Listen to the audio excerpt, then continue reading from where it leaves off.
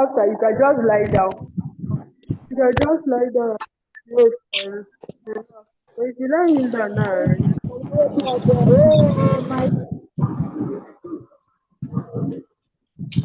when you come, just lie down. Like that. This one at this part. Yeah, we're here.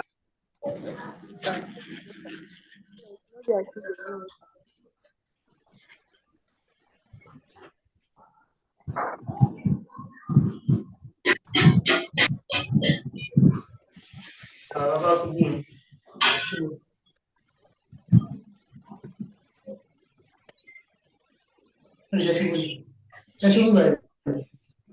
I should do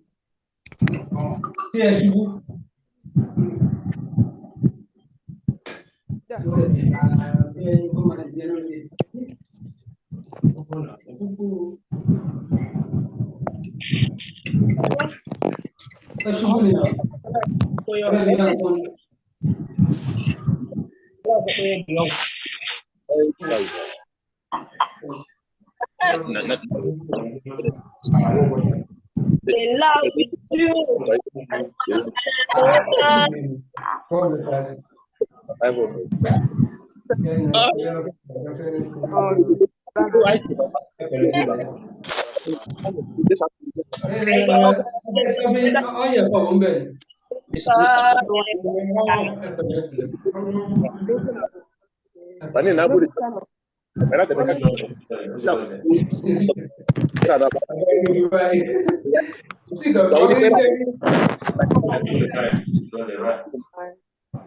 Yeah, remove keyboard acid for always make the leg bend.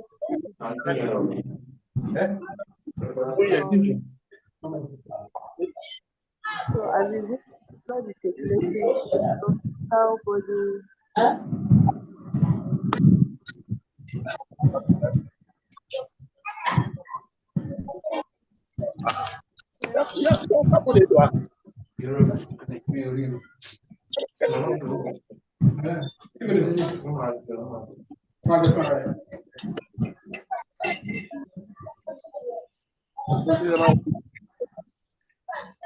Você de querer igual.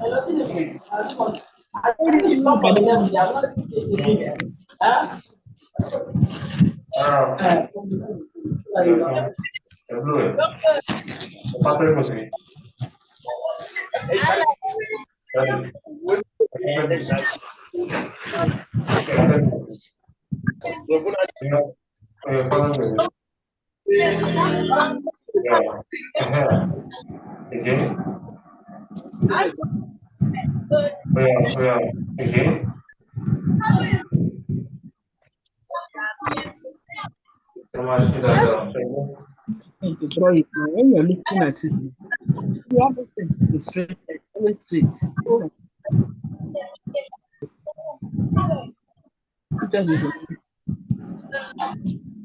What are you? That place.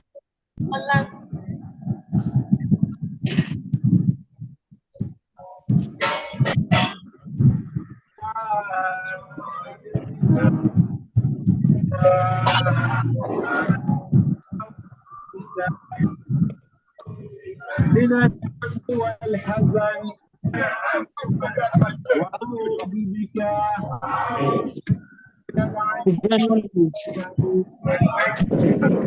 وأعوذ بك Good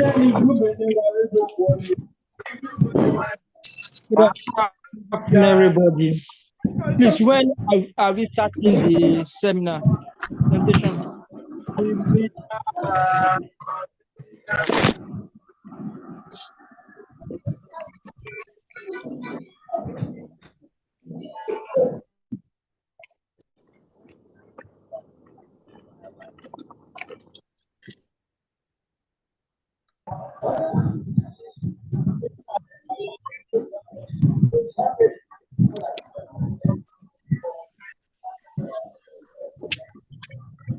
I hope you score good.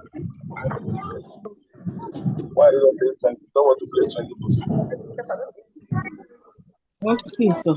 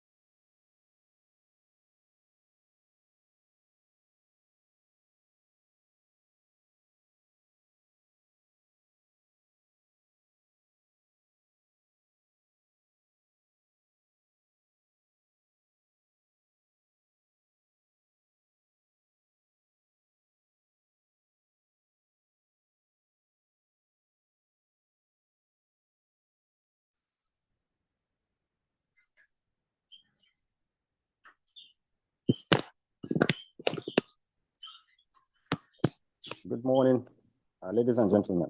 Thank you so much for joining us today for the workshop on radiological principles in neurological physiotherapy. Really happy that people are showing a lot of interest in expanding the practice, skills and knowledge for the practice.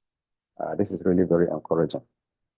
So thanks to you all for joining. I think today, before we start, I'm going to start with answering a question on the difference between physical diagnosis and medical diagnosis.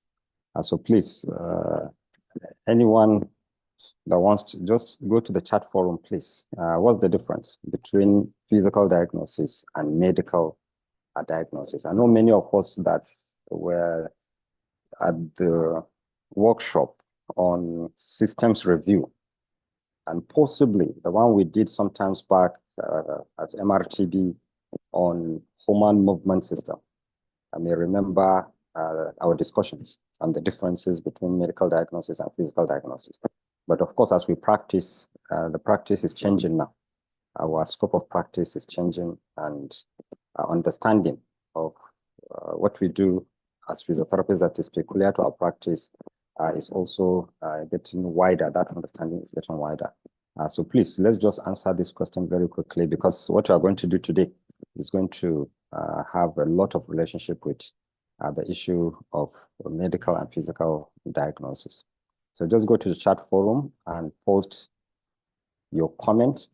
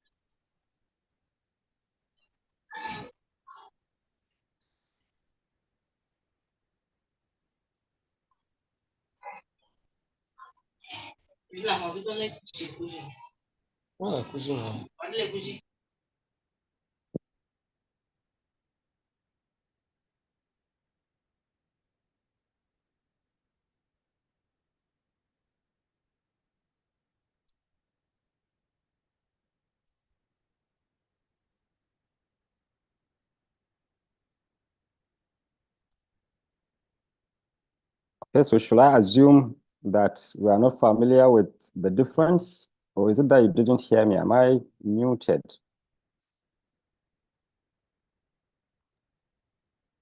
Okay, if you prefer to speak, you can raise your virtual hand. Just let me know if you can hear me, because I can't see any response. I'm assuming that you did not hear the introduction. Okay, wonderful. Okay, so I can see a post at least. Okay, okay, I can see two. Wonderful. Medical diagnosis is related to the organic pathology, while physical diagnosis is related to impairment, disability, and participation. Okay, wonderful, great. Medical diagnosis refers to the identification of a disease or condition based on symptoms, medical history, and diagnostic tests.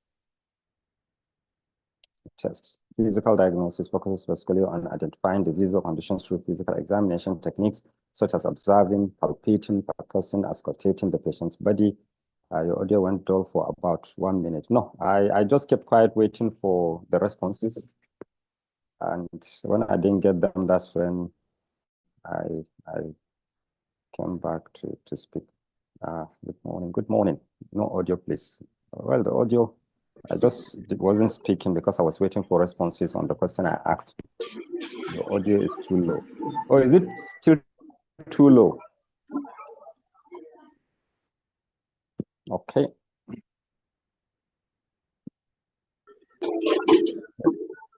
Okay. Hafiz, if you are there, please, can you try to control the... Please, let's try to mute ourselves.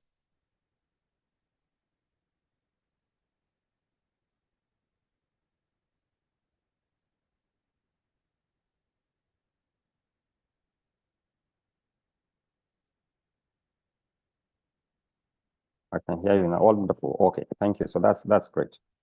Okay. Yes, please, Hafiz, I'll make you. Okay. Hafiz, try to control the participants. This thing, just mute those that are not muted. Okay. Okay, thank you. So at least that's the reason why I asked for this question. I can suit at least two responses.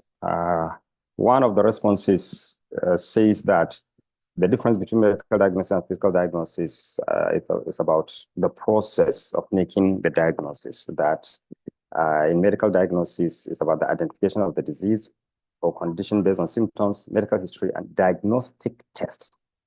So meaning in medical diagnosis, you do diagnostic tests, while in physical diagnosis, possibly from the look of it, you don't do the diagnostic test. You only do physical assessments, or as put here, physical focuses specific and identifying disease or conditions through physical examination techniques. So through physical examination techniques, but in medical diagnosis, you do diagnostic tests. And that's exactly why I asked about this. But the first one says, oh, Hafiz, are you there?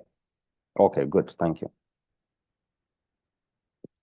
Yes, the first one says the difference is about what is established at the end of the day. So either you establish organic problems.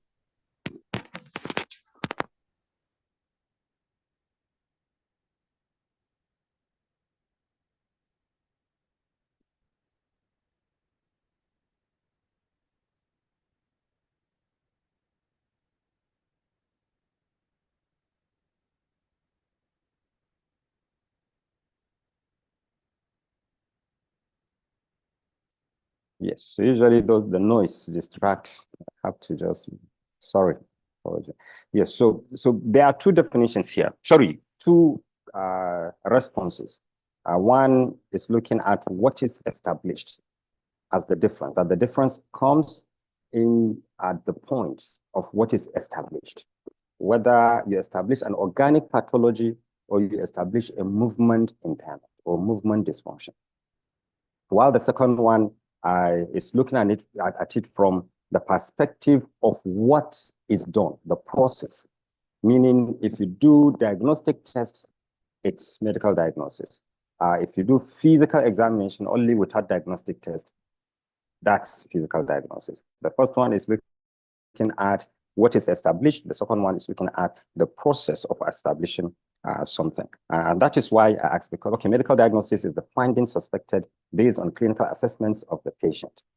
Clinical diagnosis inferred from the different diagnostic tests or procedures to arriving to a definitive pathology. Yes, so the question was about medical diagnosis and physical diagnosis. And yes, this is very right also. So let me say this.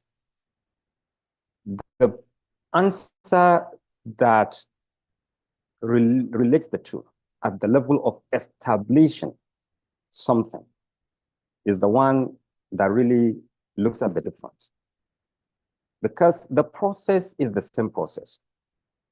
In medical diagnosis, you do physical examination, you do diagnostic tests to be able to rule in or rule out conditions that at the end you are able to reach a diagnosis. The same thing happens with physical diagnosis.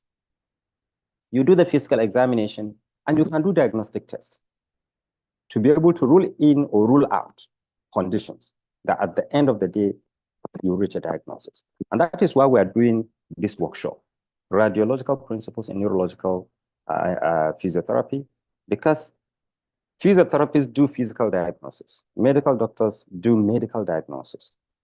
So if you say it's medical diagnosis that you do diagnostic tests, then what that means, all medical doctors are the ones that will do diagnostic tests. If you say in physical diagnosis is only through physical examination, then why are we studying radiological principles in neurological physiotherapy?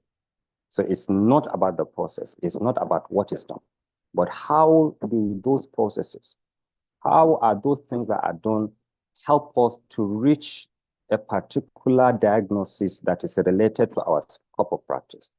The medical doctor's scope of practice is about organic pathology, and therefore they make a medical diagnosis. The physiotherapist's scope of practice is about movement dysfunction, looking at the human movement system, and therefore he establishes a physical diagnosis which is related to movement impairment. So a physiotherapist can ask for a radiological investigation or a lab test or whatever diagnostic test that is needed to make a physical diagnosis. And that is why we are having this course. Identify disease conditions of organic origin using diagnostic test, while physical diagnosis uses physical examination. So this is still what I'm talking about, that really may limit what the physiotherapist does. when doing the physical diagnosis. You can still ask for radiological investigations. You are not limited only to physical examination. And we are going to go through and see why should physiotherapists do or interpret radiological investigations. Because if you can't use them in diagnosis, then why do them?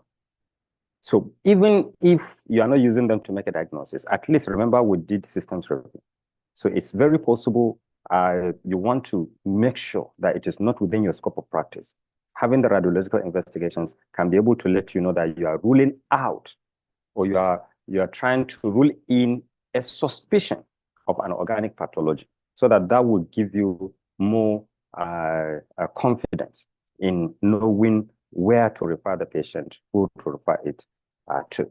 So what you don't do is going ahead to make a medical diagnosis, but whatever that will help you to be able to rule in, rule out, because that is the important thing in diagnosis.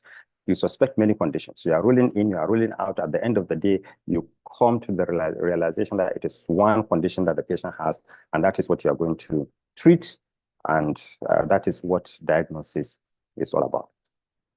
So thank you so much to everyone for the comments. We have more than 100 participants. It would be great if we have more responses, because that is what is going to help us. As I've said all the time, these discussions are the ones that will help us to be able to know the direction that people have, the perspectives of people on issues. So if you are right, we say, oh, wonderful, that's good. But if you are not right, that's even better for you, because then we'll be able to say, okay, this is what it is. And then you go away with the right thing, rather than just keeping it to yourself. And if it is wrong, no one knows, no one is going to correct you, and you go away with what is wrong, even after going through many hours of training. Another thing is we are just human beings. There are many of you that will know some things that we don't know.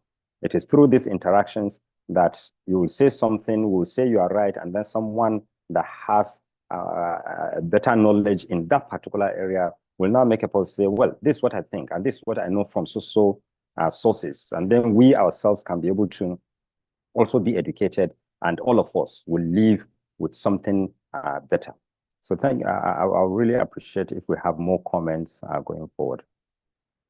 So yes, radiological principles, as physiotherapists, we need to be able to understand radiological principles.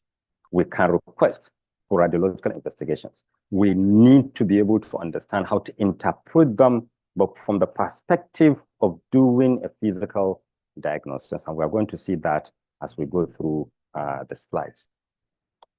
So why do we need to view diagnostic images as physiotherapists? It gives you more comprehensive evaluation. Now, the success of rehabilitation depends on effectiveness of clinicians' evaluation. It has to be objective. The success of rehabilitation depends on the effectiveness of the clinician's evaluation. So if you cannot be able to do an evaluation to know what part of the body is affected, then the treatment that you give may not be effective. Let me give an example. When we discussed principles of assessment and rehabilitation of neurological conditions last week, I took us through the neuroanatomy, neurophysiology of the neurological system and how movement comes about. And I said at some point, when you have we looked at upper motor neuron lesion and lower motor neuron lesion, and we saw the differences between them. The reflexes, hyperreflexia, hyporeflexia, we saw spasticity, flaccidity, and atrophy, atrophy, and things like that. And I said, after your assessment, if the injury or disease is in the central nervous system, upper motor neuron, so it's in the brain, for example, and the patient has abnormal synergy, compared to a patient that has a nerve injury or a muscle injury or disease, the assessment that you give is different. You want to assess the motor system. For the upper motor neuron, we said you use assessments sort of synergy, such as Bronston recovery assessment. Fugelmeyer assessment. I remember someone made a post about Bobert assessments.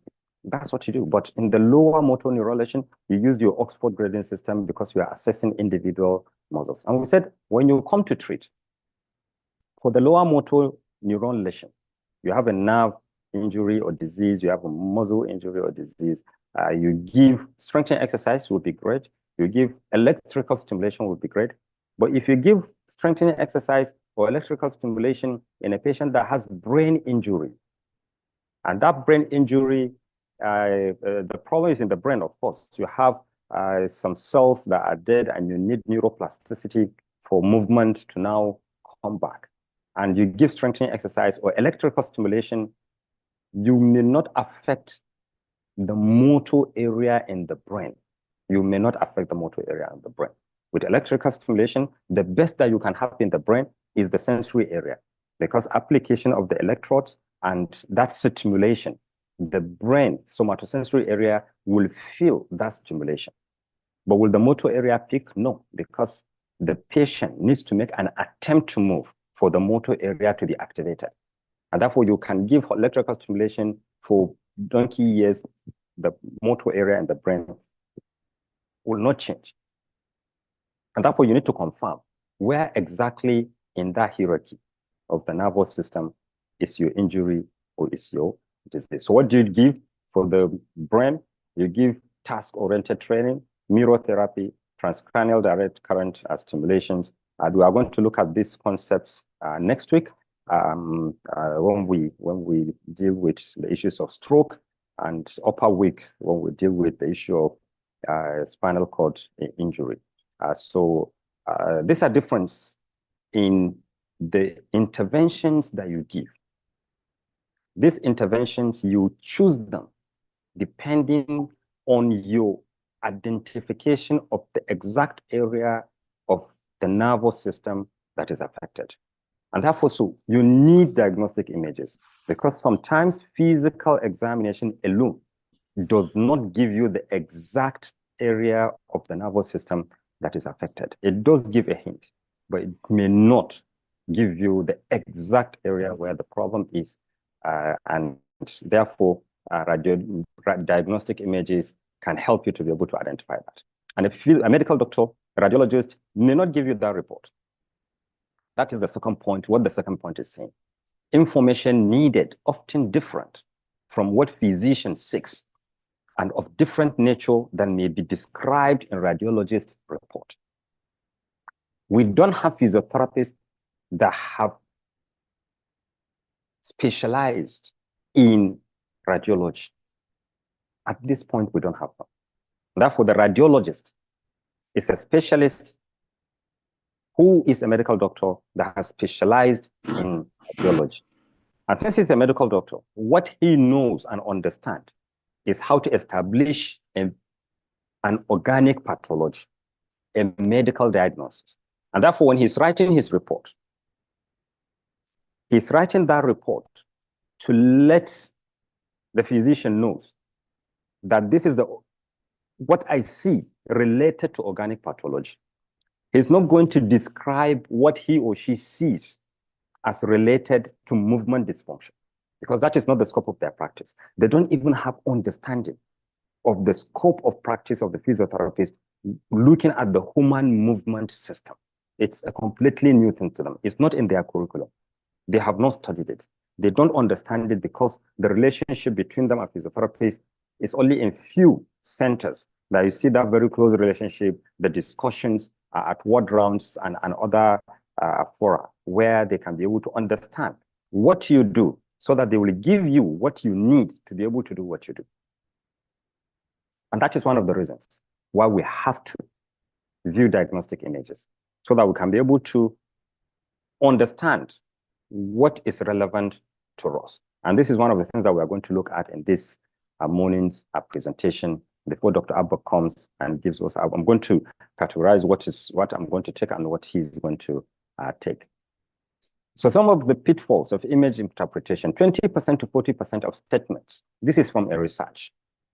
I should have cited that study, but just realized that I've not done that. 20% to 40% of statements made on radiologic reports by radiologists or radiology residents were found to be erroneous, with many errors having life-threatening consequences. And this is not a physiotherapist that did this study. The radiologists themselves looked at those reports and identified errors. So just like we discussed systems review, and we said, don't depend on the diagnosis that was made by the physician, because there could be misdiagnosis or misdiagnosis.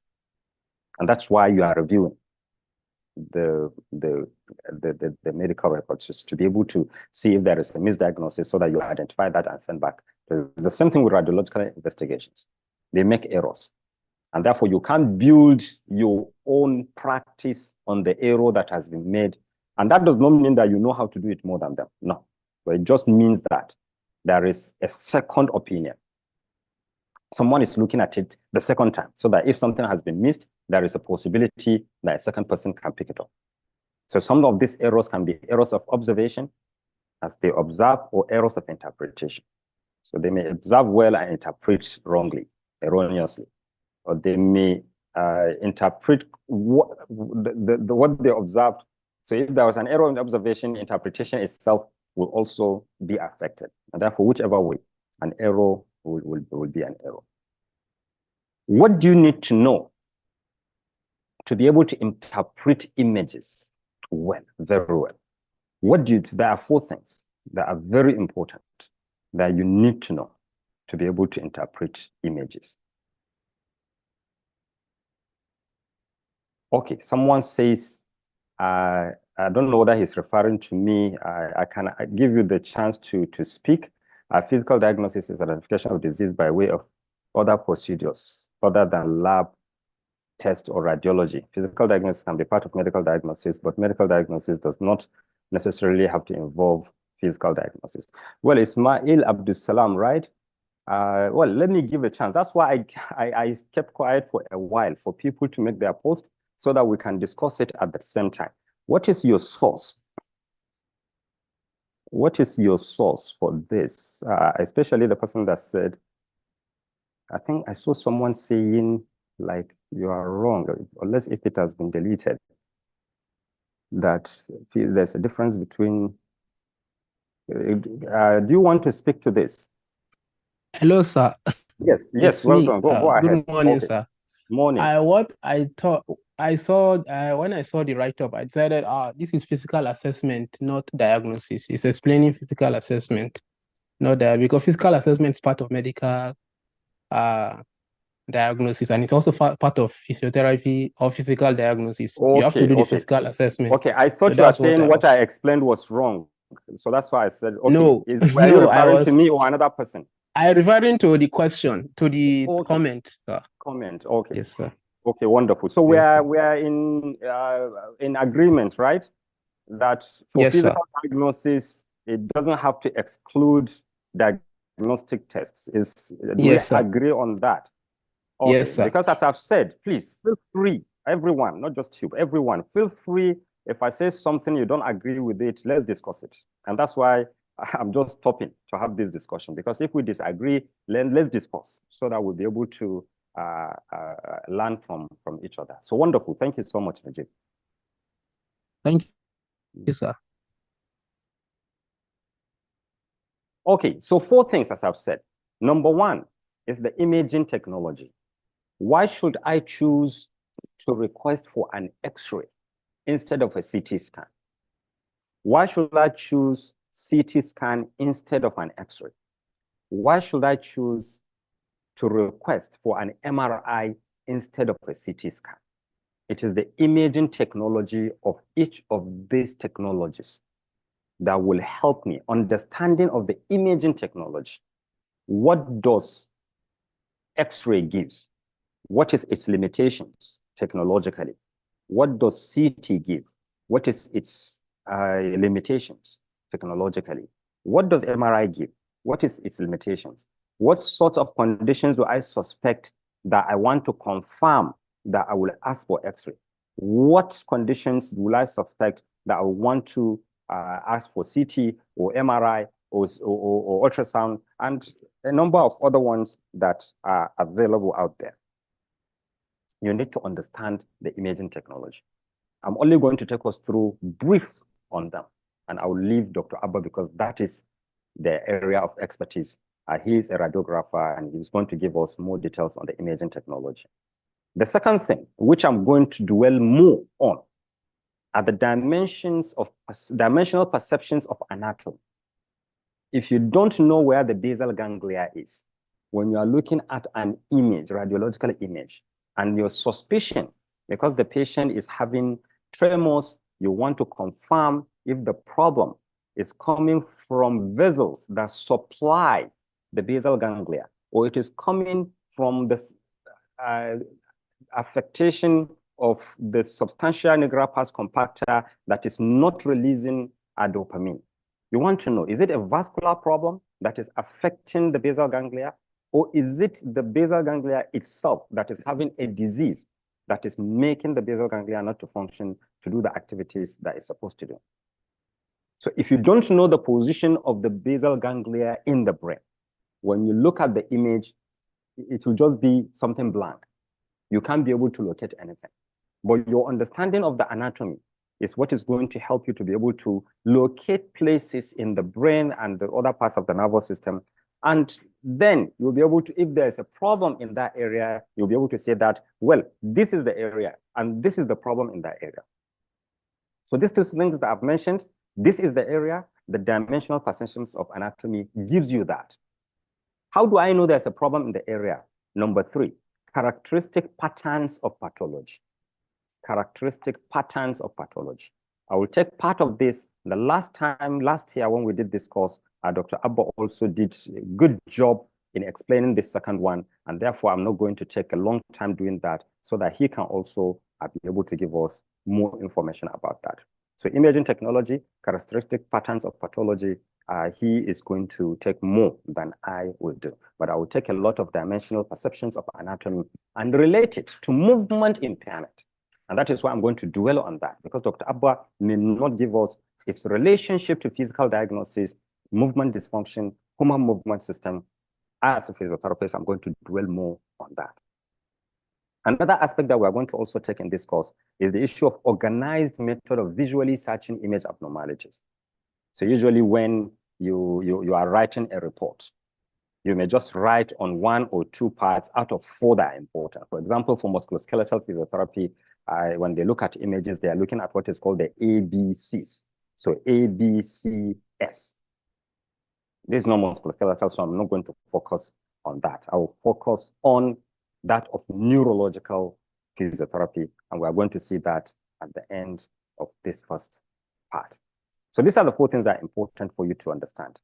If you know these things very well, you'll be able to look at images, identify problems, and be able to interpret those problems and make recommendations as to, or evaluations, and make evaluations. Very important, make evaluations at the end of the day.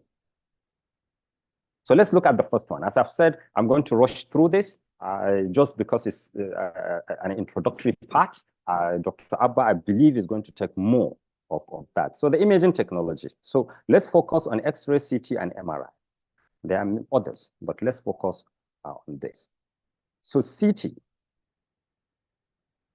I put in this because it has same principles with X-ray. So the CT is based on the same principles as X-ray. We know X-rays employ X-rays that are attenuated by the body's tissues. So the type of the body tissue will determine how much of the rays will be attenuated. So attenuation is that it hits the body, it goes back, and it is captured by the system. So the tissue and the tissue's atomic number and other features will determine how much of the rays it sends back. So it merges the X-ray technology with the computer to provide detailed cross-sectional images.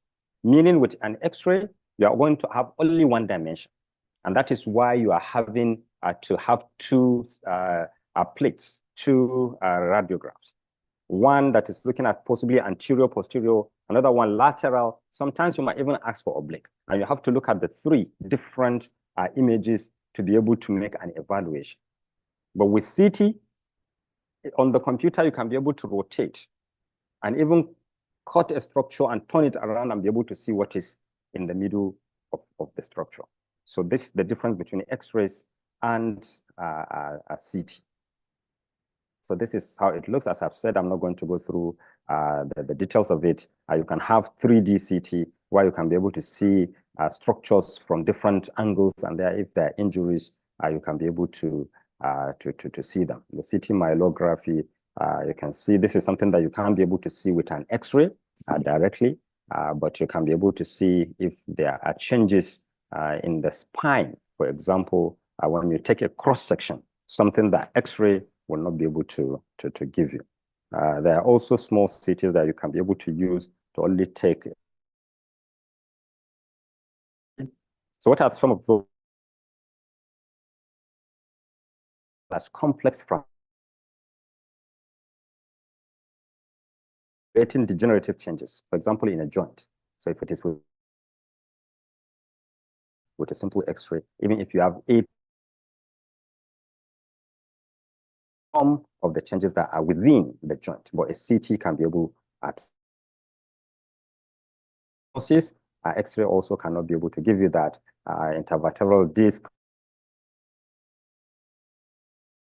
hidden in the joint. It's a CT that can be able to give you that measurements of osseous alignment. So if you have bone, you see that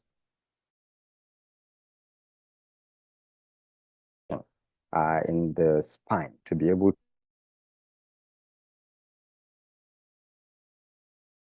to see that with an X-ray.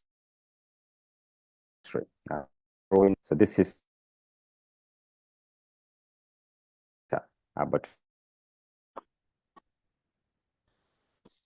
process, and you have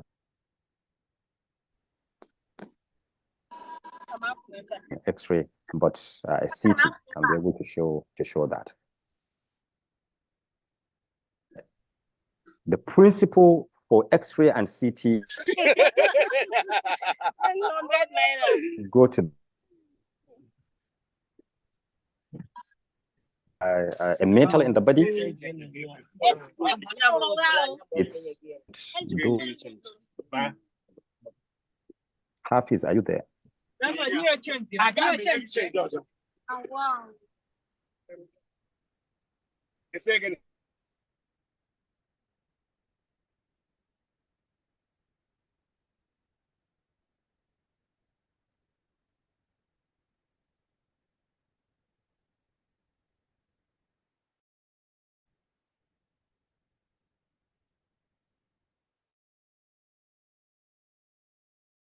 If after some time it's still breaking, I think I'll change the network provider, but if it is okay, I will continue.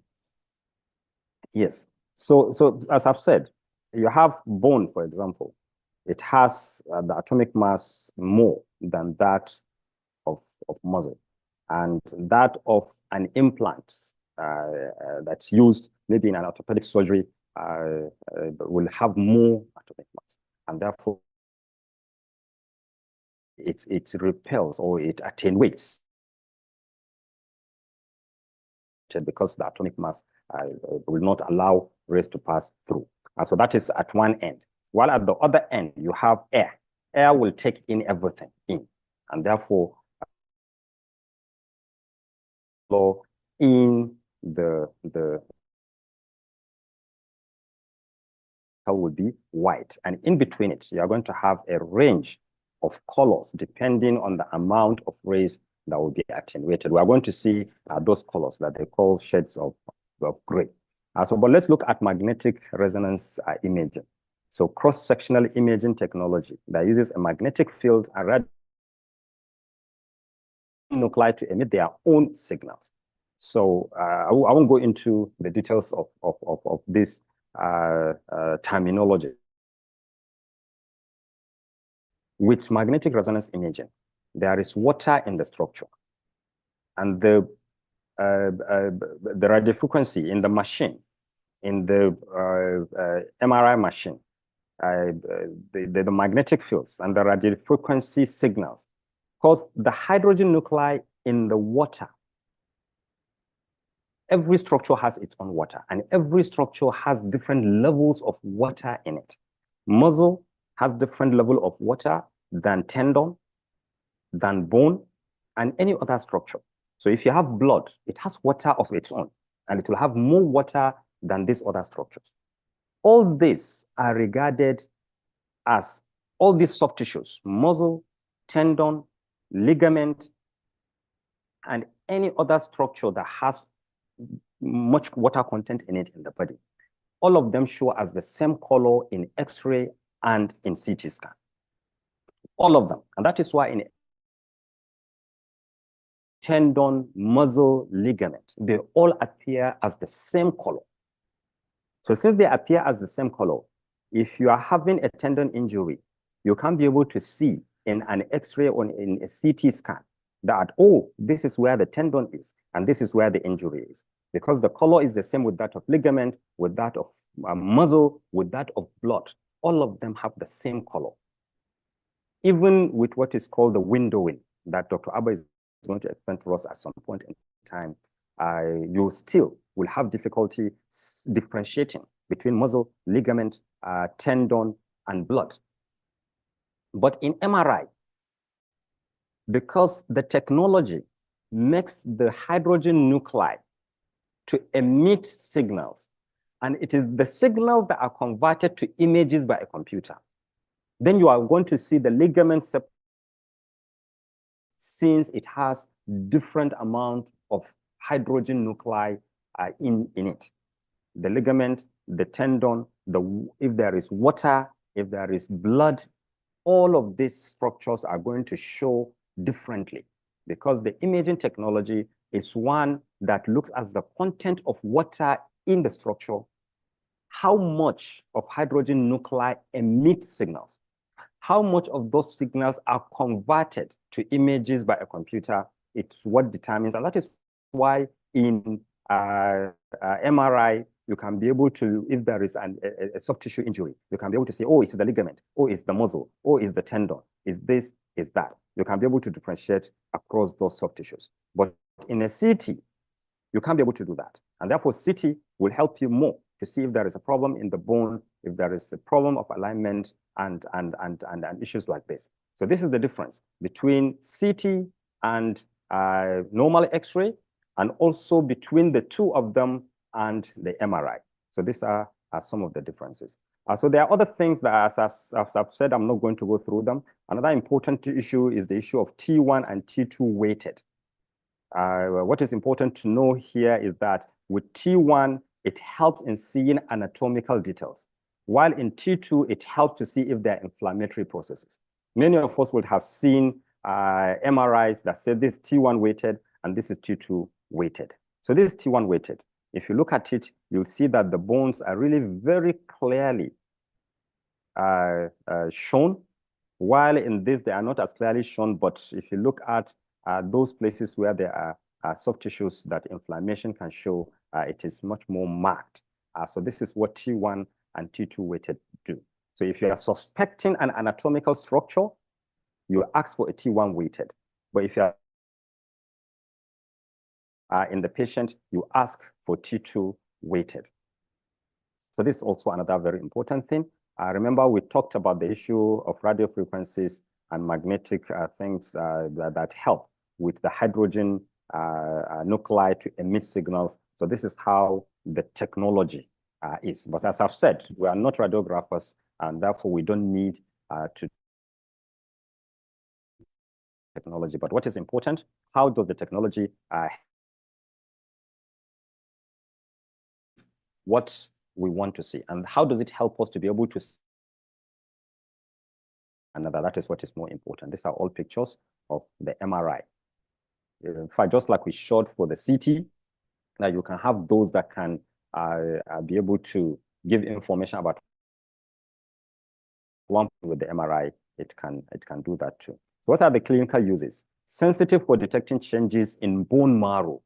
So bone marrow, you can be able to see that with CT, so diagnosis of bone tumors, display of soft tissue. Remember, I mentioned soft tissue because of its ability to differentiate the appearance of the different soft tissues. Sports injuries, you can be able to use it for diagnosis. Detection of meniscal tears. So, okay, the call is breaking. Let me see if the other.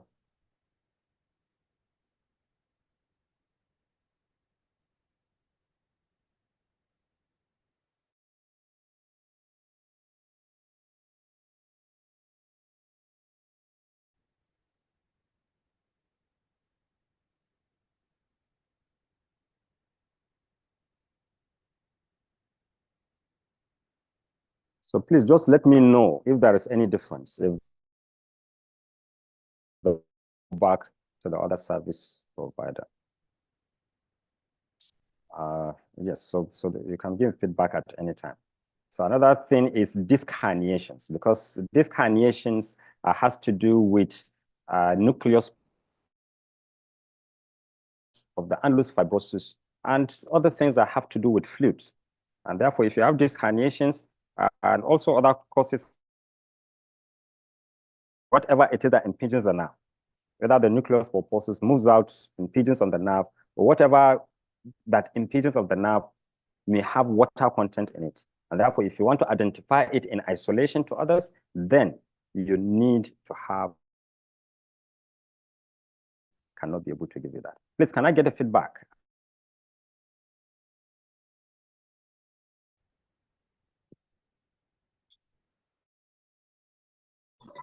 It's okay, yes, sir. Okay. Oh, We was can hear very clear. you clearly, sir. Okay, it's Yes, clearer can now. hear you Wonderful. clearly. Yeah. Wonderful. Yeah. Okay, so please just keep giving. I keep talking and you can't hear or understand. Oh, it's breaking. Or change place. So, but since some can hear, I hope it's not your personal networks that's making you not to hear me. So, okay, let's just continue. Now, understanding the image. How do you understand the image? Let's look at some terminologies. Let's look at some terminologies. We have terminologies related to the structure itself.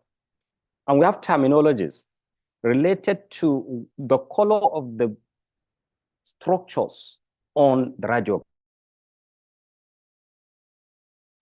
So the radiodensity characteristics of the structure itself. So combination of physical qualities of an object that determines how much, I've explained this earlier. And you remember I was talking about the atomic number, radiodensity determined by composition, the atomic number and the volume density, and also the thickness of the structure. All these determine how much of radiation, how much is attenuated, how much is sent back, because this is what determines what color each structure comes up with. So that's the radiodensity. But radiographic density is the amount of blackening on the radiograph. Air or any other structure that has very high atomic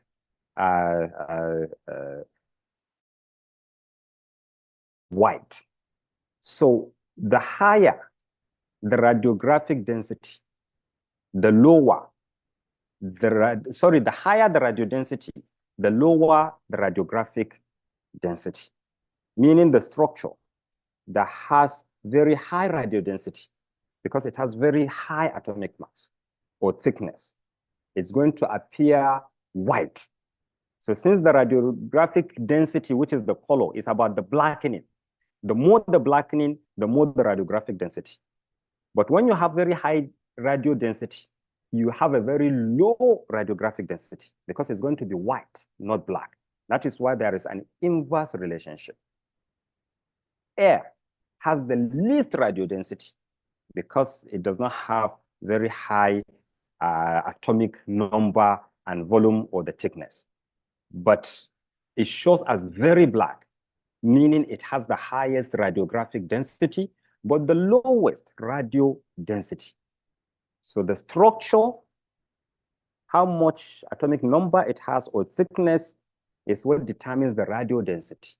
The color you see on the radiograph is the radiographic density, so that when you're talking about these things, you'll be able to know what terminologies are to use. The less the radio density, the greater the radiographic density, resulting in a blacker image, and that is when you have air. So when you say radio opaque, that's about the structure, not the color now. It's about the structure, its atomic number and its thickness. When it's radio opaque, it's not penetrated by X-ray. As the X-rays come to reach, they get greater degree of radiodensity. Attenuates almost all X-rays from the beam. Representation of object is white. So what you see is white. Metal, kidney stones. This is even more than bone. So because you have the stones, the atomic number is higher even than that of the bones. So radiolucent, easily penetrated, that's air. And therefore it has low radiodensity, high radiographic density, radiographic density, and that is air. So what you see in air is black. Remember, that's radiolucent. So when you have gas gangrene, you see black, because muscles can be black, and the lungs themselves in normal situation can be black. Therefore, if you have in the lungs, you have black, complete black. It's either you have pneumothorax when you have air, or you have pulmonary abscess, because in the pulmonary abscess, you can have air in it. And therefore, you see black, it means there is air. Complete black, it means there is air somewhere, or gas gangrene, pneumothorax, pulmonary abscess. Fat shows as gray-black. It is not fully black, but it is not gray. So it is a mixture of black and gray. So it's towards air. More radiolucent than air, because it still attenuates some, but not even up to half. So when you have fat parts, because when you have a bony fossa and you have an effusion that's fluid, it opens up the two points where the fat part is situated to form from moving against it. Because of that, it opens up and the fat part moves out. Then that fat part will be seen as a gray-black. So if it's supposed to be here and it moves out and it is here, on the X-ray or CT, you can be able to see the displacement in the position of the fat part, and you'll now be able to know that around that bony fossa, there is a shift of the fat part in that area. So an X-ray or CT can be able to show you that. Water is gray. Water is gray. So if you have metal as white, you have air as black, then what is exactly in between is water, and that is gray. So you have white, black, and that is what is exactly in the it's where you are going to have fat. Fat. While between bone and water is where you are going to. That water, remember I said in X-ray and CT, water goes together with muscle, it goes together with ligament, with tendon, because they have high amount of water, and the color you see is gray, just like you see if there is water in the area. So more radiodense than fat, all soft tissues and fluids share approximately same radiodensity as water. So when you have hemorrhage, you are going to see gray. When you have effusion, you are going to see gray. Bone is not white. This is a mistake. This is supposed to be gray-white. Bone is supposed to be gray-white. So please just take note of that. I will correct it. But let me just quickly correct it. Bone should be gray-white or white-gray. Gray-white, yes.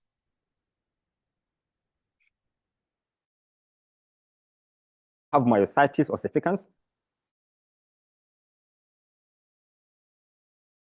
And then in that muscle, there may have been some bone cells that have accumulated there, and that is myositis ossificans or heterotrophic ossification.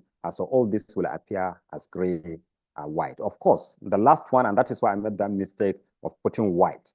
I missed the issue of metal and other things there because those things will appear as white. Or possibly instead of just normal bone.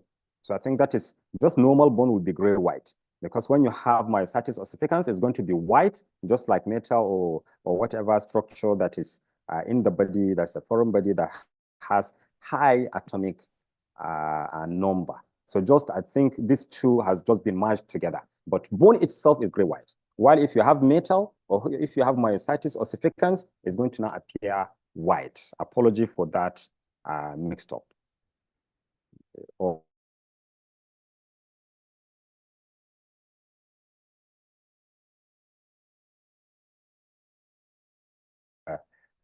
Bear with me. Yes, so wonderful. So this is the shades of gray. You're going to see black, and you're going to see white, and then in between you are going to see different sorts of colors. Now, let's quickly go to dimensional perceptions of anatomy. I believe I wanted to ask earlier, before I started explaining this dimensional, the issue of the image technology, to say that what structure, what conditions will make you to request or an MRI instead of flow for that discussion, even though I should have done it before explaining, but I don't think it's bad. At least let me know before listening to this, what was your the practice? What was the practice? But generally, let's just discuss that. From your experiences, have you requested for radiological investigations?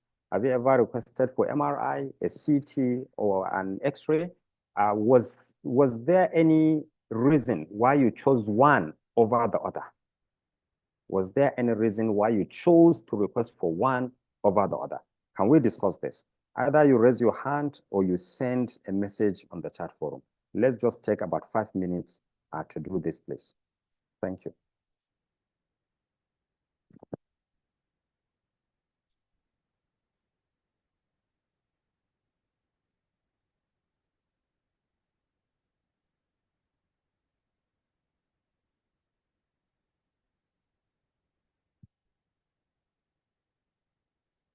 Okay, can't see any hands, can't see any post, unless if people are typing. Yes, Mr. Joshua, please unmute us. Yes. Oh, Kate, okay.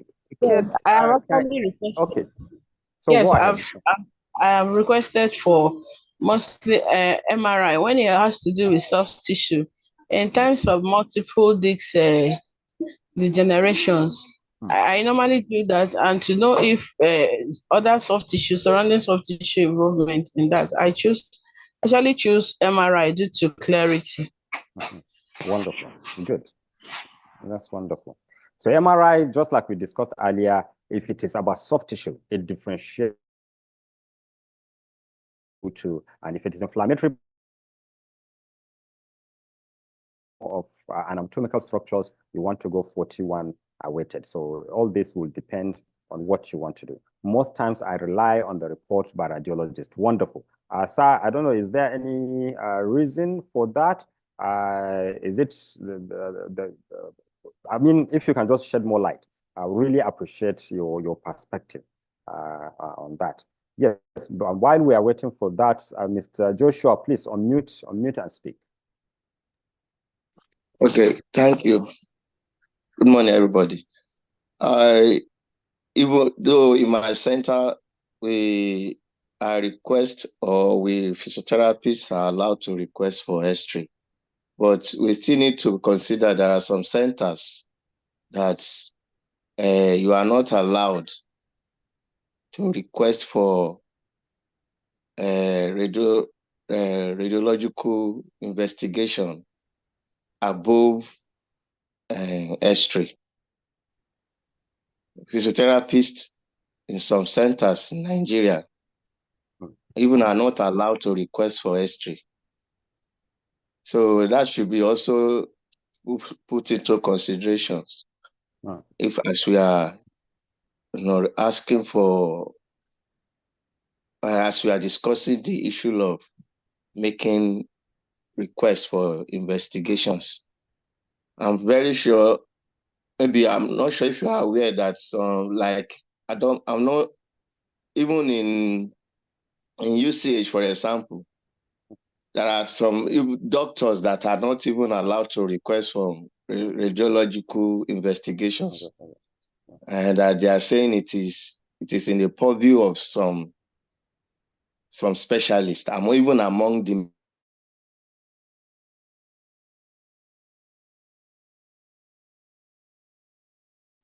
To request for this particular radiological investigation. But at least in my center, we are allowed as physiotherapists to request for history. And that is what we request for mostly. Okay, wonderful.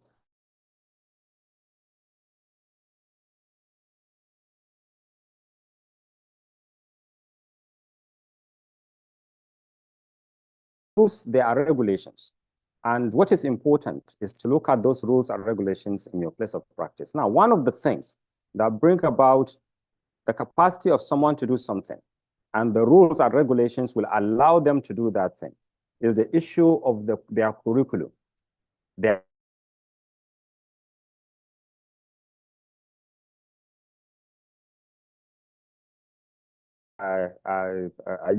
person to do that thing. That's number one. Number two, you can have the training and the regulation can still restrict you. Let me give an example with the states. They have DPT, Doctor of Physiotherapy. In the curriculum, it has been expanded. I mean, all these issues of radiological courses, there are courses on radiology in the curriculum. There are a number of things in the curriculum that helps the practice to be upgraded. But I think as of last 5 years that I checked, the issue of Medicaid and all those other kind of insurances that you are sending young children or elderly. Bring it back. Oh, Shitu Adiola. When you want to bring back, you lift it up. You will still need a referral before the person can be able to. So those things are regulations, they are rules. And even though with an upgrade in the training, the rules don't just change like that. Usually APTA is the one that goes on a lot of advocacy to change things, even with the DPT. And I think the same thing can apply to Nigeria. If you look at your curriculum and you have training in radiological investigations and interpretations, you find out that you have the capacity to do that. But if there are rules and regulations, then it is through advocacy to say that, look, we have this capacity, and this is our evidence because we have this training, and then you'll be able, the same thing with the UK, an example. They give physiotherapists training to be able to give or administer drugs, some categories of drugs. And because of the training, the regulation was changed to release others to be able to do that, not just medical doctors. The same thing with the issue of giving botulinum injections. Physiotherapists in the UK are now being trained to give that. And because of that training, they now changed the regulations. And therefore, a physiotherapist can be able to give botulinum injection. A physiotherapist can be able to prescribe drugs. So it starts from the training, and then it goes to having an evidence that helps for advocacy to change the regulations. And this regulations is not a country regulation because it's not in any act of the National Assembly. It is places of work, agencies that will have their own regulations. And these regulations can be changed when there is advocacy showing the evidence that training has taken place. Yes, Boroji or Sindero, please go ahead and speak. Yeah, good morning, everyone. I just wanted to speak to that because I work in private practice, and times when we also have to request for, X-rays or MRI. And like the gentleman said, sometimes we're met with how would I call it, oppositions from either HMOs. But over the last 3 or 4 years, we've been able to change that. There are certain HMOs that allow us to just basically put our request. We do get authorization codes, and then we can assist the patient to go ahead and get X-rays. So, like you rightly said, it's not necessarily written in the Constitution that we're not allowed to,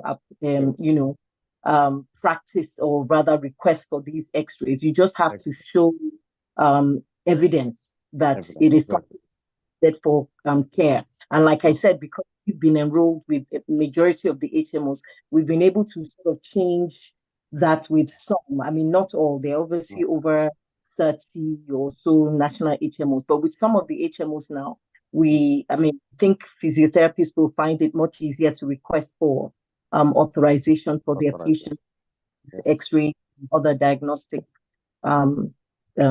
sessions. Thank you. Wonderful. Thank you so much. So please, this is exactly what we are talking about, that let's focus on the training. Let's focus on having the capacity, and then we can do advocacy to change things. As I've given examples, in the US, in the UK, they start with the training and they get the evidence. Look, I have the capacity, and then the policies and regulations are changed. The good thing in the UK, US is that, especially the UK, in as much as you have the capacity, what we have in our country of this very negative perception that someone has the capacity, but you still deny him from supporting people in the communities to have access to what they have learned. It's not there. Because I heard that in the UK, it was the doctors themselves that will say that, look, and you know this on and off levodopa. If you are on levodopa, off levodopa, you have that rigidity very severely, and therefore the physiotherapist will have problem in giving exercises to the patient. But when you are on levodopa, you're free, and therefore you can be able to do your mobilizations. You can teach the patient how to do activities of daily living. And instead of the patient coming to the physiotherapist and say, okay, go back, get the drugs, check them, then come back to me. Now, why should you ask the patient to go there, pay, and waste time, then come back here, pay, and waste time? They say you can be able to give those drugs. And therefore, they are okay with it because they don't have that mindset. What they are thinking of is what is good for their own people. But in Nigeria, it's different. And therefore, the advocacy that will be there will be different from the advocacy that will be here. But what is the most important thing, the primary thing, is that let me have the capacity first. I can't go and be complaining and fighting to have something that I don't even have the capacity to give. So we'll focus on getting the capacity. By the time we get the capacity, then we'll be able to now go and begin to do the advocacy. Let those rules and regulations change, because it's going to help the patients instead of coming to me, then going to the physician, now just for them to get a request of a radiological investigations. They get it and they're not going to use it. And they will still send it back to me to use it when they interpret. I mean, that's taking a long time for the patient. The patient is spending much more. Let's make it easier for the patients. Let them spend less. But then, as I've said, get the capacity, do the advocacy, and then things can change. Najib Sani, on mute, please. Thank you, sir. Good morning, everyone, once again. I think I was once opportune to prescribe CT for a patient. What happened was that the patient was a military officer. I was referred to TH, and then at that time, the physicians went on strike. So the patient discussed with me about, because physiotherapy was already begun, he was to visit physiotherapy and the neurology in the hospital. So he already started attending physiotherapy, and he was like, his doctor said he was going to do a CT, but he has to come to the hospital, TH, for the CT to be done, to be prescribed, because we don't have a CT in our TH. It is done in a specialist. So while waiting for the strike to end, it was taking time, and the patient was not complaining. He wasn't giving symptoms of stroke. So I decided, let me just, because we have this CT or X-ray forms. So I just feel that he should go and do it in any private or in the specialist. So when he did it, before the neurologists resumed from the strike, I've already read the result, but still I waited. I only saw what I wanted to see, which is which is actually related to that when the physicians resume from their strike, it should take it to the neurologist, because I actually still pin the report together and give it to the patient. So that was the only opportunity I had to actually prescribe a CT. But normally we are allowed to prescribe radiography. The only thing is that we don't have some of these MRI or CT in this teaching hospital. So that's why we have not really been prescribing or referring patient for X-ray, for CT or MRI, but X-ray is always done from the physiotherapy, and there's no opposition from other physicians. Thank you, sir.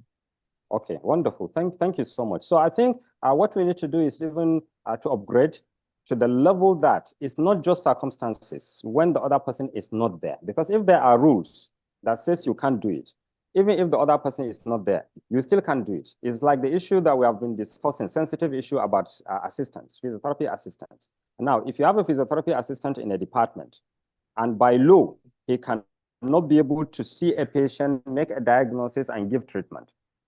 He has to wait for someone to do the diagnosis and plan the management, and then he gives the treatment. So even if physiotherapists are on strike, but the physiotherapy assistants are there, he cannot do that, because by law, he can't do that, because his training does not give him that capacity to make the diagnosis and also go ahead and treat the patient. So when the patient comes, they can't be able to do anything. He has to wait until the physiotherapist comes to do it. This is by law, that is what is happening. So the same thing what you said, you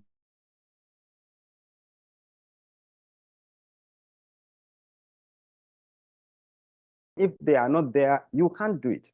And therefore, what we are talking about now is to have the training that will help us to be able to change the policies so that whether they are there or they are not there, you can do it. But the only thing is that, do you do it to make a medical diagnosis? No. And that is why, remember, the first thing I started with, what is the difference between physical diagnosis and medical diagnosis? If our thoughts as physiotherapists is still that we can't use diagnostic tests to make a physical diagnosis, then there is a case that you don't even need to request for it. If you are not going to make your physical diagnosis using it, why are you requesting for it? If you are using it to make a medical diagnosis, then allow the medical doctor to make the request. If you can suspect that there is an organic pathology without requesting for a diagnostic test, why do you need to request for the diagnostic test? When your physical examination helps you to determine the suspicion for an organic pathology, just refer. Let the medical doctor be the one to request for the diagnostic test and then helps him to make the medical diagnosis. But we have established that to make a physical diagnosis, there might be need for a diagnostic test. And if that is true, then let's have the capacity to do that. When we request for it, it is helping us to do what is within the scope of our practice. These are some of the important issues, but most importantly, let's be trained. When we have the training, the advocacy will be very much easier. Adebisi Hamed. I have a question. Okay, Kate, can you just give a minute? Let Adebisi Hamed speak. Then we'll take the rest. Okay, thank you very much, Paul. Yes. As regards to what you just explained, the MRI, CT scan, and all that. Yes, I've requested for MRI and CT many times. I completely agree with you when you were talking about the issue of training. Even if, as you said, that even if the neurologists, the other consultants are convinced that you are knowledgeable and you know what you are doing, nobody is going to stop you from requesting for those investigations, which I've done many times. And that's where I am, the University of the Teaching Hospital. You know, yes, we are allowed, we have requested for a lot of people. At times you'll be managing a patient, a stroke patient, for instance. You've observed bradykinesia and a lot of things, just for you to affirm the organ involved and be sure of what you are managing. That's going to guide us, you know, in our management. to know what to do for patient, to establish the physical limitation patient is having. So, but as regards to the issue of medical and physical diagnosis, I have a concern. In this I have, just right from neurologists that without physiotherapy, the stroke patient might likely not get it and get it well and resume back to their work. They have that conviction. And because of that, we see also patients right from accident and emergency. It's automatic. You are not waiting for any neurologist to refer for physiotherapy.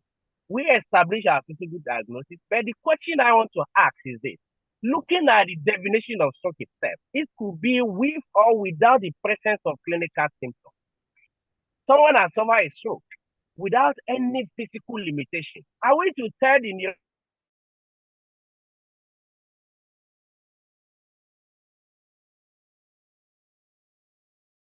physical diagnosis with any physical limitation? Are we to go with stroke, with medical diagnosis and continue our management looking at the RF, the risk factors that might likely lead to that very stroke?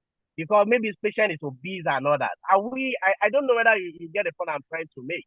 Yes, there was a point that it's the network broke. I didn't get the question. I'm just trying to address the issue of overlap where the physical diagnosis cannot be established. Can we go with medical diagnosis, or we should now tell the physician that we don't have a role here? And looking at our institution here, we see also like from accident and emergency. Okay, So let me ask you, sir, if you attended the lecture that we had, the workshop that we had on systems review or human movement system. Were you able to attend any of these? I did not. I think that was the only one I missed. But all these other one last year, I was okay. I attended. Wonderful.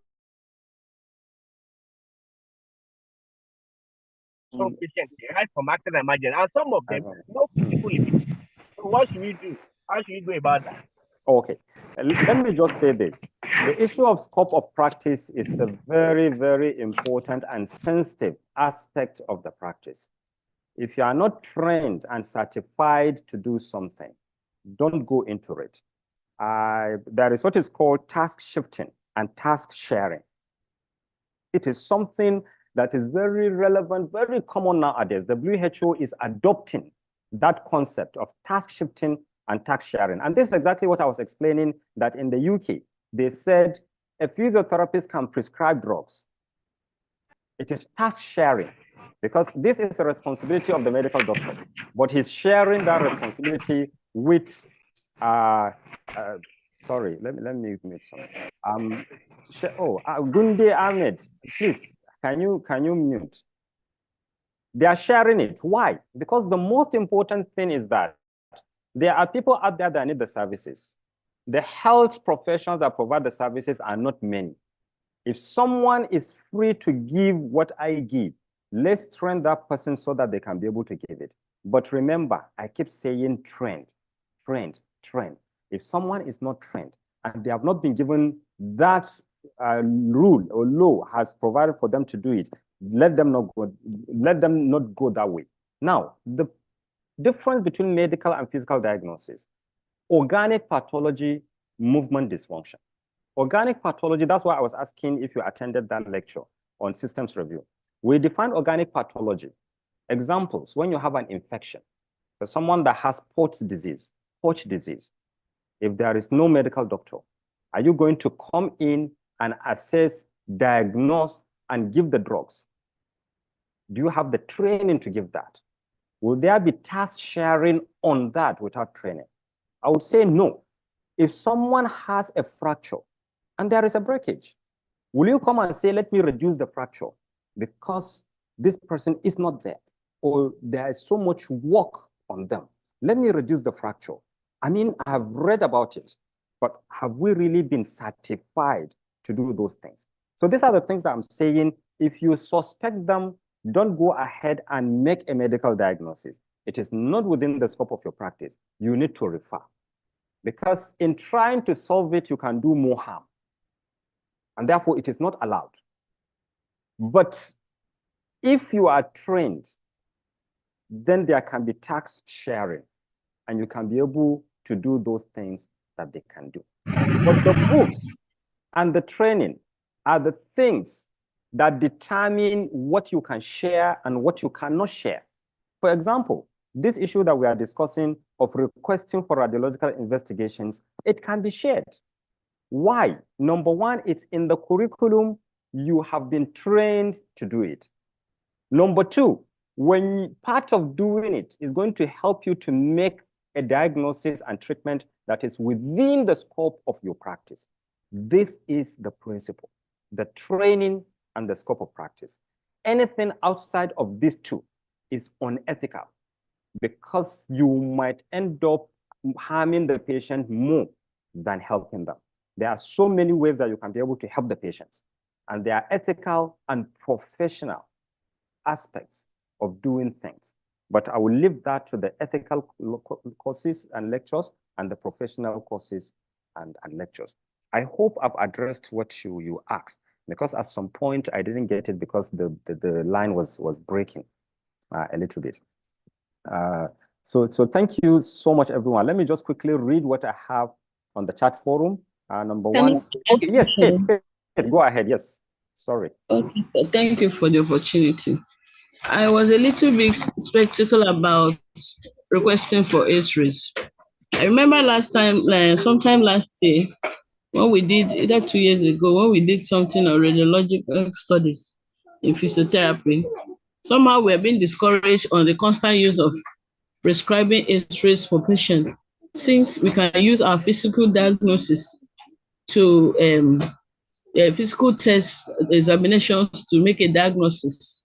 Because I discovered prior to that everybody, when someone, for instance, when somebody has a pain in the neck, you keep on writing as a cervical X-ray of the neck. Sometimes they will do, and at the end of the day, physicians or clinicians, our own physiotherapy clinicians, at the time, they became bound by, if it must be X-ray, it must be X-ray.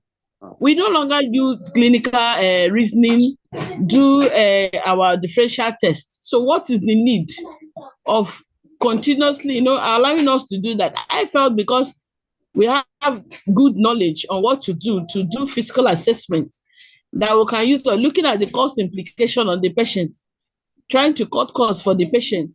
Can't we make do with those ones, apart from looking at this organic pathology? I felt it's only when patients have this organic pathology that we can now go as far as trying to do X-rays. And also in my center, I discovered that clinicians, medical doctors always go for CT, MRI. At the end of the day, I don't know if it is for the proud of doing it or they derive joy in doing it. I don't see what's the implication on the health of the patient. Patients will just do it and dump it and complain, I've done it. The treatment pattern is still the same. I don't know, for physiotherapists, do we actually need it? Since we are not actually the one giving the medications, do we actually need it? In the real sense of it, do we actually, or if we're opportunity to send this patient to go and do an MRI or CT scan, does it change the medication of that patient? Because I've been reasoning this thing over time. When they do it, can't we just use our physical examination and physical diagnosis, test, to do what we ought to do as physiotherapists? Must it at all time, we'll ask them to do this? Because I've discovered after doing it, they will dump it. And the situation doesn't change. That's my question. Thank you very much. That's wonderful. And I've asked that question too. In fact, it was a patient that asked me that question. He said that why is when someone comes with pain in the knee or back, you people will always ask them to go and do X-ray. Then he now questioned it. He said, I know when you request for X-ray and it comes from you with your signature, they give you a commission in the X-ray or radiology center. So that's perspectives. But remember, I kept talking about training. When we talk about training, it's not just the knowledge of the skill. But the clinical reasoning around it is also very important. And that is what you have talked about. If you can be able to reach a decision with physical examination, what we are saying here is not that it's necessary that you must request for the investigation. No one says that. It's a hierarchy. You start from the first part that says this is the system I suspect. You come down to a category of system. In your examination, if the physical examination will help you to reach a diagnosis or a physical diagnosis without an investigation, why must you go for an investigation? It's an ethical and professional issue that is at stake here. But let me give you examples. When the orthopedic physiotherapist is treating a patient with back pain, and they realize that the patient has, I've been talking about this issue of multifidus muscle, activating it. One of the ways that they get to know that the muscle has been activated, because you can't just look at it, how do you physically know that it has been activated? They have some tests that they do. But what is it that is more specific and more objective? They use ultrasound. I remember I was saying at some point in time that I was seeing the father of a radiologist, and he was asking me about stabilization exercises. At that time, I didn't know about stabilization exercises. And I had to go and investigate. And he told me that he was co-supervising a physiotherapy student, with the physiotherapist giving the interventions while he was the one now helping them. Because the physiotherapist did not have training in doing that. And not to say that it is not within the scope of practice of the physiotherapist, because when it comes to practice, if you have the training, you can be able to do it. And they were the ones. So you can be able to now find out using the ultrasound, is this multifidus muscle activated or is it not activated? The issue of activation of a muscle, it is not an injury to the multifidus muscle that caused it not to be activated. It is not an infection to the muscle.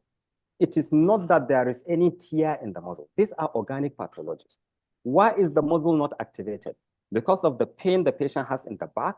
They are afraid to do some movements, and therefore that we always see them take a particular posture, and it is only that posture. Whenever they move towards the side that will bring pain, they now guard themselves. And that is how even, what do you call this? These tense muscles, what do you call this? So it comes because you are guarding yourself, not to move towards the point that will give you pain. You find out that the muscle becomes inactivated. Is this an organic pathology? It is not an organic pathology. It is a movement-related impairment. You give exercises, you now activate the muscles. If you want to know if those muscles are activated or not, must you now go to a medical doctor to give a request for an ultrasound for you to know if that muscle is not activated when it is a movement-related problem, not an organic pathology at all? You don't need to wait for that. You can make the request. You send, you make the request. They do it. You interpret, and you continue with your treatment. So that's number one. Number two, SIJ dysfunction. I'm in neuro, but early in my career, I used to have a lot of interest in SIJ dysfunction. Someone has an abnormal movement, and you find out that the sacroiliac joint will have either an anterior or a posterior shift. This is not something that requires any surgery. It's not a drug that you will give to treat that. It is manipulation. But there's a way that they use radiological investigations to be able to know, confirm what type of shift that the patient has. Must you refer the patient to a physician to now request for the radiograph that is going to help you to make a diagnosis that will help you to do a treatment? These are the things that we are talking about. If it is about an organic pathology, refer. Let the physician be the one to make the request for what will help them to be able to make a medical diagnosis. But if you are requesting for these investigations to help you to make a physical diagnosis, please, feel free. You can be able to do that. But what is important is that you need to have the training to do that. And even if this is not happening in other clients, I always believe if it is important in the practice, we can initiate it if it is going to help our patients. We don't have to look at what UK or US does. Let's just agree that on principle, there is a need for something. Let's go for it. One day, the UK or the US will copy us. But if there is no reason on principle to do something, then let's close the case and let's just not go for it. So I agree with you, Kate, very strongly. There is no point if you can be able to achieve something with physical examination that you have to request for radiological investigation. That is not what we are talking about here. What we are saying is that if you can't be able to make a judgment, the clinical reasoning will let you know that you need to make a request. And it is only at that point that you make the request. And you only make the request because it is going to help you within the scope of your practice. This is the rule. So thank you so much, Kat. That was a very good one. I think for all of us, when we discuss this, we are not saying at every time we must do it. Ethically and professionally, we must have a reason for making a choice as to what we are going to do to the patient, either for assessment or for treatment. So thank you so much. Very quickly, we have some post-CT requests for a HEMI patient complaining of abnormal pain and came directly to the physiotherapy department. Later found out it's not stroke, but a space-occupying lesion. So you can see that this kind of issues might be an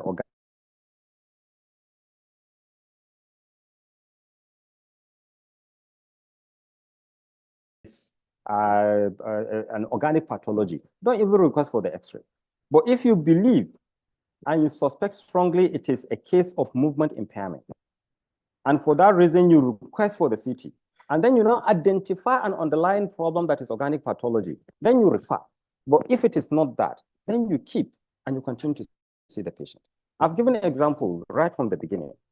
I'm a neurological physiotherapist. I want to see the patient, but I want to be sure what location of the brain is affected so that it will help me to be able to select what treatment I'm going to give to the patient. I don't have to go to a physician to say, please help me ask for a CT. He's not going to treat the patient. And when he now gets the CT, he now interprets, and he does not interpret it the way that will help me to select a treatment because he does not know what I do. Why should I go through him? Why can't I just ask for it, look at it, and say that, okay, this is the location. And if that's the location, the treatment for this location, I will give transcranial direct current stimulation. But the treatment for this location, I know it's supposed to be this type of intervention that I'm going to give. A physician cannot help me out there because he does not know what I do. And that is what we had in the first few slides, that he can't give you what he does not have. Therefore, going through him is just making the patient to spend money, to give money for consultation to him. Let him just give to you so that you do what will help you to decide what treatment to give to the patient, and you move forward. So thank you for that. In my facility, physiotherapists can request for X-ray only. Yes, and we have talked about the issue of how we can move forward to change the policies, because if I can do an X-ray, I can request for an X-ray. Why can't I request for a CT? Why? So, I mean, it's about having the training, then doing the advocacy, and at some point in time, things are going to change. I used to request for X-ray if I'm suspecting bony pathology. Yes. So you are right, because you can't see any soft tissue injuries there. Your line is breaking. I hope it's better now. I usually request for CT and CVA. So that you don't diagnose CVA. Don't diagnose CVA, because CVA is an organic pathology instead of MRI, because CT is easily accessible and cheaper than MRI. But I'm not saying you can't request for CT in a patient that has CVA. Don't get me wrong. That's not what I'm saying. I'm saying don't diagnose CVA, because CVA is an organic pathology. There is blockage, there is oozing of blood out. Who treats that? It's a medical doctor. Let them be the ones to diagnose CVA. When I was saying that if I have a patient, say with stroke, I want to know the exact location so that I can be able to treat. It is not the CVA that I'm treating, and it is not the CVA that I'm diagnosing. What I'm diagnosing is the movement impairment. I'm not sure if this problem is because remember when we did syndromes, I said you can have hemiplegia or quadriplegia as a result of having injury to the cerebrum, to the brainstem, or to the upper cervical spine, spinal cord. The problem in the anterior horn is a lower motor neuron. It can still give you lack of movement on the right upper and lower limb. And therefore, you would think it is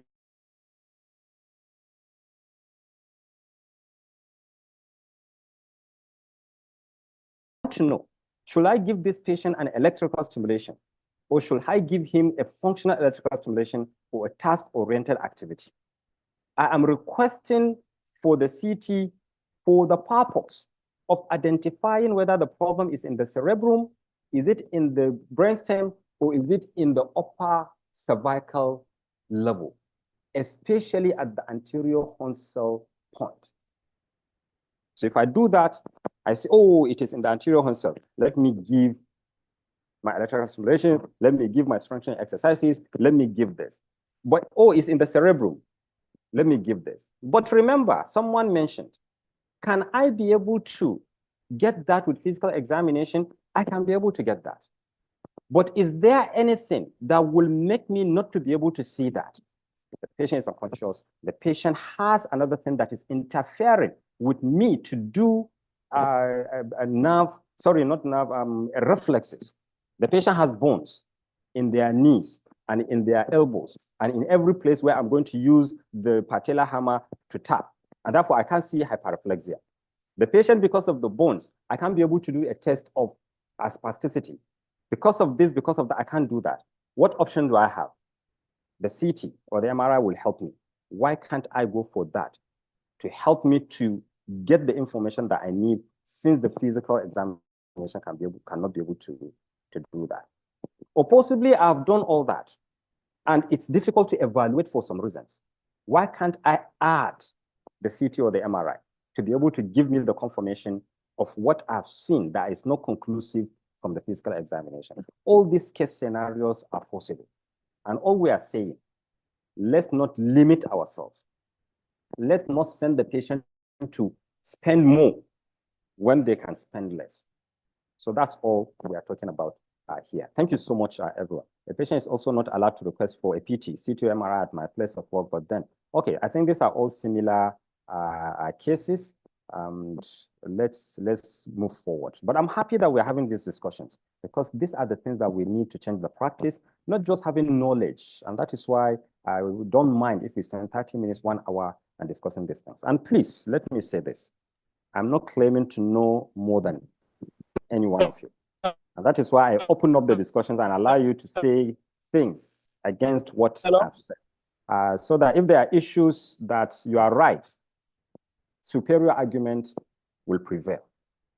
My passion should not make me to dump something on all of us and say that we must accept it that way. That's one. Number two, something that works in the US, just like I kept saying, after template, it doesn't have to work for us. And if it's not going to work for us, then we can't accept it as it is unless we change the perceptions and the environment before it can work.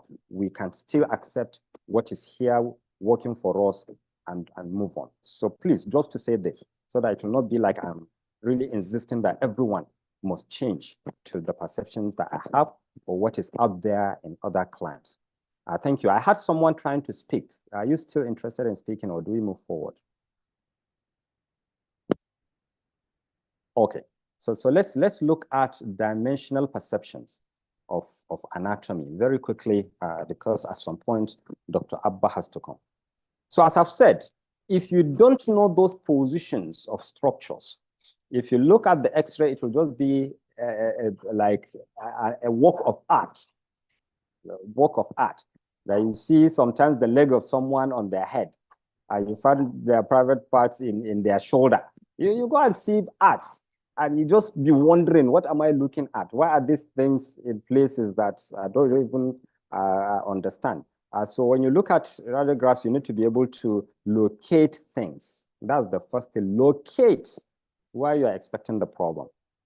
So when you have a patient with Parkinson's disease and they come with their CT or MRI, when you just look at it, you'll be trying to look for the basal ganglia, because that's where you are expecting to see a problem.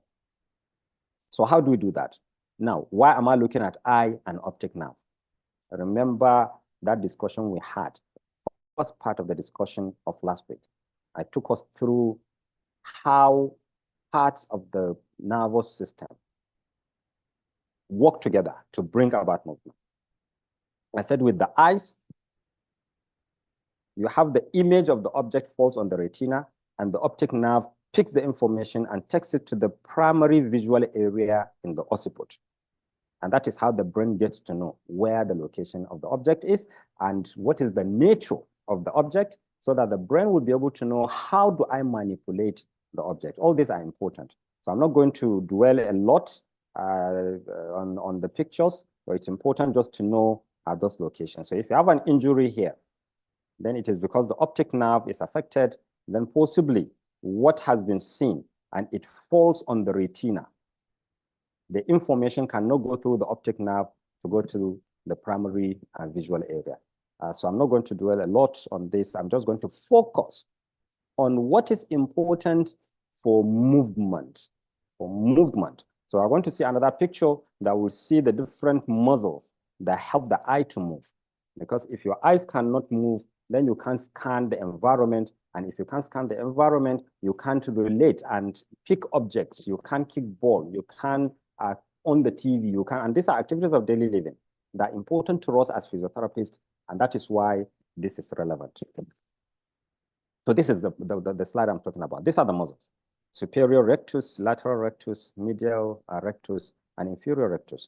So if you do an MRI and you are able to see injury in any of these muscles, you can be able to know to what side is it that the patient cannot move their eyes to relate with objects in the environment. So you can look at many of these pictures, because I wouldn't have the time to be able to explain all of them. It is similar to the other one. You have the retina, so the object's image will fall on it, and this is the optic nerve. It's going to move out, and then you have retinal blood vessels. So if you have problem with the retinal blood vessels, it can diminish sight, and that's also another thing that you may want to look at in radiographs when you are looking at them. So, and these are the bones. If there are fractures of any of the bones, it is going to show how it affects the eyes and the ability to scan the environment for the purpose of activities of daily living. So don't think you don't have anything to do with the eyes. You have, because if your patients can't scan the environment, it is because of that they cannot be able to move. So it's not that their muscles are affected. Their muscles are okay, but they just can't see the objects clearly for them to reach. So you think someone is seeing very well.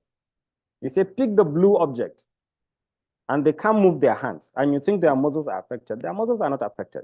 It's just because they can't identify the colors. They have color blindness, and therefore it's something that's related to you. You need to know, so that you'll be able to know what factors affect your patient's ability to do activities of daily living, because that is what is important. So having seen those pictures, you'll now be able to see, when you see the real X-ray, CT, or MRI, where are the positions of things in those pictures. So earlier we saw the orbits. These are some of the things that you can be able to see in the X-ray, and you need to be able to identify those places. The MRI, the optic nerve. Can you see that location that we saw earlier? So this is where the retina is.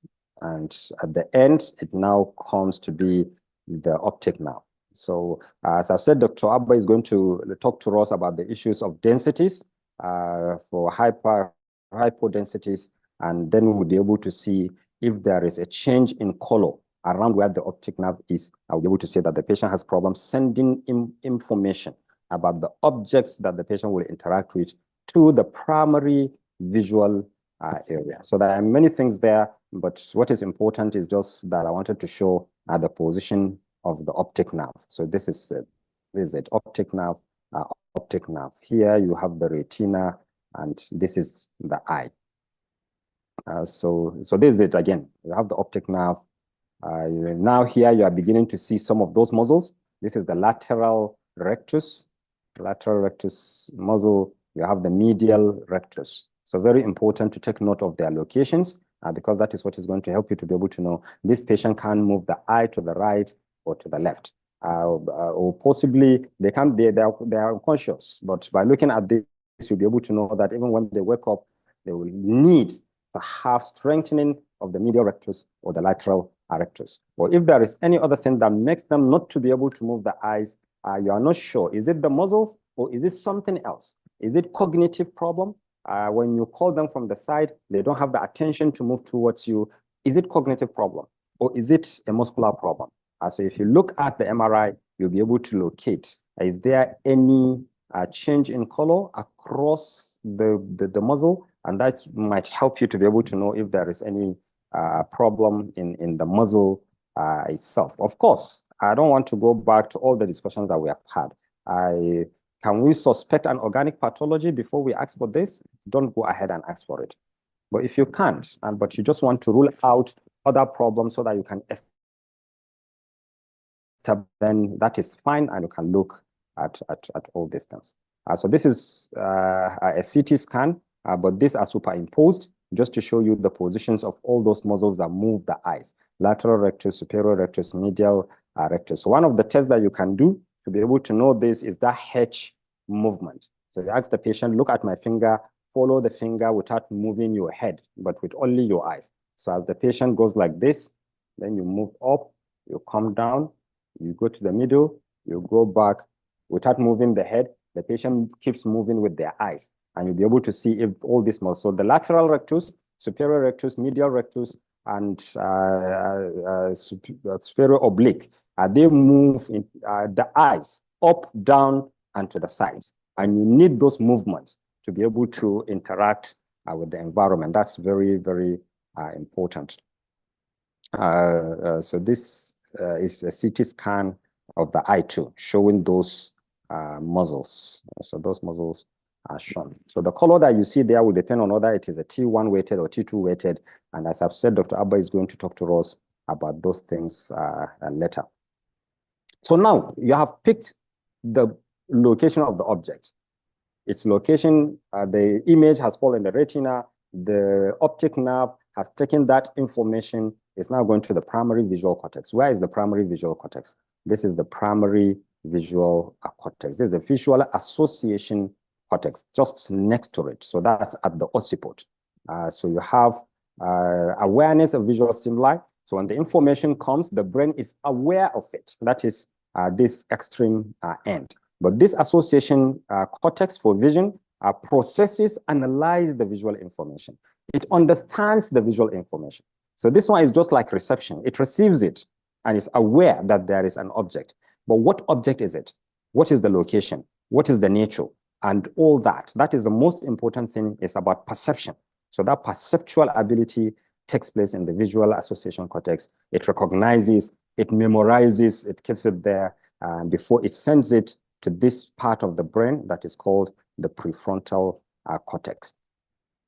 So this is what is called the functional magnetic resonance imaging. If you do that, when people are looking at objects, there is an activity in that primary visual area. You see that activity at that level of the occiput. This is an MRI also showing the areas where you have the primary visual area and its association cortex. So what are the functions? I think I've explained the functions. We don't have to dwell on slides. I think from last week's lecture and to this lecture, I've explained all that. What is the blood supply? Posterior cerebral artery. So that is why when you have posterior cerebral artery blockage or hemorrhage, you find that you have more purely sensory stroke. So you can have pure sensory stroke. So the patient, you do all movements, they are okay. The only movements that they can do are the ones that will require interaction with the environment, because they can't be able now to process the visual. But if they just close their eyes and you say move, in as much as other sensory capacities are there, the cognition and other things, they can move. But what makes them not to be able to move is that they can't process sensory information. So PCA, posterior cerebral artery, is what helps with that. Then somatosensory cortex. I remember we talked about proprioception. So when the joints pick proprioceptive information about the joints, it comes to the parietal lobe. And this yellow area is the parietal lobe. This is the frontal lobe. In the parietal lobe, you have the somatosensory area. And the somatosensory area, just like the visual area, you have the primary visual and you have the association area, this also has that. So this is the central sulcus. And you know, in front is where you have the precentral gyrus, which is the motor area, and behind is where you have the postcentral gyrus, which is the sensory area, where information about proprioception, about tactile sensation, and other types of sensation go to. So look at this as somatosensory, secondary somatosensory area that is. So this is where the information is received, but this is where it is interpreted and made sense of. So primary somatosensory cortex. Remember the Brodmann's area? I won't go to that because it's more of anatomy. So this is another picture showing the central sulcus. In front, you have the motor area. At the back, you have the somatosensory area. So what is important is knowing, even in the somatosensory area, where is the location of all the parts of the body. So if you are having proprioception or tactile sensation coming from the leg, it is more towards the medial part of this somatosensory area. Then you have the hip, and then coming towards lateral side, you have the fingers, the thumb, the eye, the face, the lips, the tongue. So whatever information that is sensory, proprioception, tactile sensation, vibration sense, it goes to this somatosensory cortex, but each part of the body will send that information to a particular area in the homunculus or the sensory map. Remember, this is ascending. So from the joint or from the skin, you have a sensory now. It now begins to ascend and it goes to the spinal cord. It follows the posterior part of the spinal cord that is called the dorsal column. And then it continues to ascend in the spinal cord, sensory area, posterior part, until it gets to the brainstem, it decussets, and then it now goes to this area, which is the somatosensory cortex. And that is how the body gets to know what is the position of my leg in space. So that if I want to kick the ball, let the brain inform the leg, this is the movement that you need to do.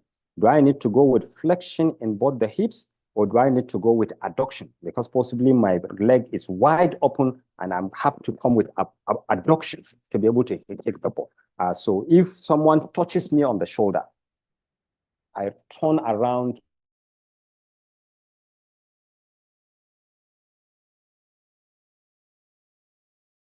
now through the dorsal column and it goes to the somatosensory area, that area that takes care of the shoulder, maybe around here. So it now picks and it now knows that I've been touched. So the information raw comes here. But to make sense of it, it now comes down to that secondary somatosensory area. So knowing those areas is important so that you'll be able to know, this patient, does he have sensory? Is there any drug that will help someone to bring back their proprioception?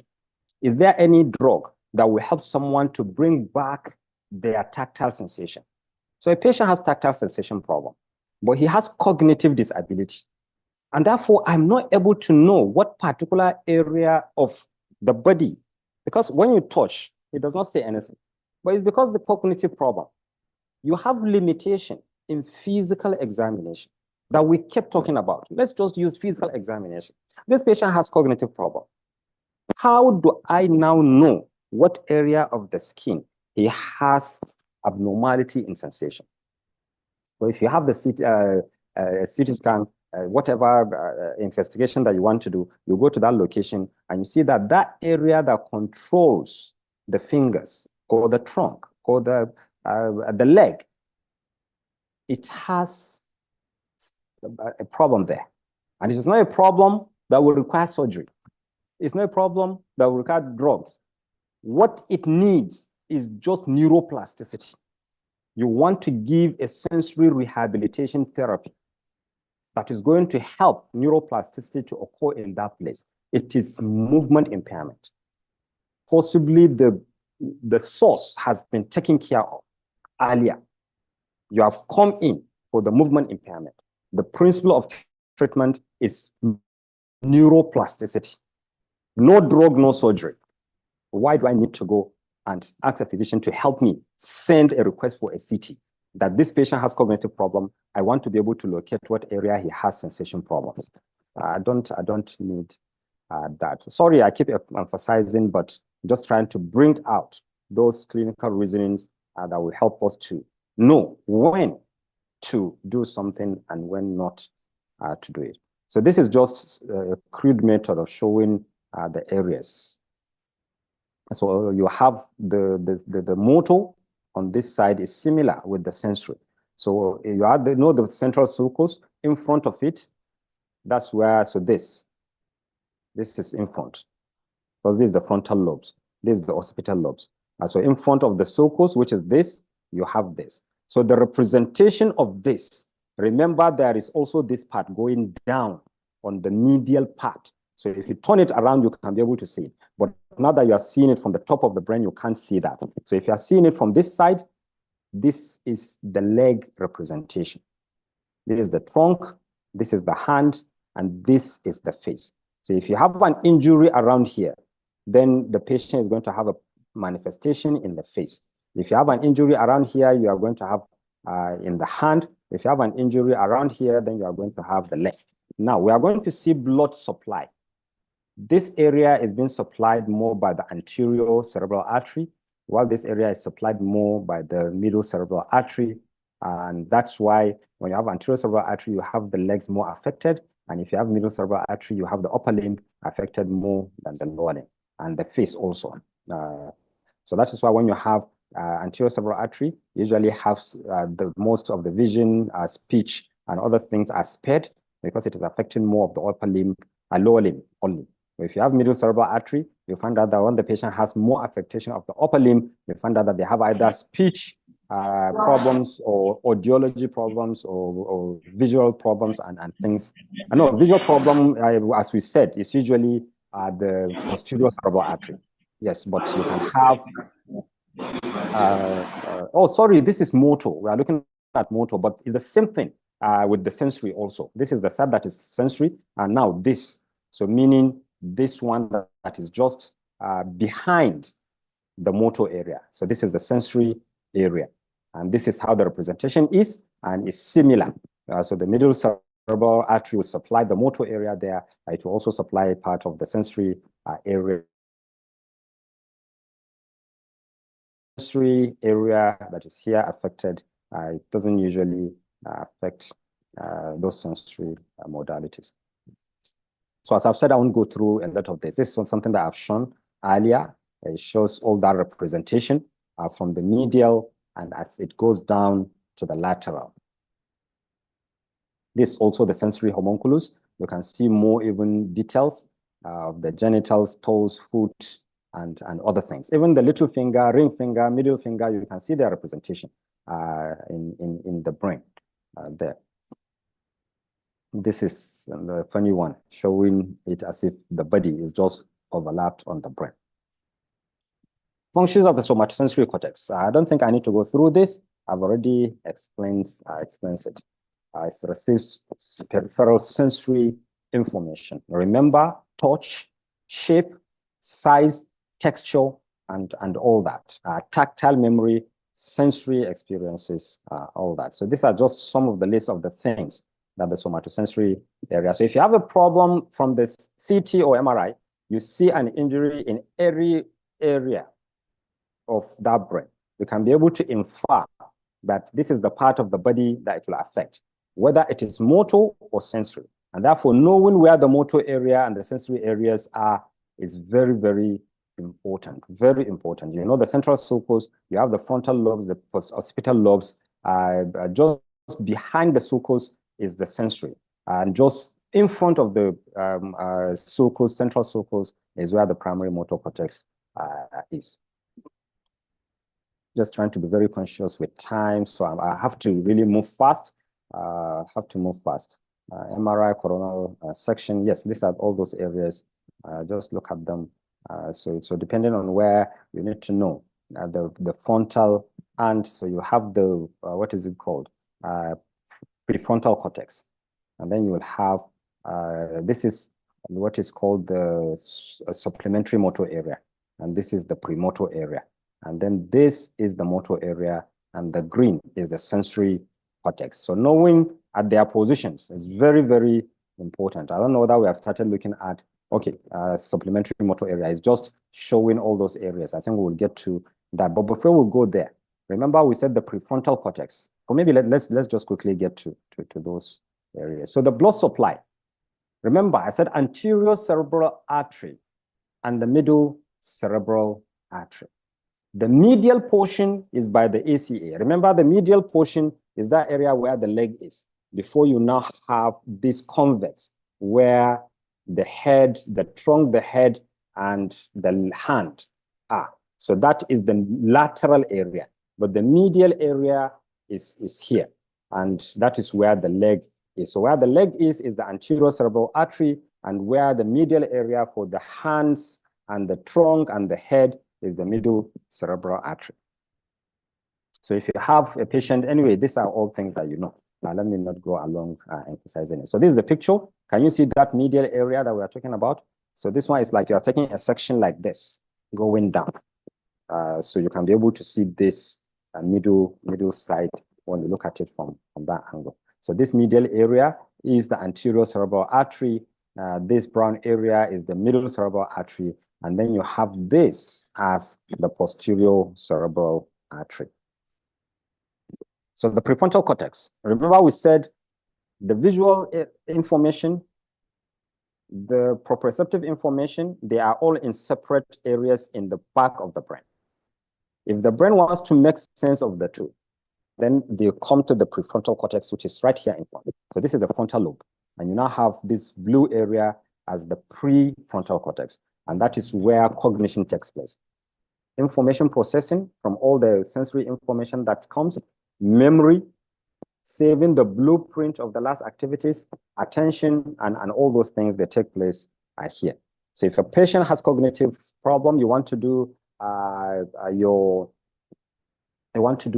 mini mental state examination. And I think Dr. Abba wonderfully did that in the last assessment. If the patient has problem with cognition and there is a CT or MRI, you look at it, you are going to see the injury located in this frontal area, which is called the prefrontal cortex. So that is this is the prefrontal cortex. So this is MRI. You see it in the anterior as part of the frontal lobe. So all these parts are prefrontal cortex. What is the function? I've explained that. Cognitive, memory, information processing, attention. So all those things. And I think we did the assessment. I liked the way Dr. Albert took time, even though it extended beyond the time, but I followed and I enjoyed what he presented. So the blood supply is posterior, the PFC is anterior and middle cerebral arteries. So anterior and middle cerebral arteries, because the more it is forward, the more it is anterior and middle. The more it is backwards, posterior, it's supplied by the posterior cerebral artery. Now, premotor and supplementary motor area. Remember the other time we said when information is processed from the visual area, from the somatosensory area, we know the location of the object, we know the position of the arm in space. The next thing is to select the different patterns that are possible to be able to do that activity. So I have my phone in front of me. I kept picking it up to look at the time. So because I know the position of the phone, I know the position of my arm in space, the brain needs to say, what pattern of movement do I need to reach the phone? It is the premotor area and the supplementary motor area that do that. So this is the frontal lobe. In front, you have the prefrontal cortex, cognition, memory, information processing. Just behind it is where you will have the premotor area and the supplementary motor area. And then behind that is where you are going to have the main motor area, the pyramidal area. So this is just looking at blood supply. So this is it. So can you see this red part as the motor area? In front of it, towards the medial side is where you have the supplementary motor area. And towards this side, you have the premotor cortex. Remember when we did the visual area and the somatosensory area. You have the area that receives the information. You have the area that makes sense of the information and does the implementation. So most of these areas will have the main area and the association area. What is in front here is the prefrontal cortex. That is where cognition takes place. So knowing these different areas, when you see a CT and you see a change in density, meaning there is either an injury or a disease, it helps you to be able to know what part of the brain and also what function, that movement function, is lost or is impaired. This is what is important to us as physiotherapists. All these areas contribute towards movement. And there is a specific deficit that you are going to see if any of them is affected. It's not the same deficit that you see. It's not the same deficit. They are different deficits. With cerebellum, you see incoordination. With basal ganglia, we see slowness in movement. With motor area, the movement will not be there because the impulses are not even going down there for the movement to take place. And you are going to see abnormal synergy if it is the motor area because the cells there send impulses that don't go to only one joint in space. So this is why it's important to us to know the different areas before we locate what injury or disease we have in those areas.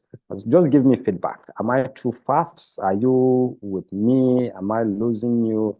Please just give me feedback because I feel I'm just speaking going forward. And this anatomy of a thing sometimes is difficult to follow. Should I slow down?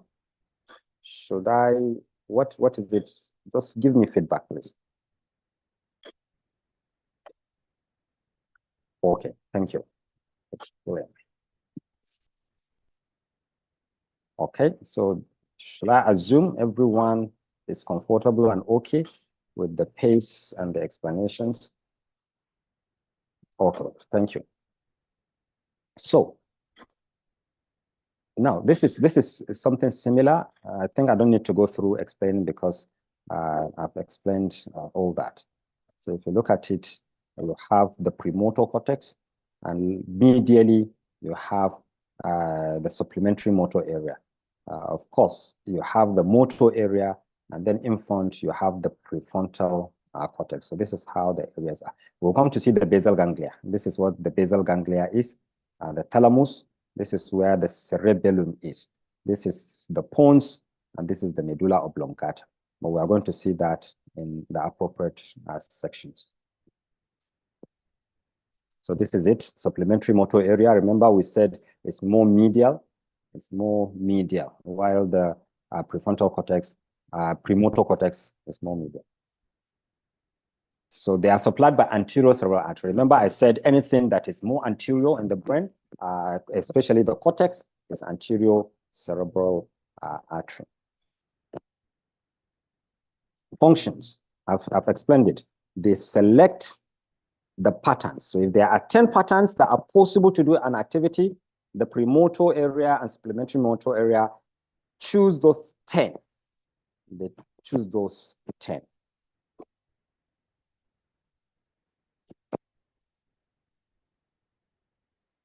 Yes, this is what I was showing earlier. You have the premotor, you have medially we said supplementary motor area. So this and this. While laterally you have the premotor area. And then just after that, this red is the motor area. And this is the central sulcus, and just behind the central sulcus, this is the somatosensory area in the parietal lobe. And this is the frontal, and this is the posterior lobe. So I won't dwell much on this. Okay, basal ganglia.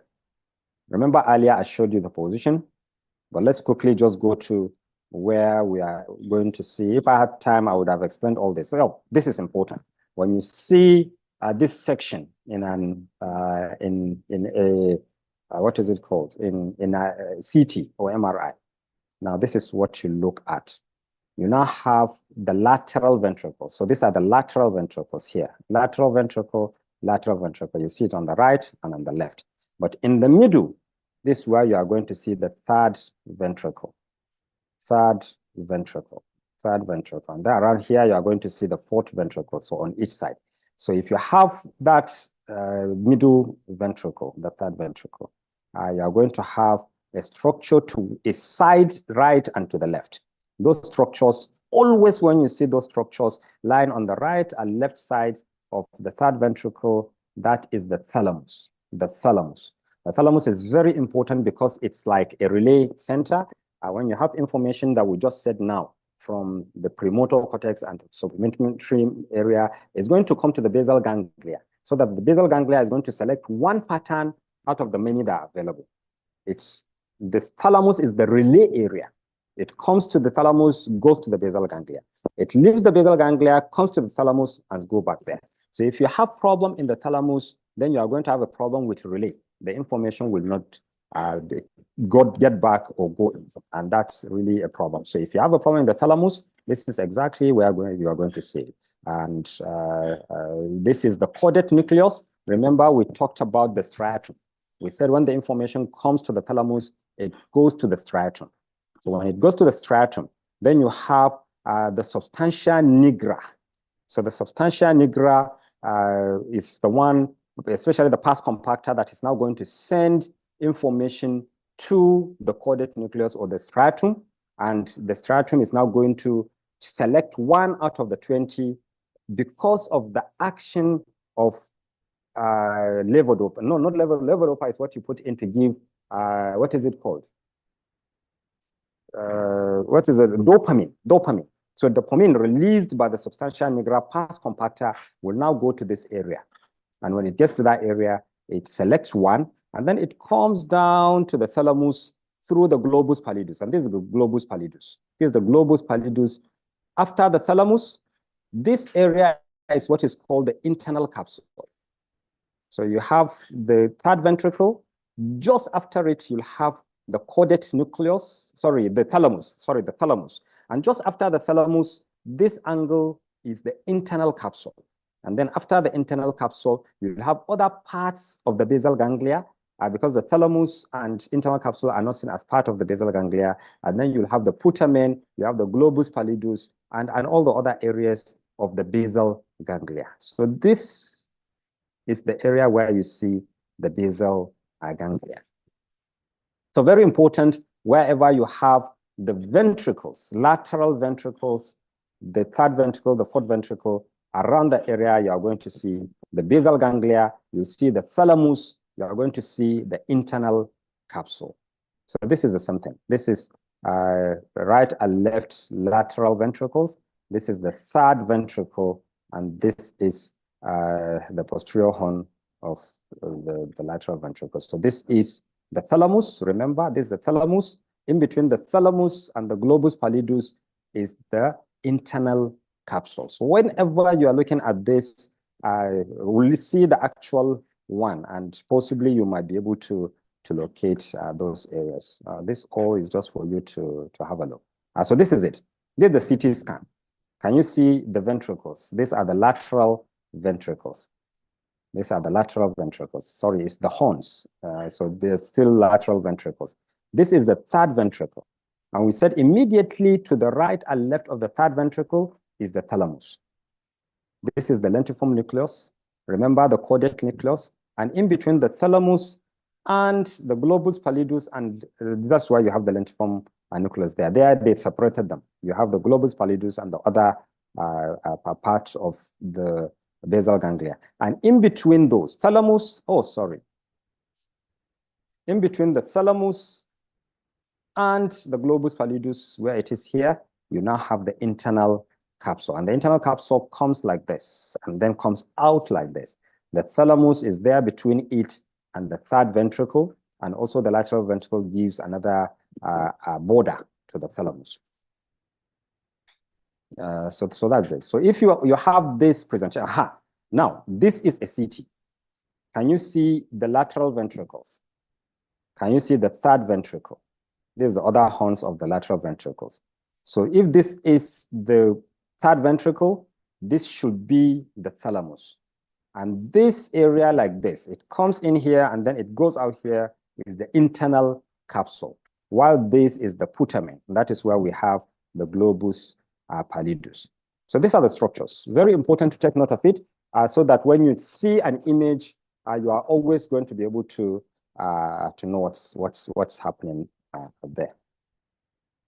So the blood supply to the basal ganglia, whenever you might have middle cerebral artery or anterior cerebral artery, it can be affected. And this is where some patients will come with tremor, slowness in movement, and you'll see it's Parkinson's disease. But sometimes it's a vascular problem. The vessel that supplies the basal ganglia can be affected. But the moment circulation is restored, that tremor and other symptoms will go. But you know, if it is a Parkinson's disease, it's going to be a degenerative problem that continues to get worse. But this might get better because it's a vascular problem, not a... so that also for you as a physiotherapist is important, because your prognosis will depend on what the source is. Is it a vascular problem? Or so you are not going to treat, you are not going to diagnose, but you want to know so that you'll be able to know, is this patient's condition going to be deteriorating or is it going to be getting better? And it's still looking at Parkinson's disease, but it continues to get better. Tasnim, we are seeing a patient with Tasnim in Aminu Kano some times back, and we looked at the symptoms. What some of us were thinking is Parkinson's disease because of the symptoms. I said, well, I've been seeing, because she was once seeing the patient, we were just reviewing, and she said, from the time this patient came until now, the condition has been getting better. If it is Parkinson's disease, a degenerative condition, it will have continued to get worse. But since it's getting better, not number one. Number two, the period over which the symptoms got to a maximum was just within a few, it's not up to months. And therefore, this is an acute presentation, not a chronic presentation. And that is more likely to be a vascular problem. And that's clinical reasoning. So it could be that the vessel that supplies the basal ganglia is what is affected, not the substantia nigra being affected, and the dopamine cannot be produced anymore. The moment the vascular problem is solved, you are going to have a patient getting better. So the thalamus, I think we have discussed the thalamus. I'm not going to go into details. And the only thing that I will do is just to be able to, so you can see it from different sections. This is the sagittal. I think the other one we saw was corona. And you see the corpus callosum. These are the ventricles. Now seeing it from this way, cutting the person into two right and left. The other one, we saw cutting the person into two front and back. This is sagittal. And I think we have looked at this also. Ventricles, the ventricle, third ventricle, the thalamus. Very important to take note of that. This also is showing that, I'll just go, the only thing that I would want to show, the blood supply to the thalamus. These are the blood supply to the thalamus and the functions. I've mentioned the functions. Relay, I say relay. Reticular and intralaminar nuclei dealing with arousal and pain. So this is another thing. They deal with arousal and pain apart from the relay of sensory information. Motor language function, effector nuclei governing motor language function. That's important too. Internal capsule I've shown you, so I'm not going to go into details showing you internal capsule, but maybe the functions. Let me see if there are separate functions. If not, I'll go back to, there's none. So, but you can look at this. Just in the it is composed of myelinated with substance of the brainstem and the spinal cord. As anatomically, the internal capsule can be divided into the anterior limb, genuine posterior limb. Okay, it doesn't say the function here. It's also a relay center because it's a white matter. So the axons of nerves that come from cell pass through that. So it's a relay area too, just like the thalamus. So this is the cerebellum. And remember we said after the basal ganglia has selected one pattern, each component of the pattern must be given a timing. So it is the cerebellum that gives the timing. If you can't give a timing to each pattern, then there is going to be incoordination in movement. So just behind the pons and the medulla, and in between them is where you have the fourth ventricle. Earlier I was saying fourth ventricle, but that was higher above where the basal ganglia is. But at the level of where you have the cerebellum is where you have the fourth ventricle. So that's the fourth ventricle, the pons, the medulla, and behind them, you have the cerebellum. Yes, so it's there, pons, medulla, and behind it, you have the cerebellum. This is where you have the fourth ventricle. So this is sagittal, MRI. So it's the cerebellar artery, superior, anterior, and posterior cerebellar artery that supplies it. The motor area, I think we have discussed premotor and supplementary, and the prefrontal cortex. So we'll just focus on the primary motor area. And I don't think I need to explain further because I've done that. I've explained this. This green is the primary motor cortex. So the motor homunculus, I've explained the motor homunculus. Of course, we all know from one side there is going to be discussion and it goes down to the pyramidal tract to go out at the root, and then it becomes a motor nerve. So I'm not going to explain this. This is the blood supply. I've explained this. And I must say at this point, many of these slides that you are seeing, it was when I taught this course in masters in BUK. One of the sets, I asked them to present on each of these body parts. And what they presented was better than my own slides.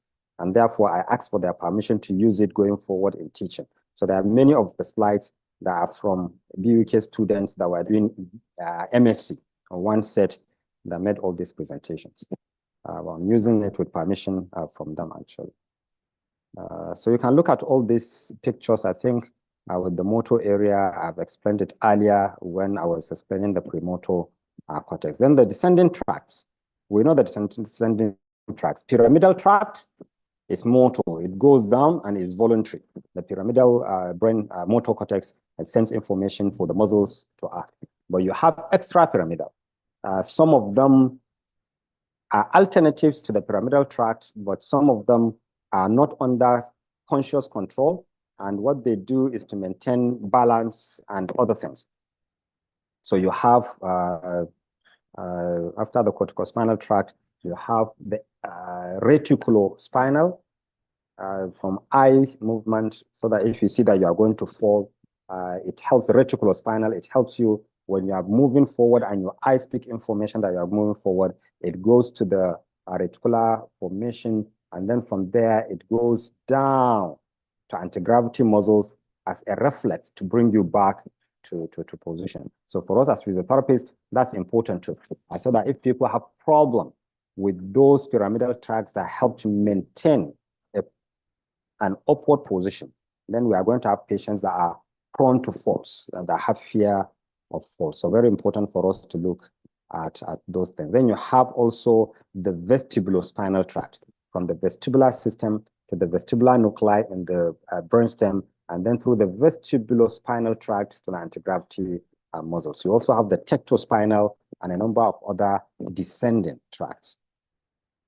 So I'm not going to dwell on that. That's the rubrospinal, there's the vestibulospinal, there's the reticulospinal. I've mentioned them and what they do, but they all come from the brainstem because it's not from the cerebrum.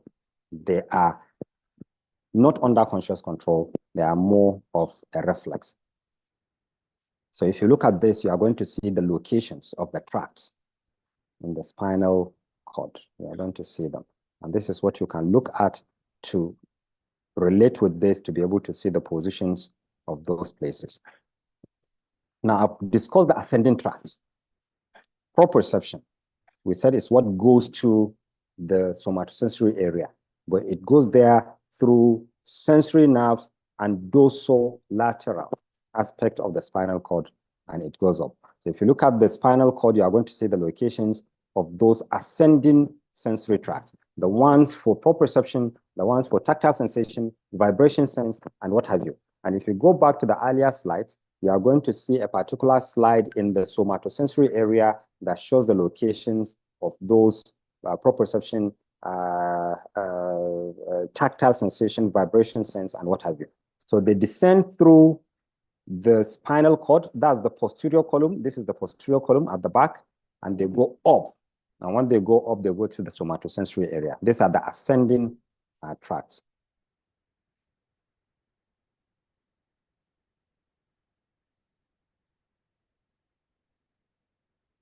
These are all CT scans of the tracts. You have the peripheral nerves. You can look at the cranial nerves and their locations, because you can also be able to see them in an MRI. I'm not going to dwell on that. So this is a picture of the MRI. If you look at that, you can transpose it on this and you'll be able to see the locations of those cranial nerves. So this is at the periphery. You can be able to see in MRIs the positions of peripheral nerves. This is the peroneal nerve as shown in.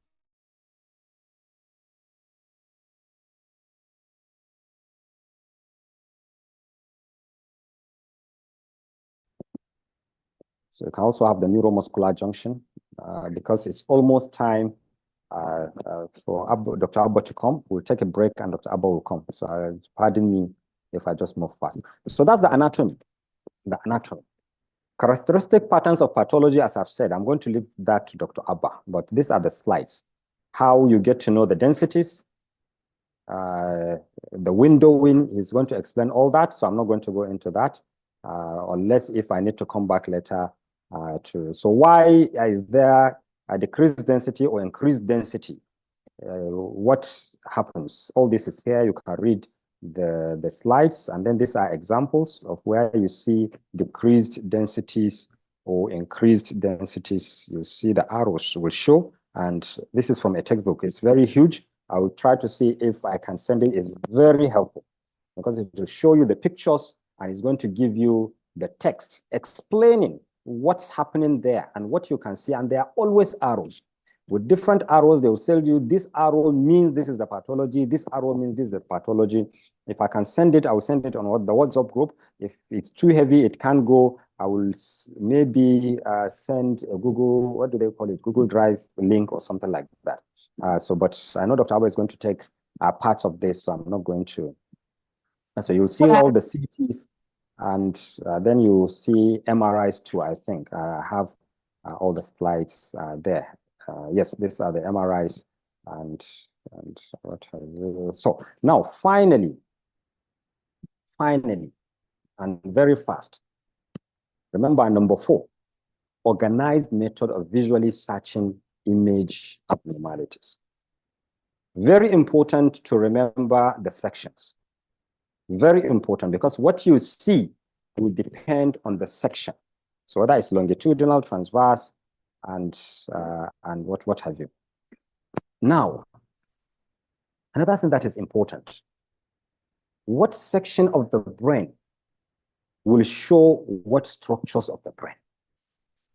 Now, you see this, you usually see this. This will come when you take a section in the cerebrum. This is red. This is where you have the ventricle. Whenever you have the ventricle, remember earlier that we were showing the basal ganglia. You were seeing ventricle, both the third ventricle and the lateral ventricle and the third ventricle. And we said at the level of the cerebellum, you see the fourth ventricle.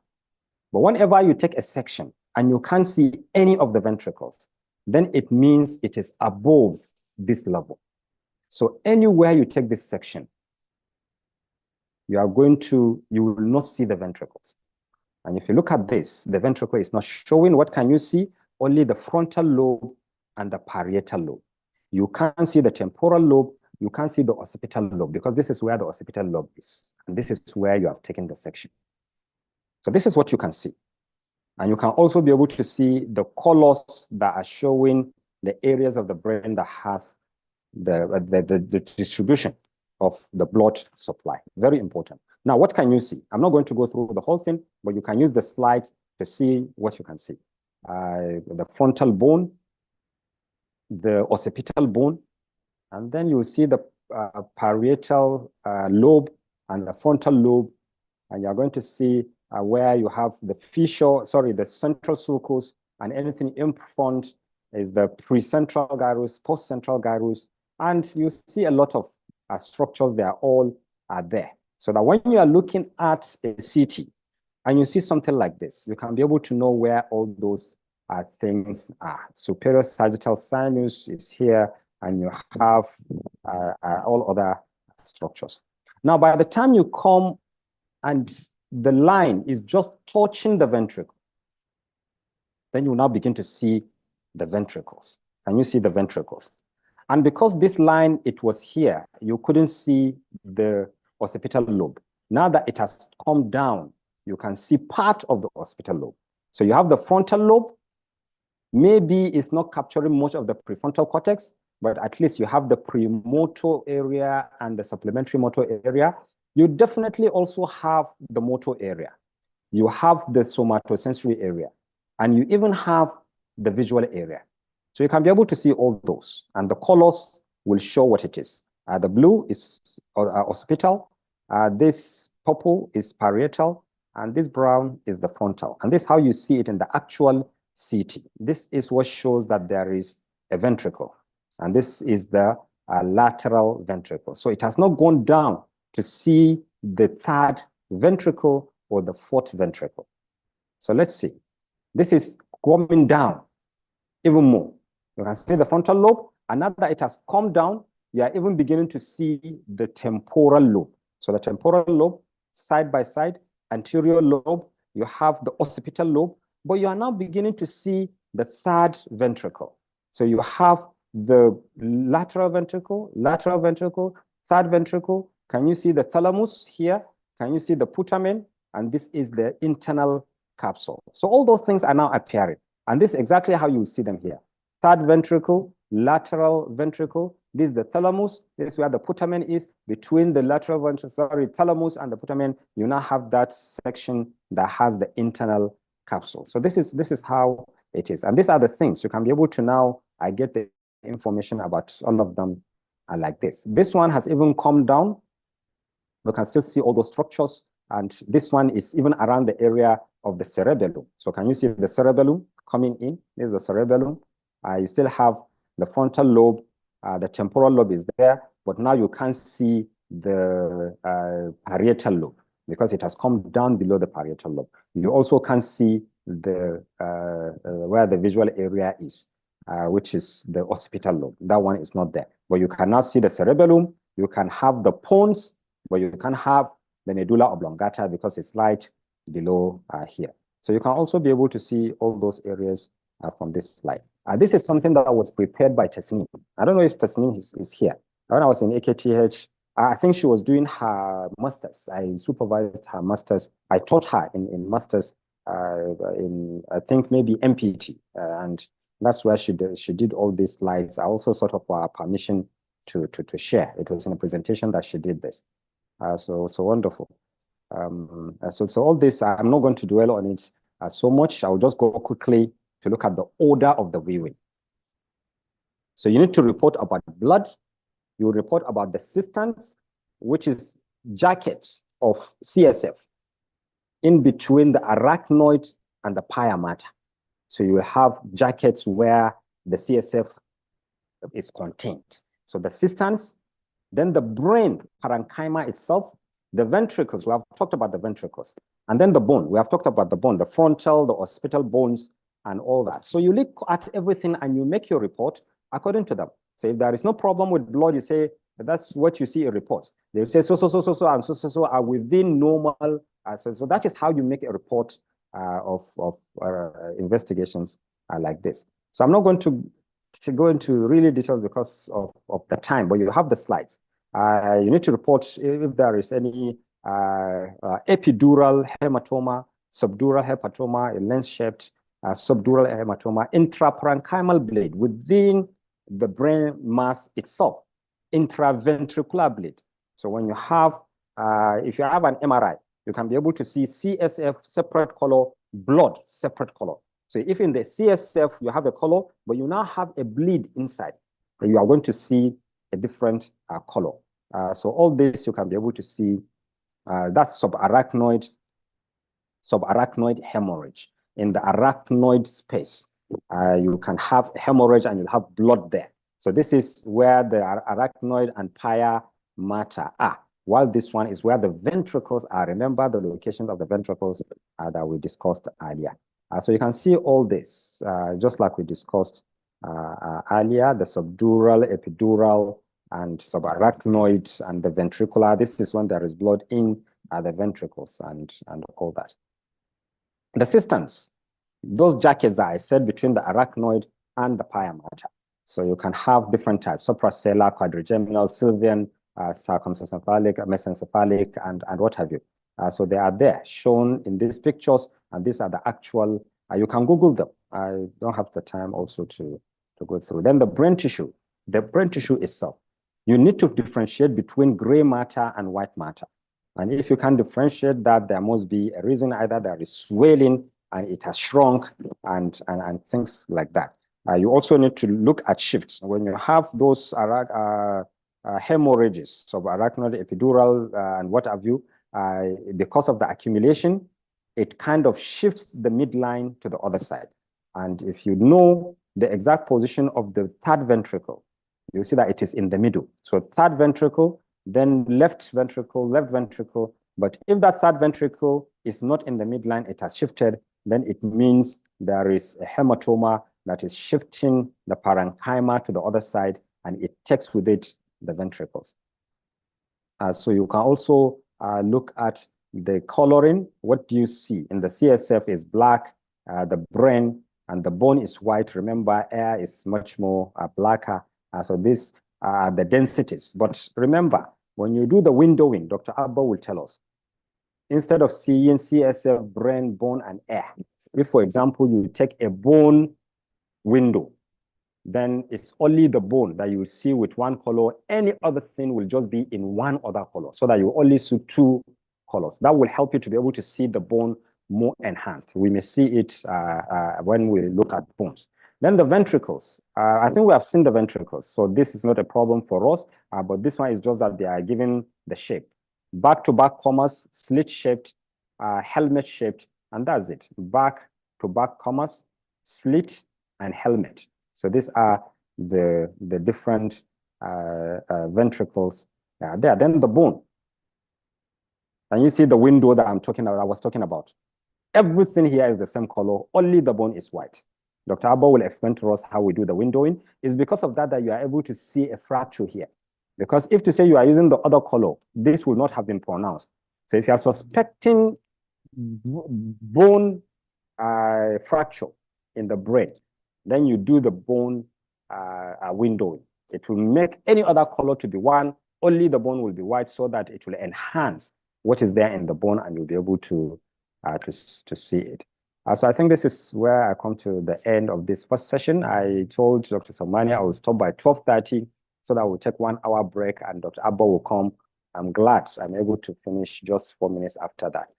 Thank you so much, everyone. If there are any questions before we take the break or any comments, feel free to ask or speak out.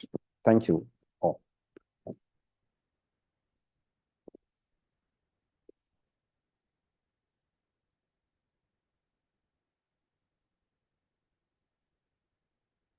Actually, it's not a good thing that I would take almost 274 slides in just 2.5 hours. And this is a workshop really that's not supposed to be just for a day. But I think what we are going to do going forward is to begin to break these huge contents and take them over days.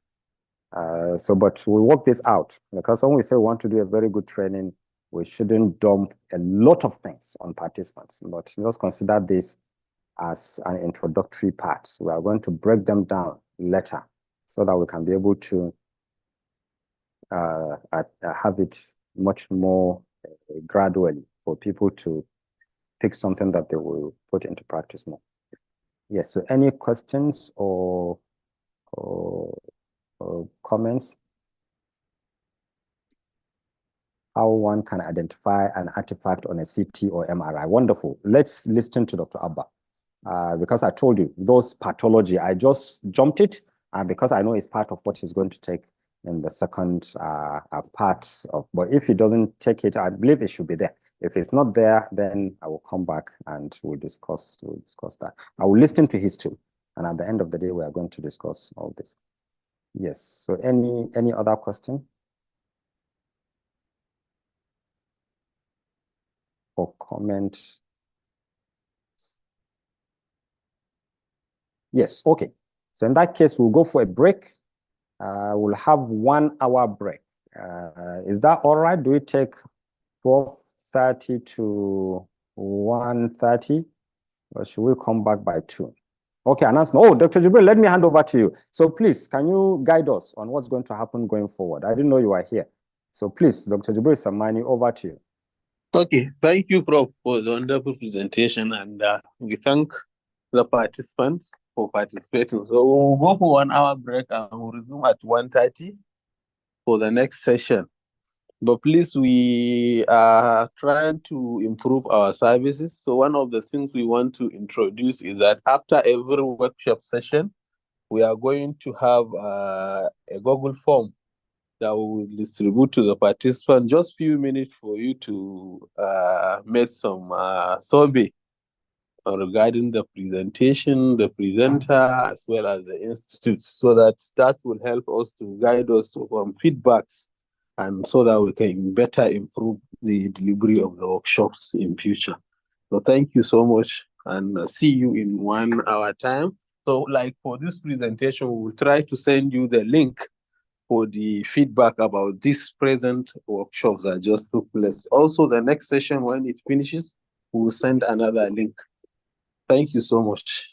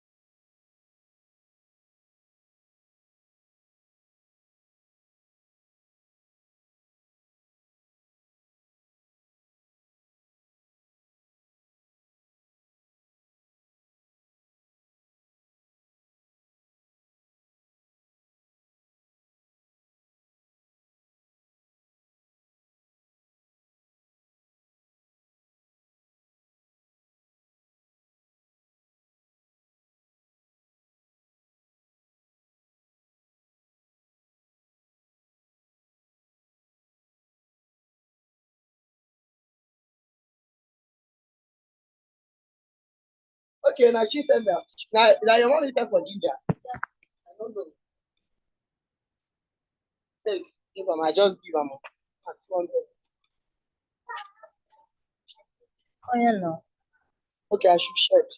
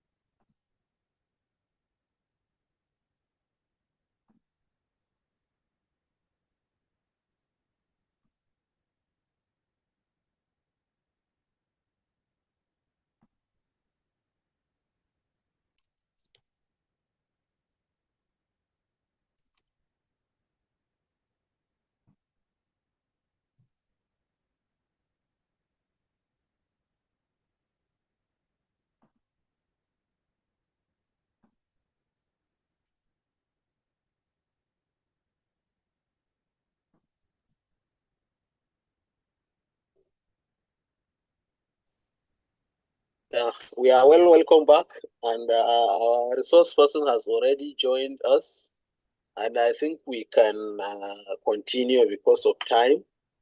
Dr. Mohammed Abu, you are welcome, sir, and I think I'll give you the floor to start straight because of time. Thank you, sir. I hope you can hear me.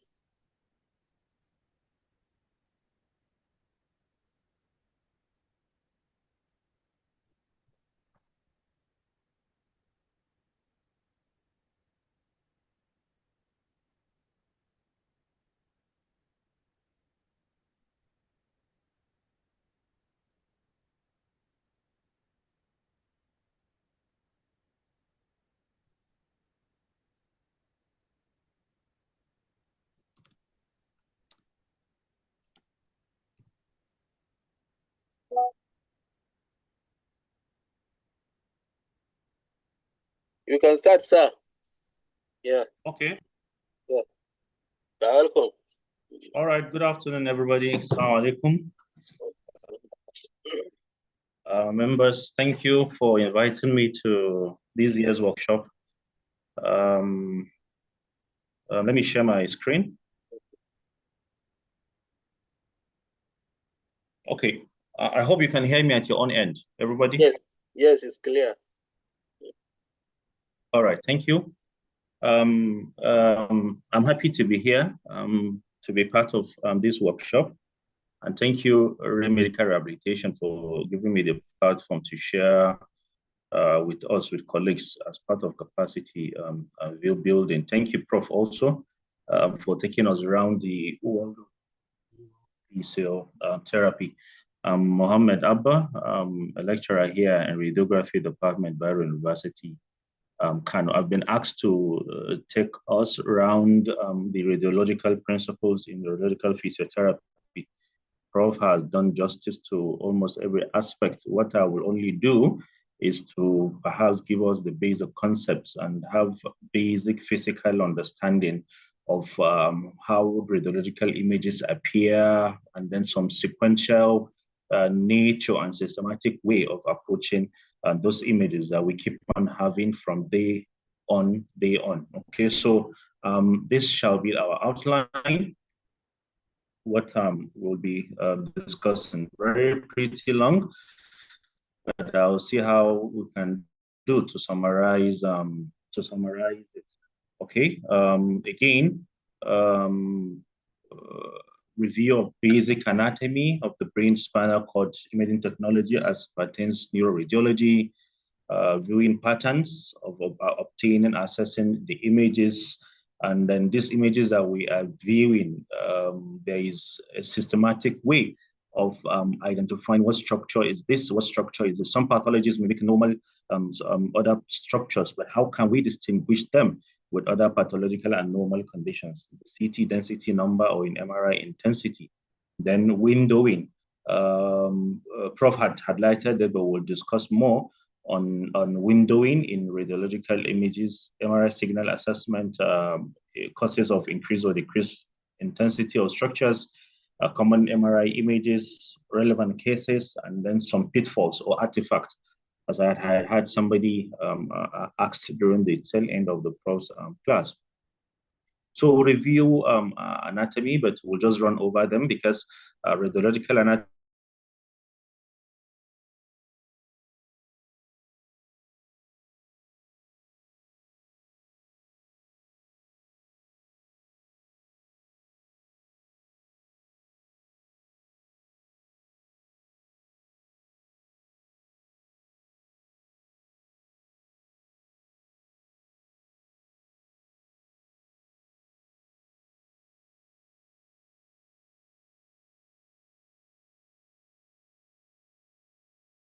Sorry, Dr. Abba, we can't hear you. Okay, I think he's locked out.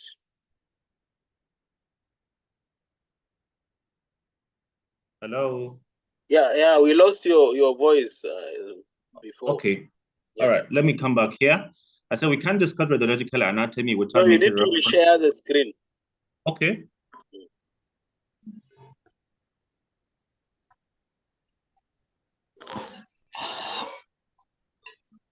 Are we together? Yes. No. It's okay. My screen is shared. Yes.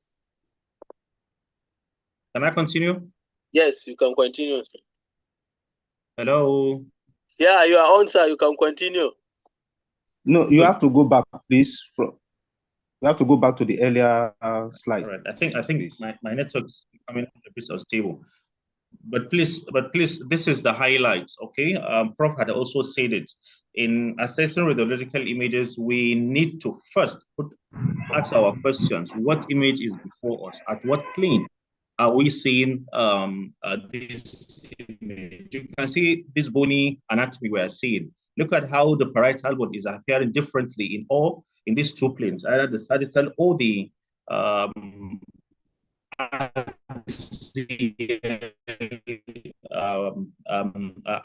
view. So we should ask ourselves first, What plane am I seeing this image on each of the planes? The facial ones, as they are appearing facially, and more towards the anterior aspect of the face. Now, the principal parts of the brain are 4 or 5.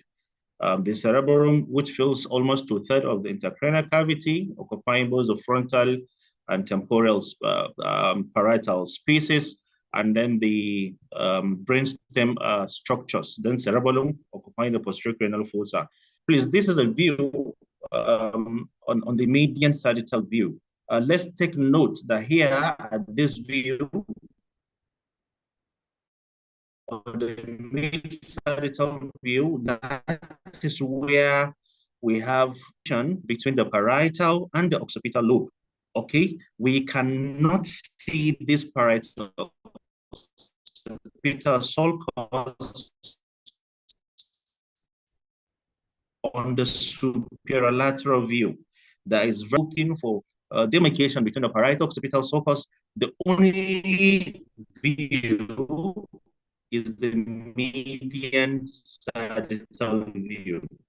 Okay, then the midbrain superiorly, and they are all related posteriorly with the cerebral or the posterior cranial fossa. This is a view of the superolateral aspect. Can we see? We can't see clear demarcation between the parietal occipital sulcus, but on other lobes we can see their classical anatomical demarcation. So it's a very important point for us to put at the back of our mind when we are subsequently assessing radiological images. Then each of the hemisphere. Now, each of the hemisphere, we should put at the back of our mind that the cortical aspect of each of the cerebral hemisphere contains the gray matter structures. That's the external surface of the hemisphere, while the inner structures contain usually the white matter, except at the level of the basal ganglia, where we have some deeper seated nuclei. All right, but bulk of the deeper structures within the cerebral tissue are usually white matter, either projection or association fiber. Then we have the complex system of the limbic system, which we'll discuss later. Now, so this is also an illustration of the basal ganglia structures. We said exception of gray matter structures or nuclei that are deep-seated inside the white matter. This is a view on a coronal view. I had the prof discussing this, but just let's note that we can see, I don't know that you can see my cursor. My cursor is rolling. Can we see? Let me illustrate some things. My computer cursor. Yes, we can see it. Hello. We can see it. Good. Good. Thank you, Prof. Good. Now you can see the structure. This structure is a clouded nucleus. Usually in radiological images, when we are trying to assess structures sequentially, is to find an obvious landmark.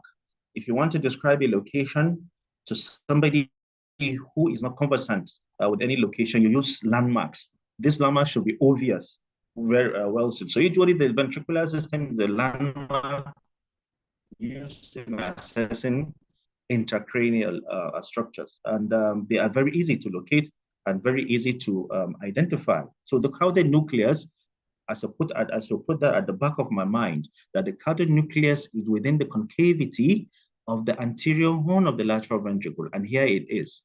It won't be extremely glaring on radiological images as they are on this gross image. Then beneath it are the two thalamus. They are bounding the narrow slit structure, which is another part of the ventricular system called what? The third ventricle. Then we have another nuclei beside it called the lenticular nucleus. In between the lenticular nucleus and the caudate nucleus is the internal capsule. We will see that, but they don't appear on an axial image as the way they appear here. But let's just take note of their arrangement. So this is an axial gross image, okay? Now, I said my landmark should be what? My lateral ventricle. I can see the anterior horn of the lateral ventricle. Here's the posterior horn of the lateral ventricle. Now, we said that the caudate nucleus is what? Located within the concavity. Okay, look at the concavity of the anterior horn of the lateral ventricle. That's the caudate nucleus. Beneath it is another nuclei. You can see it is somewhat triangular. Some books say it's somewhat diamond-shaped, right and left. And then in between it is a third ventricle. Now the lenticular nucleus, globus pallidus, and then globus pallidus and the putamen. Now you can see there is a space of white matter structure separating these three nuclei, the caudate, the thalamus, and the lenticular nucleus. This is called the internal capsule. It has an inverted or laterally oriented V-shaped appearance. Right internal capsule, left internal capsule. So it has a part here. This is midpoint where the limbs unite. Is called the body. So the most anterior separation is the anterior limb, which separates specifically the caudate from the lenticular nucleus. Now the posterior limb separates what? The lenticular nucleus from what?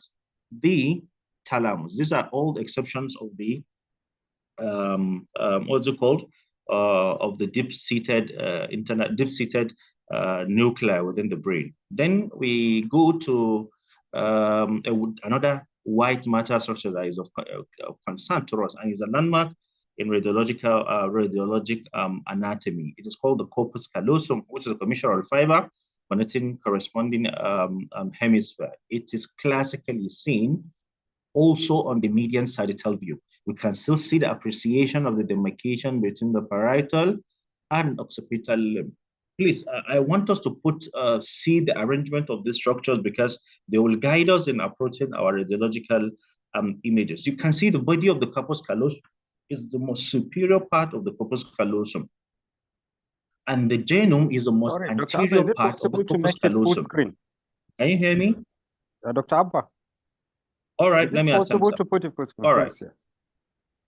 Is it okay now, sir? Wonderful, wonderful, much better. Thank you. All right.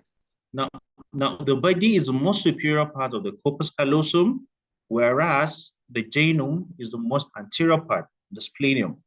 This corpus callosum forms the roof of the lateral ventricle. So when we are using the lateral ventricle as a landmark, and we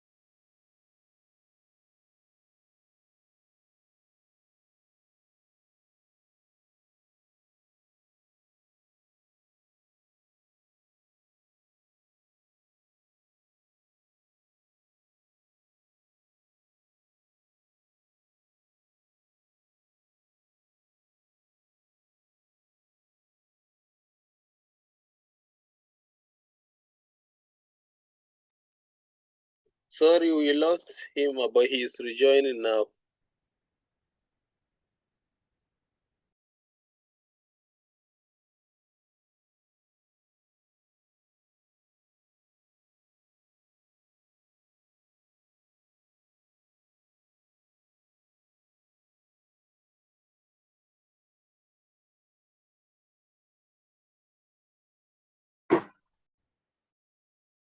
Sorry for this interruption.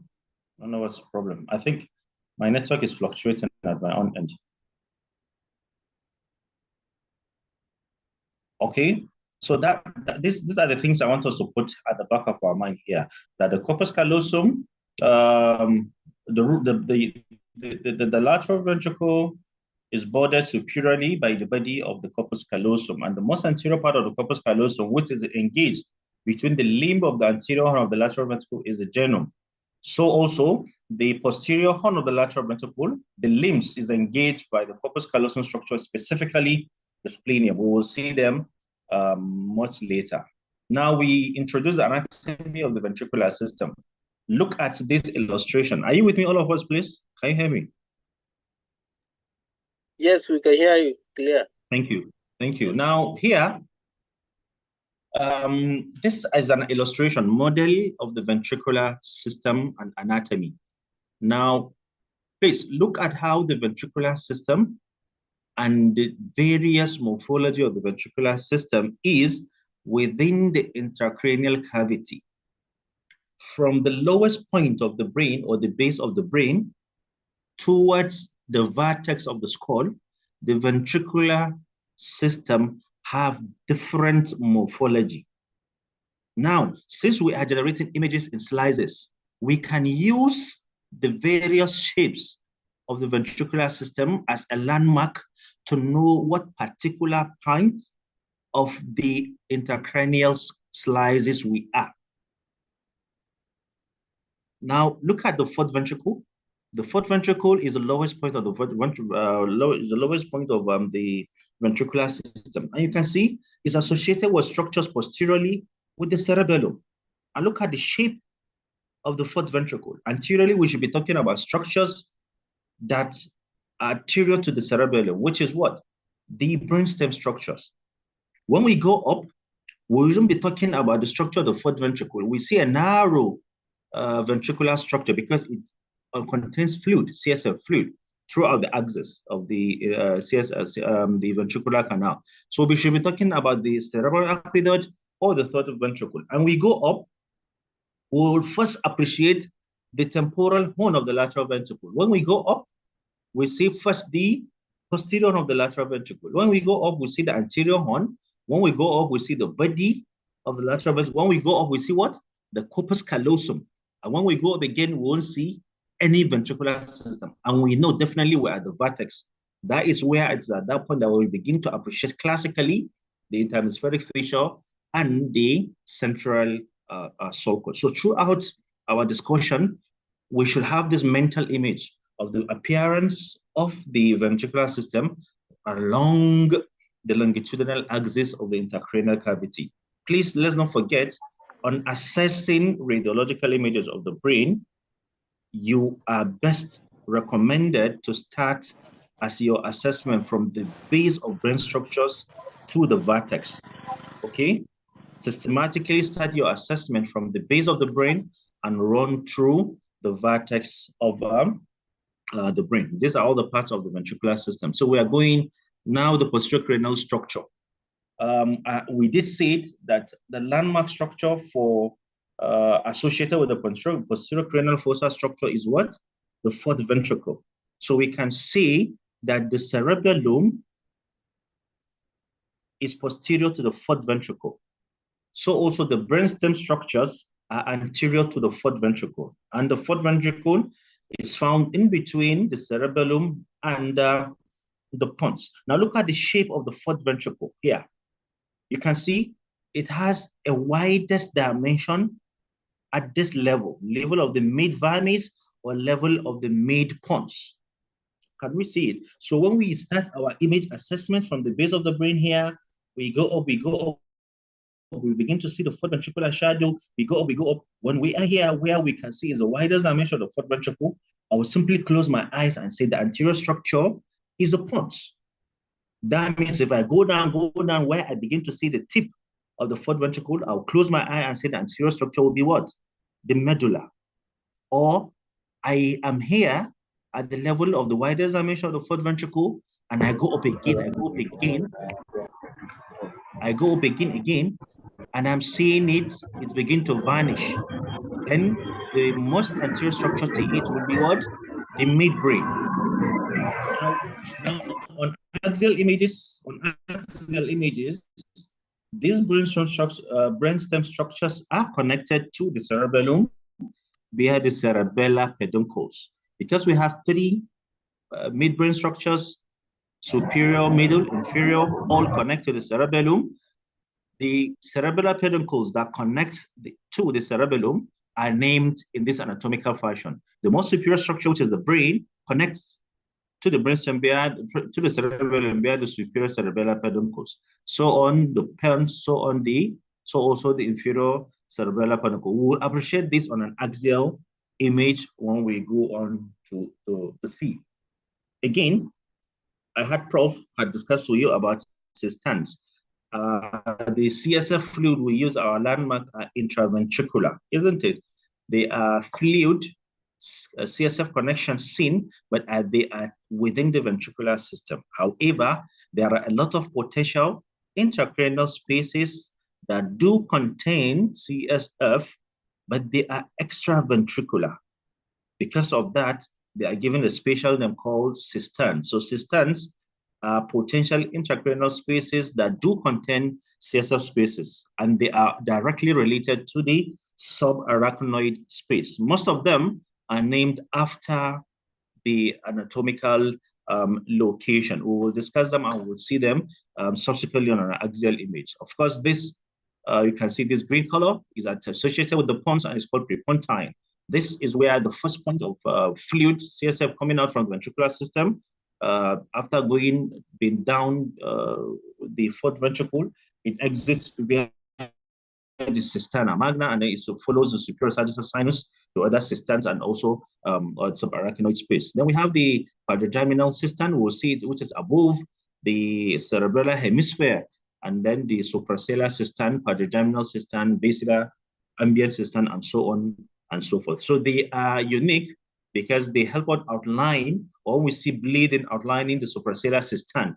We know what classical kind of hematoma or bleed he has. So this is also a description of all the some of the important cisterns. So we are beginning sectional anatomy or radiological anatomy of the sessions. We need to introduce ourselves to basic concepts. In principle, please, images that are generated in radiology follow a very simple, unique thing. And there are three important factors that contribute to the appearance of any structure in the human body. These factors are: one, any kind of tissue that you are imaging. What is its density? What is the atomic makeup of that tissue? And then what is its thickness? Let me come again. Density of the tissue, atomic number of atoms, and then the thickness. I give us an example: a bone and a fatty tissue. Bone will have higher density, will have higher atomic number, and they will have higher thickness. Because of that, it will appear brighter. Okay, like this bone, the calcaneal bone. You can see it's appearing more brighter than even these phalanges, because they are all bones, but this one has higher thickness. Is it understood? Now look at in between. Can you hear me, please? Can you hear me, please? We can hear you very clear. Yes. All right, sir. Okay, sir. All right. All right. Now, but look at it. I say thickness, right? Thickness, density, atomic number. But look at this pin in between these phalanges. All right.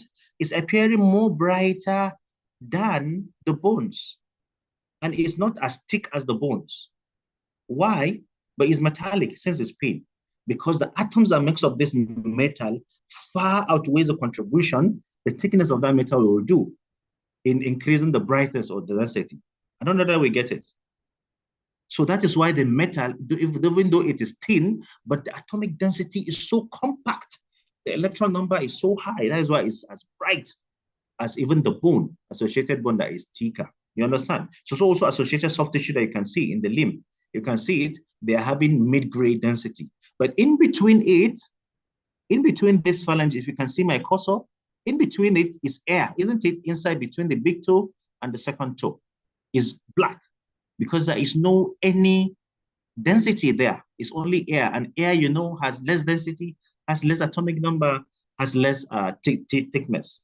I don't know that we get it. Now, so also here on this, on this image of the chest, on the image on our right, you can see this is a coin a baby had swallowed. And you can see it's outlining clearly because the metal in the bone has higher thickness, higher density, higher atomic number than even the vertebra. This is an air inside the bowel cavity. Okay, sorry, inside the stomach. And then this is renal fat. This is an outline of the kidney, a small tissue density. You can see different amount of densities or grayscale density is a function of the atomic makeup of that structure. So that principle applies. Are not clear, no. Sorry? Illustrations are not clear. Yeah. I can't hear you. Not clear. Illustration? Point at the second diagram. The second diagram. Yes. All right. This number 4 is air. You can see the density of air inside the stomach, the fundal gas. You can see it is black, isn't it? So air has less density. That's why it's black. But look at this number 1 is metal. This is a coin a baby had swallowed. And the coin is within the fundal part of the stomach and is clearly outlined. With time, if this baby would have been monitored, this coin would have been at this level towards the rectum or towards the sigmoid, and the baby will normally excrete it. Okay? And we can see it clearly. Why? Because it has higher atomic density. But look at this number 5. Another way we can appreciate this number 5 that is labeled. It has a different density than number 4, or a different appearance like number 4. So this is the area of the left kidney. And of course, left kidney is not as thick as the metal. It's not as thick as our bone. You can see the bone shadow in the vertebra is more brighter than that of the kidney. Okay, look at this. This is another air inside the ascending column. This is the density of our anterior abdominal muscles. Are you together with me, please? So let's put these 3 factors: density of a structure, atomic makeup of the structure, and then the thickness of the structure. Fat will have less thickness, and because it has less thickness, it has less atomic number, it will be dark. Okay, and that's what we are seeing here. All right, this is all fatty distributions.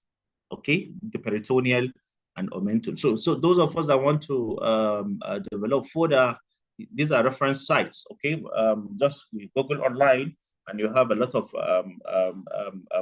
hands-on materials, okay, to appreciate the radiological appearance of these structures.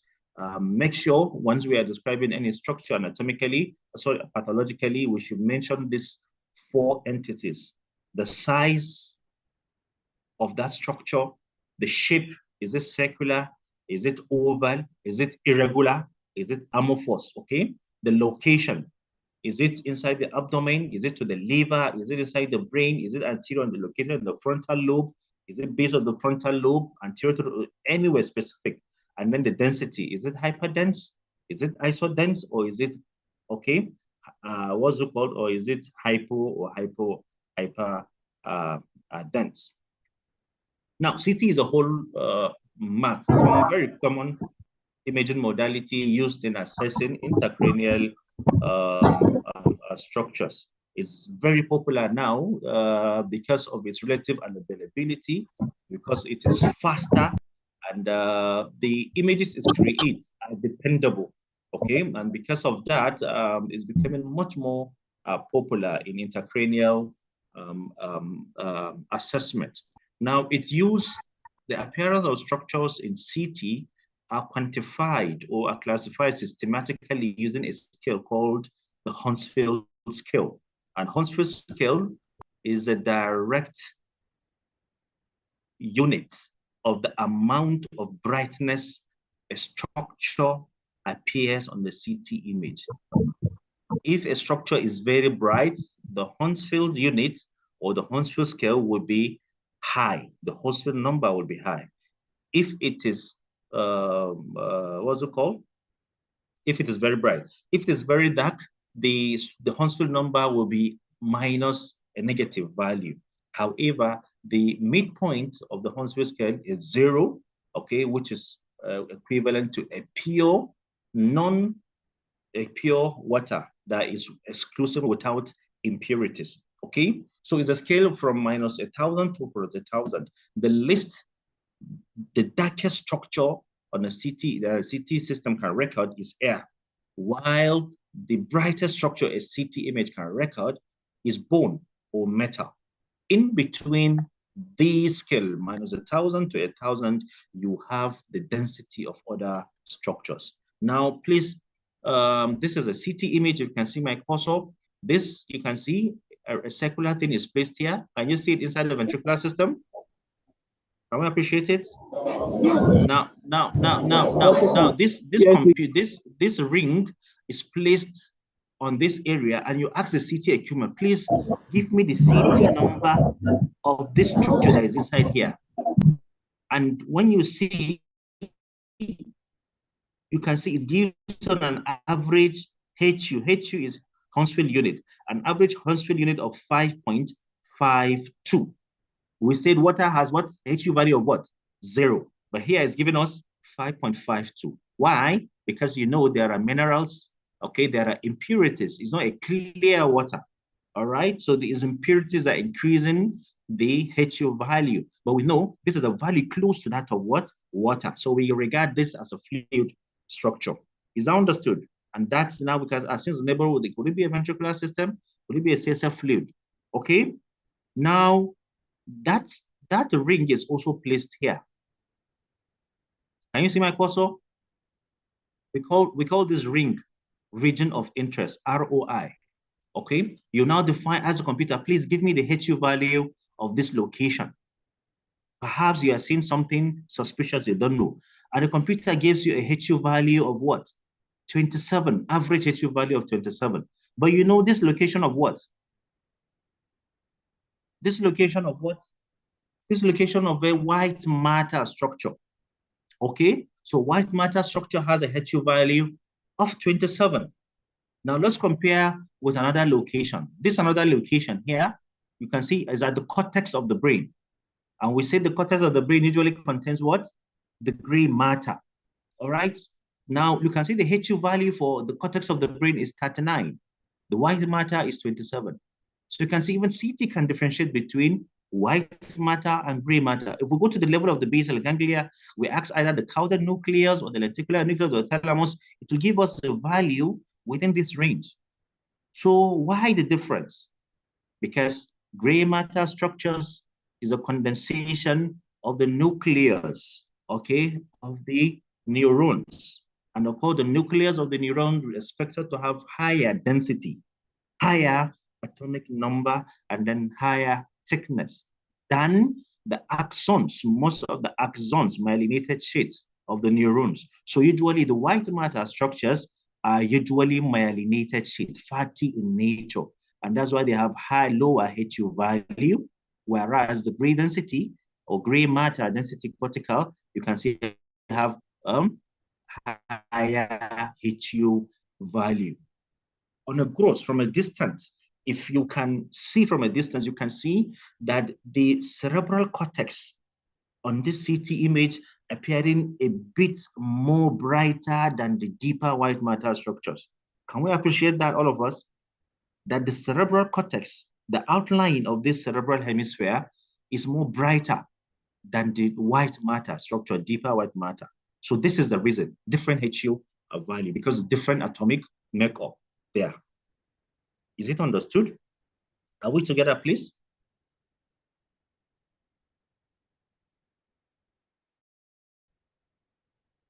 So we continue. Can you hear me, please? Yes, we can. Thank you, sir. All right. Yes.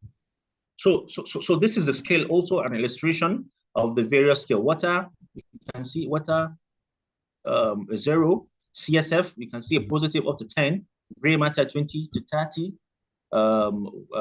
white matter, gray matter, blood 55 to 70, calcium-based substances from 200 up to what? 1,000. When we say this calcium-based substances, spongy bone, we don't expect a spongy bone to have the same Hounsfield unit with a compact bone, okay? You understand? So that's why it has a very long range, all right? But the brightest thing is what? The compact cortical part of a bone. So these are all reference values for us to look after or to put at the back of our mind. For us as physiotherapists that deal with a lot of patients with stroke, there are variations in this Hounsfield unit of fluid, especially in bleeding state. The age of the bleeding is a factor which determines the HU value. A recent bleed will have a HU value plus up to from 60 to up to 90. But this will reduce with time, okay? It reduces with time to some extent. Even if there is cerebral infarct, you have a similar density as that of a normal CSF density.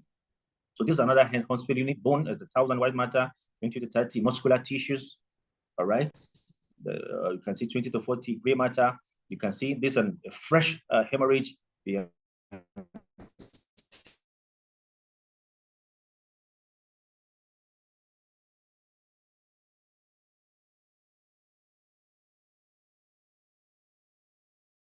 TH 65, 90 CSF. Okay, that's 1,000. Okay, good. Are we together? My network is indicating fluctuation. Are we together? We can hear you very well. But let me continue. Yes, we can hear you. Go ahead. Thank you, sir. Thank you, sir. Now, these images you can see, because just look at this. We have a range of structures that have confusing shadows, confusing density, confusing gray appearance. So what is somebody talking? No, don't worry, we'll be muting them. So what all right, sir. So we have different densities on a particular image, and it will look more confusing because the computer have a range of HU values to show you. Any kind of HU value it picks, it takes an average and show you. So the range of values of HU in a particular image are very wide. But your attention is on a particular area based on the patient's clinical indication and clinical history. Your attention is only on the cerebral tissue, what we call brain tissue.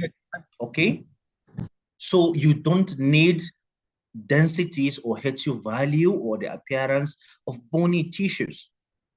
Okay, so you ask the computer, please remove the HU values that are extreme and leave me the HU values of brain tissue, which is usually, we say, within 60 to 90. Okay, and then the computer will now suppress the outliers. So that suppression of outliers and giving you the narrower range of values of what you want is simply windowing. Okay, or you can say, no, this patient has a history of trauma. And if there's a trauma, the first thing I should check for is the bone window. So please, computer, remove the outliers of HU values for brain tissue or soft tissue. Only give me the HU values for what? For bone. And the computer will remove the outliers and give you bone windows. Now, what it does, or give you bone windows, if usually the computer has maybe a scale of 100. Okay. It's preferable for her to go back to math. Yes, sir. That's what I want her. Okay. If the computer has a range, it can give you only a range of values 100s from 0 to 100, and it's giving you bone, fat. Yeah, that's what I want her to do. So somebody, Mr. Israel, sorry, please, can you mute yourself? Okay. Now, if computer can occupy or illustrate a HU value from 0 to 100, but within this 0, it has to give you air density, fluid density, bleed density, fat density, whatever, soft tissue bone density. And you now say, no, I only need soft tissue density or bone density. Sorry, soft tissue density. So it will now spread the only densities of brain, maybe within that from 20 to 60, it will now spread it within that 100 scale. And you can have more emphasized illustration of the cerebral tissue. You have larger scope of assessment of that brain tissue up to 100 spaces than to say you combine every tissue appearance on that 100 scale. That is a simple concept of windowing. Okay, and please let us develop this method of assessing structures within their windows, because you have greater amount of emphasized HU value appearance. Okay, so range value. The width is the range. The level is the center. The level usually controls the brightness. As you adjust the window level, you are adjusting the brightness. While as you adjust the width, either increasing the width, increasing the range of values, or reducing, you are improving the contrast. Those of us, we know our elder days, the televisions we have, you adjust the brightness, you also adjust what? Contrast. So when you adjust the window there are two options, the window width and the window level. The window width is narrowing or increasing the range of values the computer should adjust, while the level is the brightness, the central image. All right, you increase the brightness or you reduce what? The brightness. Are we together? That is it. So you can see just like this grayscale densities, 1, 2, 3, 4. Just these are not selected, and they will be mapped in a 100 scale. Okay, so this is what we are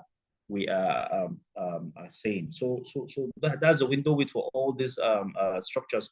For us, the brain has a window width up to 80. You can see, but subdural hematoma with aging, you can have up to 300, depending on the age, and the level is around 50 to 100. So soft tissue window, so lung, they have a window for mediastinum and also for the lung. So also for the spine and the temples, musculoskeletal system. So we go in again. There are patterns for approaching CT images. The orientation is the left side, your left side of the patient, your left side corresponding to the right side of the patient. So here, this is the right side of the patient, but you can see it's appearing on my left side. This is the left side of the patient, but it's appearing on my what? Left side. Here is the most anterior aspect of the patient. Here is the most posterior aspect of the patient. This shall be our guiding principle in approaching all of these radiological images, okay? So it's an inverse. The right side is my left side. The left side of the patient is my right side. Now we deal with landmarks. We are starting the anatomy proper now, radiological anatomy proper now. Okay, we deal with landmarks. Okay, and in landmarks, because the brain is a very intricate structure, has so many convoluted structures. Systematically, we know the tentorium, which is the condensation of fat cerebri, okay, invalidates an aspect of the brain. There are structures that are inside the tentorium, there are also that are outside the tentorium. On the last image here, you can see the falx, okay, at this level of tentorial hiatus divides, okay, and only empties the structures that are majorly found in the posterior cranial fossa. So we can close our eyes and comfortably say cuts where we are seeing, CT cuts where we are seeing posterior cranial structure are infratentorial cuts, while the bulk of the structures within the posterior, superior, anterior cranial fossa containing the frontal and bulk of the parietal lobe are supratentorial cuts. Okay, so the tentorium is another very good landmark. If I don't know, because I'll just be approached with this section, and I say what this section in the middle, this image, I'll be asked, what cut are you seeing here? I know I can't see any posterior cranial fossa structure, so I know these are structures seen outside the tentorium. So I can say these are supratentorial cuts. If that's the only thing I can remember. Okay, but if I can, so also here, these are supratentorial cuts. All right, but when we go deep, okay, when we go like I'm seeing a cut here at this level, I'm seeing what's it called, infratentorial posterior cranial fossa structures. I would definitely say they are infratentorial cuts. So tentorium is a landmark. Another landmark also is what? Corpus callosum, okay? There are cuts that are seen above the corpus callosum. There are cuts, structures that are seen at the level of corpus callosum. And of course, at the level of corpus callosum will be related, will be with the lateral ventricle. Then there are cuts below the what? Corpus callosum, which is classically the infratentorial cuts. Okay? All right. So if I'm dealing with structures that are at the level of the corpus callosum, what are the structures that I should be thinking associated with them? Is the lateral ventricle, isn't it? Is the frontal horn? Is what? parietal, and then the junction within the occipital, okay, horn, occipital lobe, sorry. Is it understood? Here above, I shouldn't be thinking of any lateral ventricular structure. All I'll be thinking is the cerebral hemisphere, the cerebral cortex. Here, I'll be talking of the midbrain structures. I should be thinking of the posterior cranial fossa structures, midbrain, brainstem, and then the Please use the pointer. We can't. I'm using the pointer. I thought you were seeing the pointer. Sorry. What about now? Yes. Maybe, oh, sorry about that. Maybe it's like if I project, you can't see the pointer. But I've been illustrating. Exactly. Can you see it now? I can't see, and your slide divided into two. I can't see anything. It's better now. But the pointer, can you see the pointer moving? Yes, I can see it now. I've been using the pointer. So this is why I said our second landmark is the corpus callosum. Look at it. All right, we have cuts above the corpus callosum. That's here. And there's, of course, I should think about structures that I only see here. I shouldn't be thinking about the ventricular system here. But at the level of the corpus callosum, yeah, there are structures that are related to the ventricular system. All right. There are structures that are related to the frontal lobe. There are structures that are related to the parietal lobe and even the superior part of the occiput. Now, what about at the beneath the corpus callosum, cut below the corpus callosum? I should be talking about midbrain structures. I should be talking about the brainstem. I should be thinking about what? The cerebellum. Are we together? Good. Now we move again. Once we move again to the, this is how you send a patient for a CT scan, and this is how the images are sent to you in hard copy, isn't it? We usually start from the base of the brain and we rise to the vertex of the skull. So it's a combination of both infratentorial cuts, infratentorial, this is tentorial hiatus, then we go to the supratentorial region, to the vertex. I remembered from the beginning of the class, this is what I said, that always start your assessment from the base of the brain, and then you move up towards the vertex of the skull. Okay? So we will discuss later. So what are these infratentorial landmarks or temporal structures? There are 3 levels to them. Below the fourth ventricle, so the fourth ventricle is our landmark in the infratentorial region. Below the fourth ventricle, at the level of the fourth ventricle, then above the level of the fourth ventricle, but still within the infratentorial region. Then supratentorial cuts, we have up to 4 levels. At the level of the third ventricle, then at the level low lateral ventricular level, then at the mid lateral ventricular level, then above the lateral ventricular levels. Okay, we will see the illustrations clearly on the CT image. So we are starting from below. From below, it says the posterior cranial fossa deeply that is occupying the infratentorial cuts, bordered by the occiput, clavus, petrous bone bilaterally. Of course, the tentorium forms a roof of the posterior cranial fossa. Now, the posterior cranial fossa is divided into anterior and posterior compartment. While the cerebellum occupies 2/3 of the cerebellum, the remaining 1/3 is occupied by the brain stem structure. So this is a CT image. You recall, this is the right side, this is the left side, this is the anterior, this is the posterior side. We say this is the clavus of the sphenoid bone anteriorly, forming the anterior border of the posterior cranial fossa. Can you see my cursor? This is what? The, what's it called? The petrous part of the temporal bone, and then the sphenoidal, okay, sorry, the occipital bone. And then we have cerebral tissues here filled. And we, from normal anatomy, these structures are filled by what? The cerebellum. Anatomically, we know the cerebellum has a right and left cerebellar hemisphere and a centrally placed what? Vermis. And we remembered that the ventricular system, the fourth ventricle, is what you find in between the cerebellum and the brainstem structure. So this is a density similar to CSF density, fluid density, black, isn't it? Isn't it? So this is a fourth ventricle, because that's the ventricular structure that is found within the what? Posterior cranial fossa. All right. And we can see, remember, we said the brainstem is connected to the cerebellum via the cerebellar peduncle. So that's the connection here.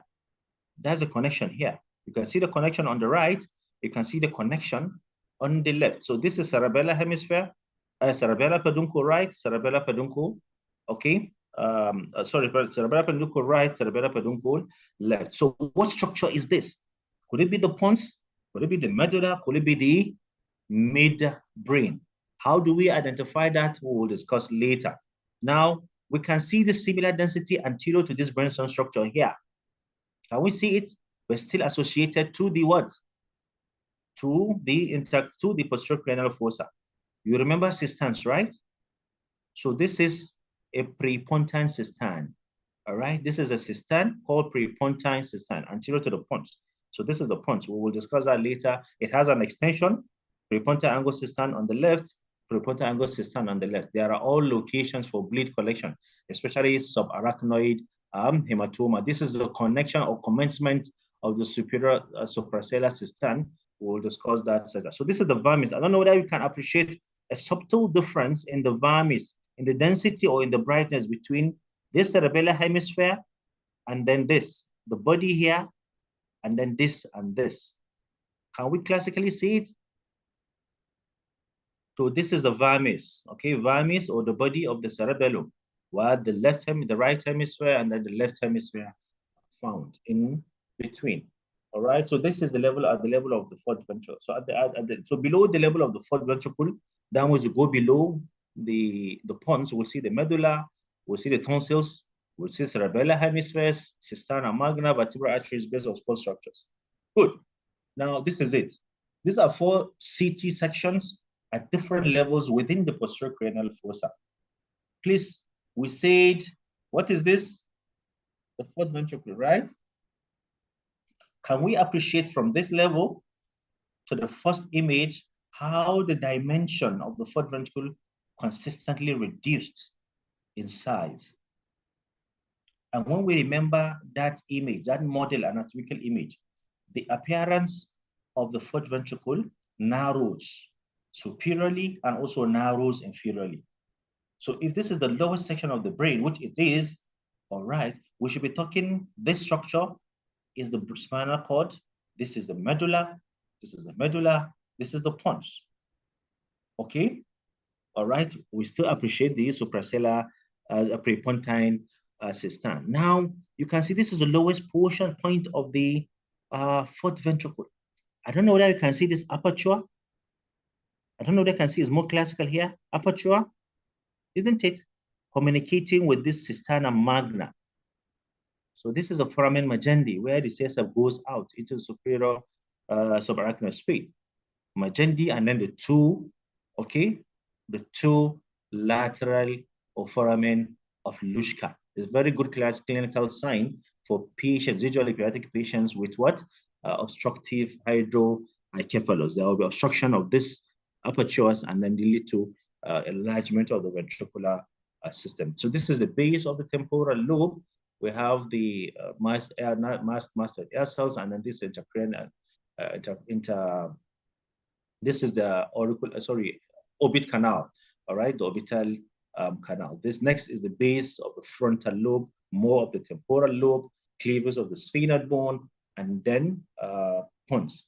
There is a very dot structure. Can you see only dot, a very bright hyperdense structure anterior to the pons? Can you see it here? This is the basilar artery, all right? It's arising, going to the salar region to form the circle, okay, of Willis. All right, can we appreciate that? Are you hearing me, please? Yes, sir. Thank you. Yes, sir. So we go up again. Now we are rising up. When we go up, we still see the basilar artery, we see the lower pons, middle cerebellar peduncles. Okay, the middle cerebellar peduncle is associated with the pons, right? The superior cerebellar is associated with the midbrain, while the inferior cerebellar is associated with the medulla. Prepontine cistan, we see it, cerebellopontine angle cistan on the left. We have shown that cerebellar hemisphere, cisterna magna, orbit. Geminal nerve is only seen on MRI, all right? But it's usually at the level of the suprasellar cistan. So we are still at the level. This is the widest dimension of the fourth ventricle. We can see the basilar artery, appreciate the pons, all right, and then the angles, isn't it? Here also, good. Appreciate it here, very delicate, well defined at the level, okay, of the pons or an MRI image, okay. So above the level of the ventricular system, we'll see vermis placed in the midline, cerebellar hemisphere. We'll begin to see midbrain structures, temporal lobe, the sylvian fissure will begin to be seen, and then the frontal lobe. So we are now approaching the junction of the tentorium or the tentorial hiatus, and it has a very classical sign. We are talking about pons. The superior part of the pons is the midbrain, all right, structure, and it has a very good classical appearance. Okay, now at this level you can see almost about 3 lobes. We can see the frontal lobe, we can see the temporal lobe, we can see the commencement of the occipital lobe, and this is the vermis of the superior part of the vermis, all right, of the what's it called, of the cerebellum. We look at this structure, well defined in the center. Okay, well defined in the center. Radiologically, we saw it is assumed as if it's the head of a rabbit or head of a Mickey Mouse. So this structure is called the midbrain. Okay, you can see centrally located, and it has a dot inside it. This dot is the connection between the third ventricle to the fourth ventricle, or what you call the cerebral aqueduct. Okay, now you can see there is an indentation in between these projections, okay, or as if the ears of the mouse, okay, and there is a fluid collection inside this depression, and it's a very good location also for subtle fluid collection, bleeding collection. So this junction or this place is another cistern. It is called interpeduncular cistern because these are the cerebellar peduncles that connect, okay, the midbrain to the cerebellum. So interpeduncular cistern. What? Cerebral aqueduct. Now, there's another cistern posterior to this midbrain structure, this head of a Mickey Mouse. Can you see it? It's assuming like a dish-shaped appearance, as if it's a dish. Can we see it? So posterior to it, this is called what? Ambient cistern. All right? Ambient cistern. At lower level, it's assumed a quadrigeminal shaped cistern. All right? Look at it posteriorly. It's called here in the CT quadrigeminal cistern because we are beginning to see what? The limb of the temporal horn of the lateral ventricle. That's the sylvian fissure, commencement of sylvian fissure, commencement of sylvian fissure, commencement of sylvian fissure. Okay, are we there? Good. We can see head of a Mickey Mouse sign, midbrain. You can see the dish-like appearance or the sail of a ship, a very thick metal. Okay, it used to hold or restrict ship from movement. Okay, dish-like or ambient cistern. You can see it, interpeduncular cistern, midbrain, and there are very important structures lying at this level. Okay, the amygdala, hippocampal are the midline, what's it called? The medial structures that are associated. They are the medial part of the temporal lobe, all right? The amygdaloid and the hippocampus.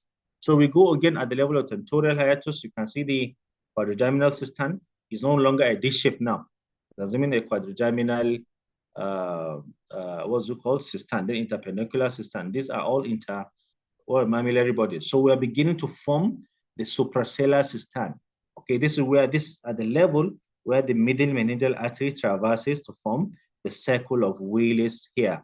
Okay, circle of Willis, mammillary bodies. This is suprasellar, okay, cistern. So we go in again, supratentorial cuts. This is at the level of the corpus callosum. Well, we're talking about the basal ganglia structure. So our landmark structure are third ventricle and then the lateral ventricular structures. So this is a cut at the level of the basal ganglia. This is the most confusing cuts most people feel, and because they are deep-seated nuclei, your patients suffer a lot, or most cases of intracerebral hematoma usually occur at this level, okay? At this level. So it's very good for us to acquaint ourselves with the anatomy, okay? Because in the pathology, they don't usually emphasize like this. So it's more clear on an MRI image than on a CT, but we can appreciate the appearance of this delicate structures. I remember when I was discussing a gross anatomical image, axial image of the brain, I said when I'm assessing basal ganglia, my structural landmark should be what? The anterior limb of the lateral ventricle, right? And I said the structure that is engaging the concavity immediately of the anterior horn of the lateral ventricle is caudal nucleus. This is the head of the caudal nucleus. Can I see it? Can we all appreciate it? Okay, concavity, head of the caudal nucleus. All right, isn't it? Now, that's the head of the caudal nucleus. Now, beneath it is on the midline, there's a narrow slit structure. What is the third ventricle? Bilaterally, assuming a quadrangular or diamond-shaped structure, is the thalamus. All right? It has somewhat the same brightness with the head of the nucleus. Then the lenticular nucleus. Lenticular, they are not well-shaped, okay, and CT, but you can appreciate them on MRI. The globus pallidus and then the putamen, right? All right, the thalamus, lenticular nucleus, caudal nucleus, then anterior limb of internal capsule, posterior limb of internal capsule, body of the lateral ventricle. So the body of the internal capsule. Then external or the posterior wall of the lenticular nucleus is what? The external capsule. External capsule. This is what the quadrigeminal system. Quadrigeminal, well-defined four borders. 1, 2, 3, 4. That is why it gets the name quadrigeminal. And then you can see the posterior limbs of the lateral ventricle, posterior limb of the lateral ventricle, anterior limb of the lateral ventricle. Did we appreciate this basal ganglia level?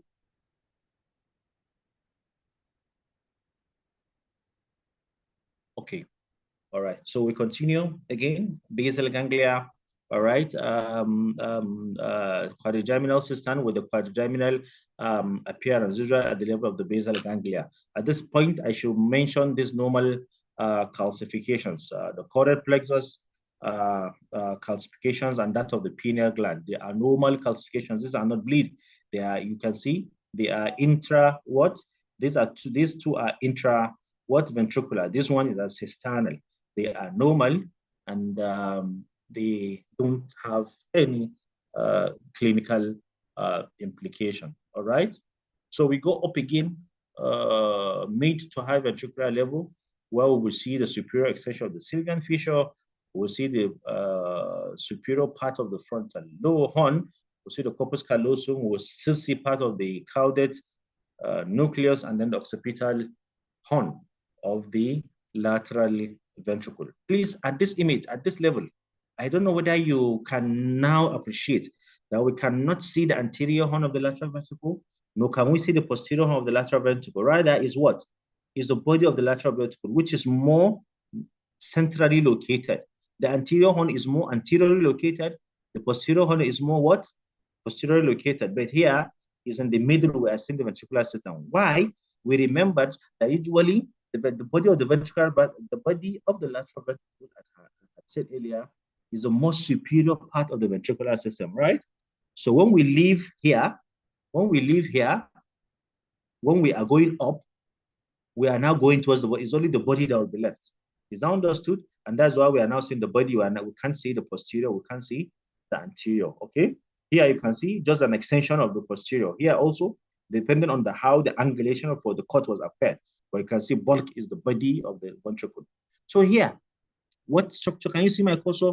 What structure is engaged to this limb? Is the genium of the corpus callosum. Here is the splenium of the corpus callosum. The splenium, can you see my cursor, right? The splenium of the corpus callosum, the genium of the corpus callosum, all right? Like here, in fact, at this level that I can't see anything, I should close my eye and say, this is remnants of the corpus callosum, indenting in between the body of the lateral ventricle. Is that understood? Are you with me, please? Am I communicating? Yes. We can hear you. All right, sir. All right, sir. Then so another landmark, another unique thing at any level that you can see any ventricular structure, the associated white matter structures here are called corona radiata, okay? At any level where you can see a density of a lateral ventricle, they are called what? Corona radiata. However, at upper levels like this, that I can't see any lateral ventricular structure, these associated white matter structure are called centrum semiovalle. Okay, centrum semiovalle. Now, you can see at this level, we are appreciating commencement of the interhemispheric fissure. You can see it's filled with the falx cerebri. That means we're approaching the vertex. And it's a very big problem for us to identify where is the central sulcus, because it has a very good clinical significance anatomically, isn't it? The precentral and then the postcentral, isn't it? Somatocentral and somatomotor areas. Now, how to do it, define it, is simply you use what you call the reverse omega sign. Okay, you look on the lateral aspect of the image and find a gyri that somewhat resemble an omega, but inverted omega sign. Look at it here. So this is a sulcus, central sulcus here. Look at another one here, somewhat omega sign. This is what? The central sulcus. So of course we know what is posterior, we know what is anterior. So also here, reverse omega sign, all right? Then reverse omega sign. If you go up, you'll appreciate it much, okay? Much better, all right? Then we go to the vascular anatomy. Vascular anatomy is very simple. Blood supply is via the circle of Willis, usually at the suprasellar, cistern. Usually these are cisterns that are seen at the level of the midbrain or the level of the temporal hiatus, where the suprasellar cistern forming the posterior communicating, anterior communicating, middle meningeal artery comes here, and then posterior communicating vertebrocellar artery come to form the circle of Willis. You can see how this is a contrast enhancement, how the posterior communicating and anterior communicating arteries are outlined. It's a very good location for people that have subarachnoid hematoma for us to assess. And we'll do that, okay, subsequently. So let's run quickly into what's it called, the spinal anatomy and the appreciation of them in the neck. The cervical vertebra classical feature is the presence of thoracic foramina, okay? Two lengths, C1, C2 are unique, while C3 to C7 are typical. So please, in assessing vertebra anatomy, because most at times patients that come, especially road traffic accidents, you see them, they have both cranial and then cervical issues. Here in AKTH, in fact, is a rule now, in as much as a trauma patient having cranial indication, we had to include the cervical vertebra, and it goes free for the patient. So we do cervical cranial CT exam. So it's best, the only high yielding view for assessing vertebral, cervical, or any vertebral anatomy, okay, is using the sagittal view. Okay, the sagittal view is the highest yielding view as far as vertebral anatomy radiologically is concerned. Why? Because it gives us a pan view, pan orientation of all the vertebrae. We expect, because they have normal tight arrangement, what happened to C2 might also involve C3, but we're only limiting ourselves on an axial view like this, would only be limited to a particular section, okay, of the vertebra, and to limit our range, okay, of diagnosis. But if I see an issue at the level of C2 here, it's good I assess it on an axial view to see the extent, okay, of transverse involvement. How deep is the fracture into the bone? Is it superficial or is it deep?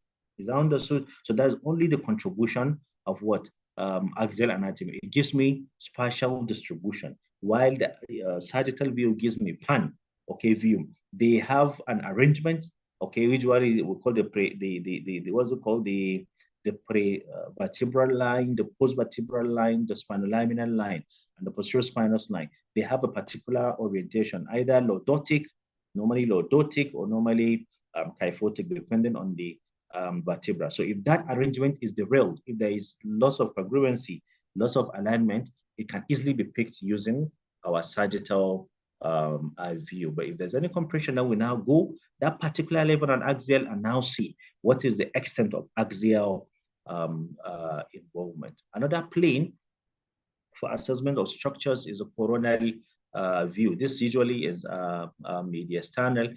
Okay, gives us a distribution of structures, how they are either more anteriorly or more posterior, and to their orientation, either to the left or to the right.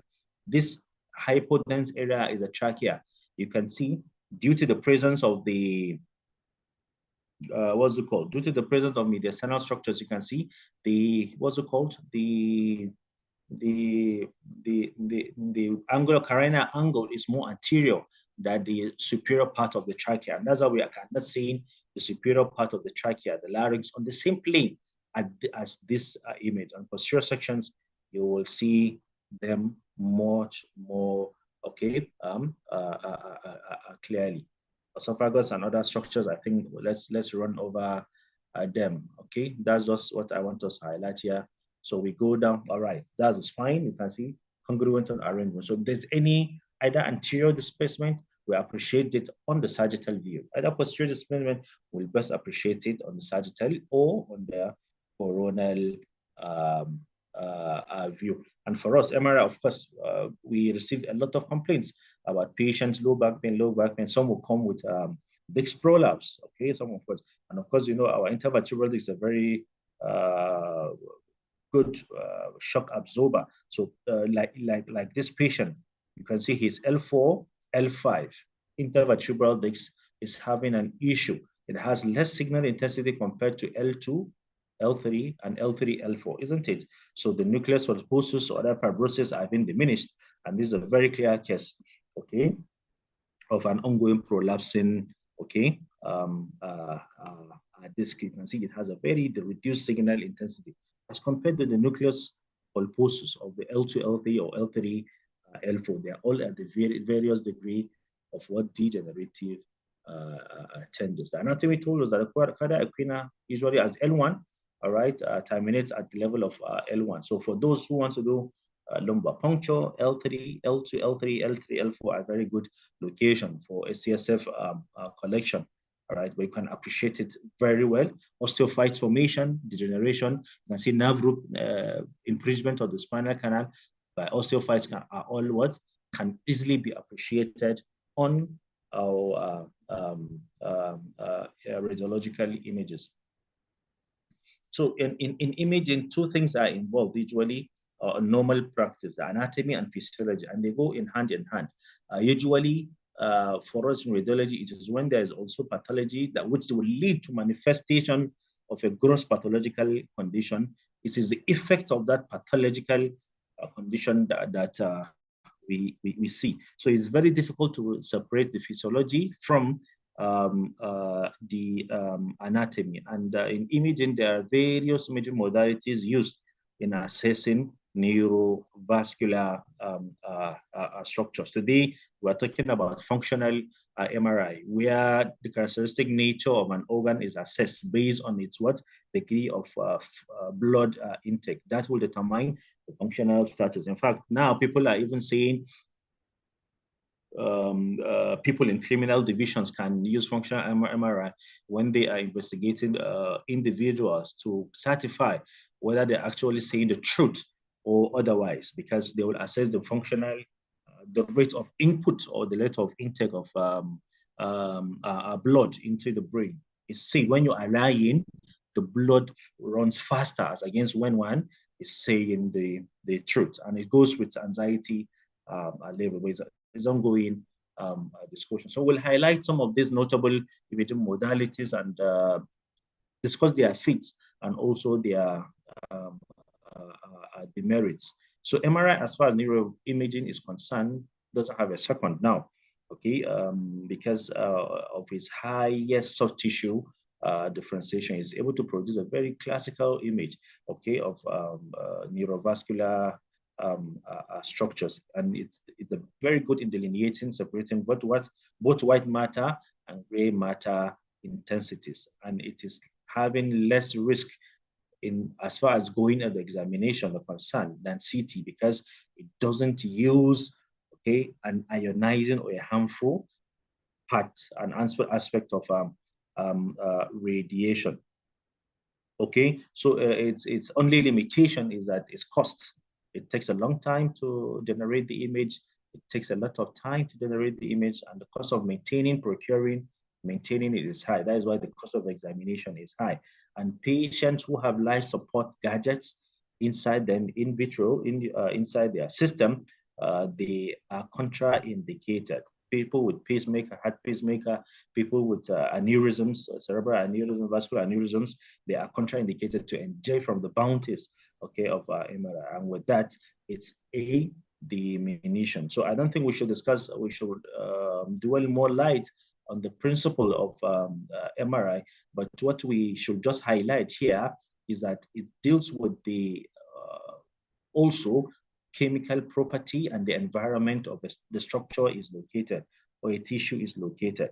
So there are structures that usually have a short time to reduce their signal to the MRI.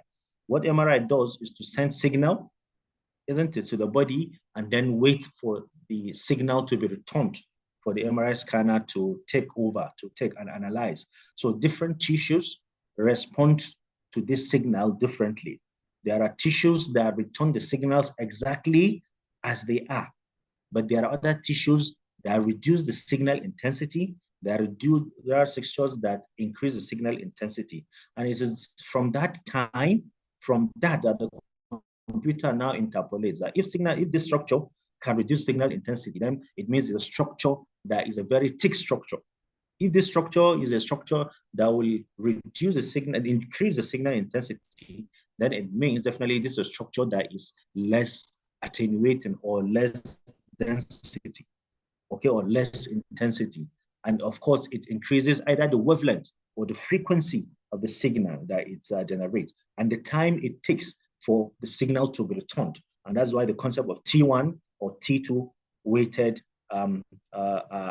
images. You can see here a vascular structure inside the brain. Look at the wavelength, how it changes the wavelength.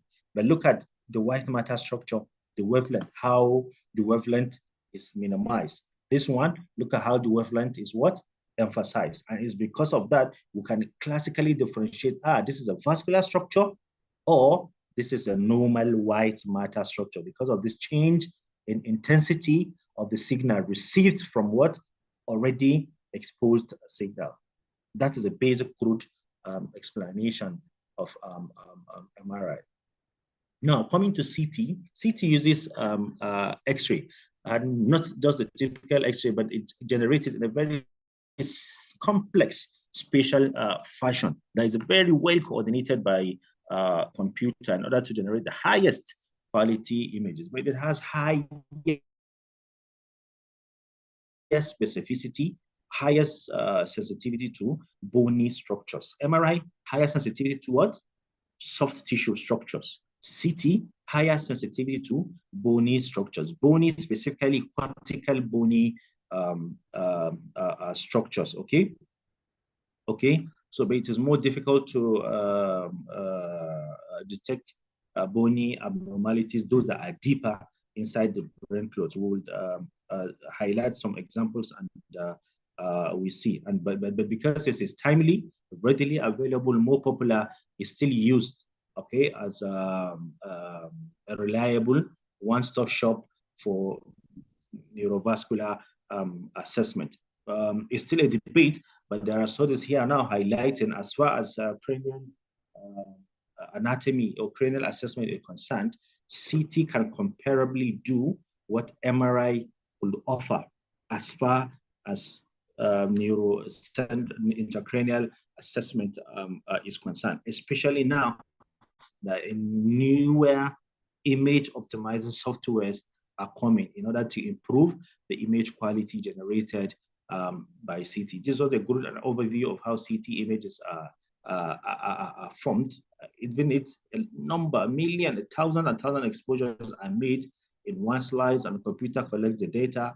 It transforms recording and makes meaning out of the data, and the data will now be produced as a CT image. It will be a function of those entities that we have shown, the three entities: density, atomic number, and then thickness. That will determine the HU value, and the spatial distribution of that readings will now be plotted on a graph like this, okay, what we call a voxel measurement. So we've discussed about the advantages of MRI, all right, multiplanar capability, non-invasive, non-use of ionizing radiation. This is another very good advantage of MRI over CT. Is very good in assessing posterior cranial structure, posterior cranial fossa structures. Unfortunately, CT has some limitation. We will see an illustration for assessing posterior cranial structure, posterior cranial fossa structure. So please let us take note and be careful when we are assessing posterior cranial fossa. We will have an illustration. And thank you for somebody who had asked, how can we differentiate, or how can we differentiate artifacts and either CT on MRI? We have that in a subsequent discussion. X-ray has been a traditional imaging modality used for assessing musculoskeletal structure. For bony abnormalities, it is a what's it called? The first imaging modality in order to do for us to assess bony involvement. Okay, because it's usually only high sensitive to bone and then very poor sensitive to soft tissue. So its application, cranial anatomy or cranial pathological assessment, is what diminished. Ultrasound is also useful in cranial assessment, but usually for pediatric patients. Now, a very newer, complex ultrasound equipment called high intensity focus ultrasound, HIFU, okay, is an emerging concept, okay, used for even treatment, okay, for patients with tremor, neuropathic pain, and other conditions. Focus ultrasound will be directed deeper into a particular level of predetermined level in the human body, okay, for treating some of these patients. But it's an ongoing discussion, and research is ongoing, okay, on its prospect. MRI signal intensity, I believe we all have the concept of, okay, signal, a high signal intensity appear white, intermediate gray, low signal intensity will appear black. So the language we use to identify structure that are bright in MRI is intensity, right? But in CT is what? Density, isn't it? Hypodense, hyperdense, hyperintense, hypointense. And ultrasound, hyperechoic because it does echo, or hypo, okay, echo. So these are some of the common intensities we see on MRI. These are the technical values for us. I think don't bother yourself with it, TR and TE. We just know that there are T1 weighted and T2 weighted. Those are the common MRI images. But how do they appear? How do these four common structures appear on a CT image? Please note that the T1 is always the opposite of a T2. So also the T2 is always the opposite of a T1. So they are always rivals. If a structure on T1 appear low signal intensity, then on T2 it must appear on high signal intensity, and vice versa, all right? So usually T1 fluid, it appears low or dark signal intensity, but on T2 it appears bright or high signal intensity. Fat appears high signal intensity or gray, and then in what's it called? In T2 it appears low signal intensity or dark gray. The brain, that is the brain, okay? If you want to be specific, the gray matter appear high, while the low matter appear low. The white matter appear low. So also on T1. However, bleeding, well, sorry, edema, inflammation.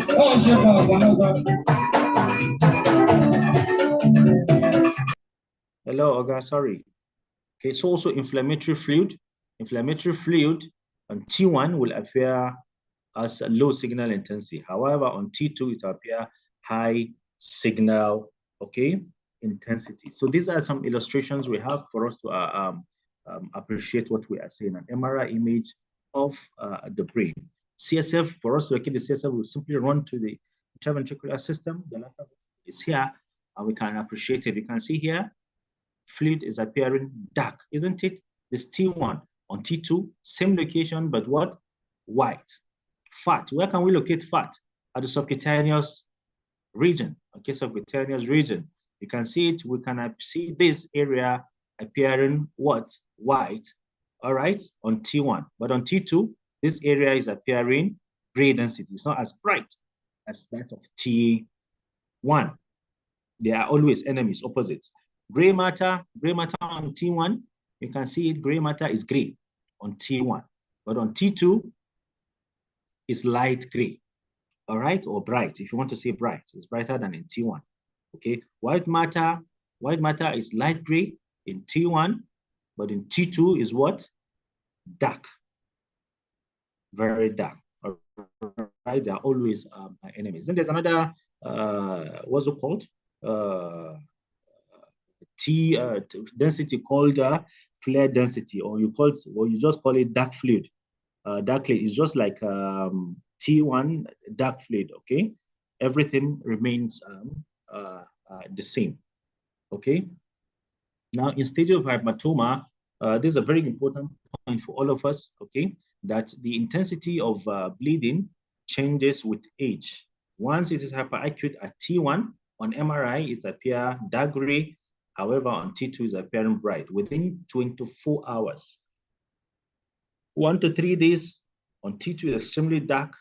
On T1 is still dark. More than 3 days subacute, that are subacute phase, you can see at T1, it will still appear hyper intense, but on T2, hypo intense.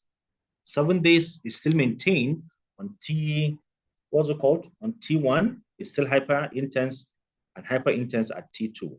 But more than 2 weeks, everything is what? And that's when cerebral infarct begin to set in. So when consistently, I think it's easier for us to appreciate acute state at T1, because usually they are gray, 3 days to 7 days, they are hyper intense. More than 2 weeks, then this is what? Hypo intense, as compared to T2 that is much more, okay, confusing. Is that noted?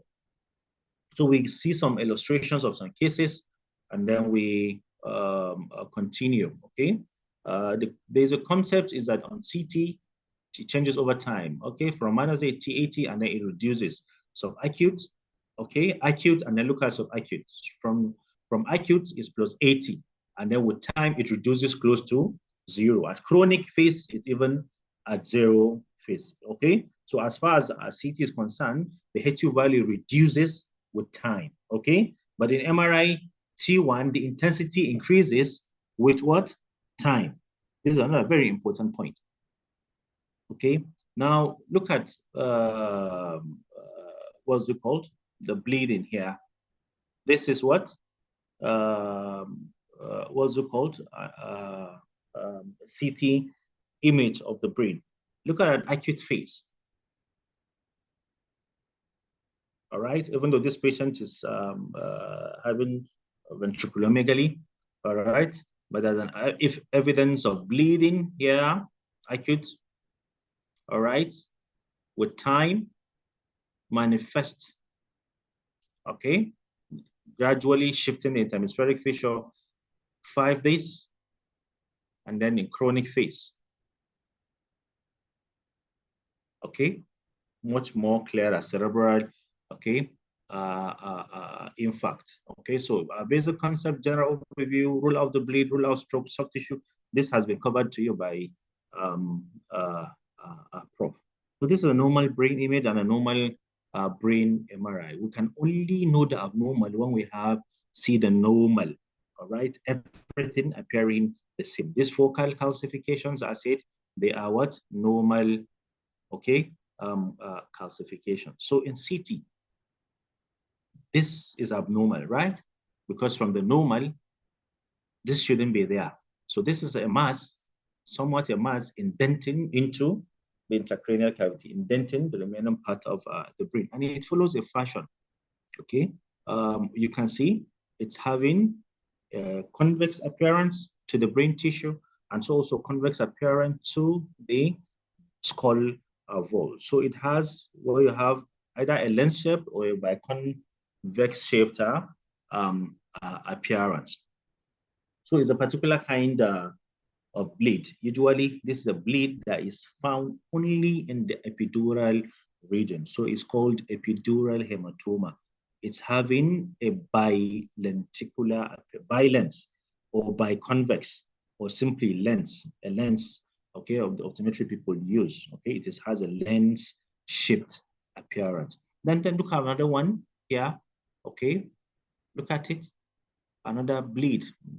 Okay, extended, and it's following the fashion of the skull vault or the orientation of the subarachnoid, okay, area. So subarachnoid space is a very big space, okay, fellows at CSF.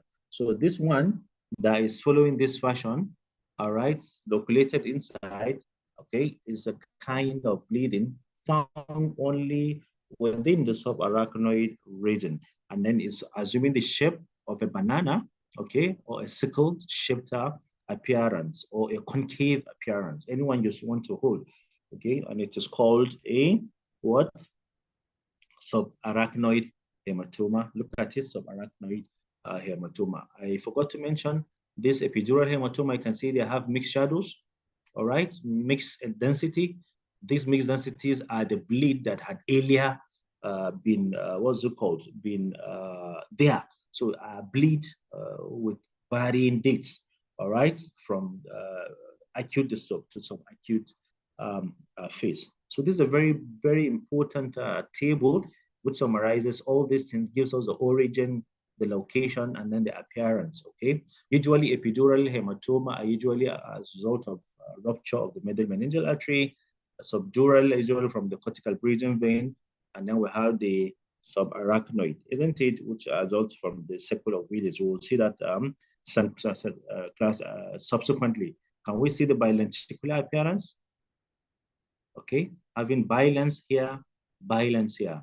Here is also a banana shaped or a sickle shaped appearance, okay? Or convex appearance, or moon crescenteric, where here is also arachnoid, or what's it called suprasellar, outlining the suprasellar system, where okay the middle meningeal artery and the optic chiasma are formed. So subdural, isn't it? Banana shaped, crescenteric, epidural, okay, bilenticular, all right? That's it, intracerebral, subarachnoid, okay, subarachnoid, intraparenchymal, yeah, another intraparenchymal, intracerebral, okay, okay. Appreciate, here is what? Subdural, okay, hematoma, all right? We still appreciate them. Here is a mix, okay, an acute bleeding with a chronic one. All right, you can see it's all the subarachnoid type of hematoma. Okay, we should never forget, okay, to mention this interhemispheric shift. Most of the times, all right, there are some bleeds that will cause lateral deviation like this.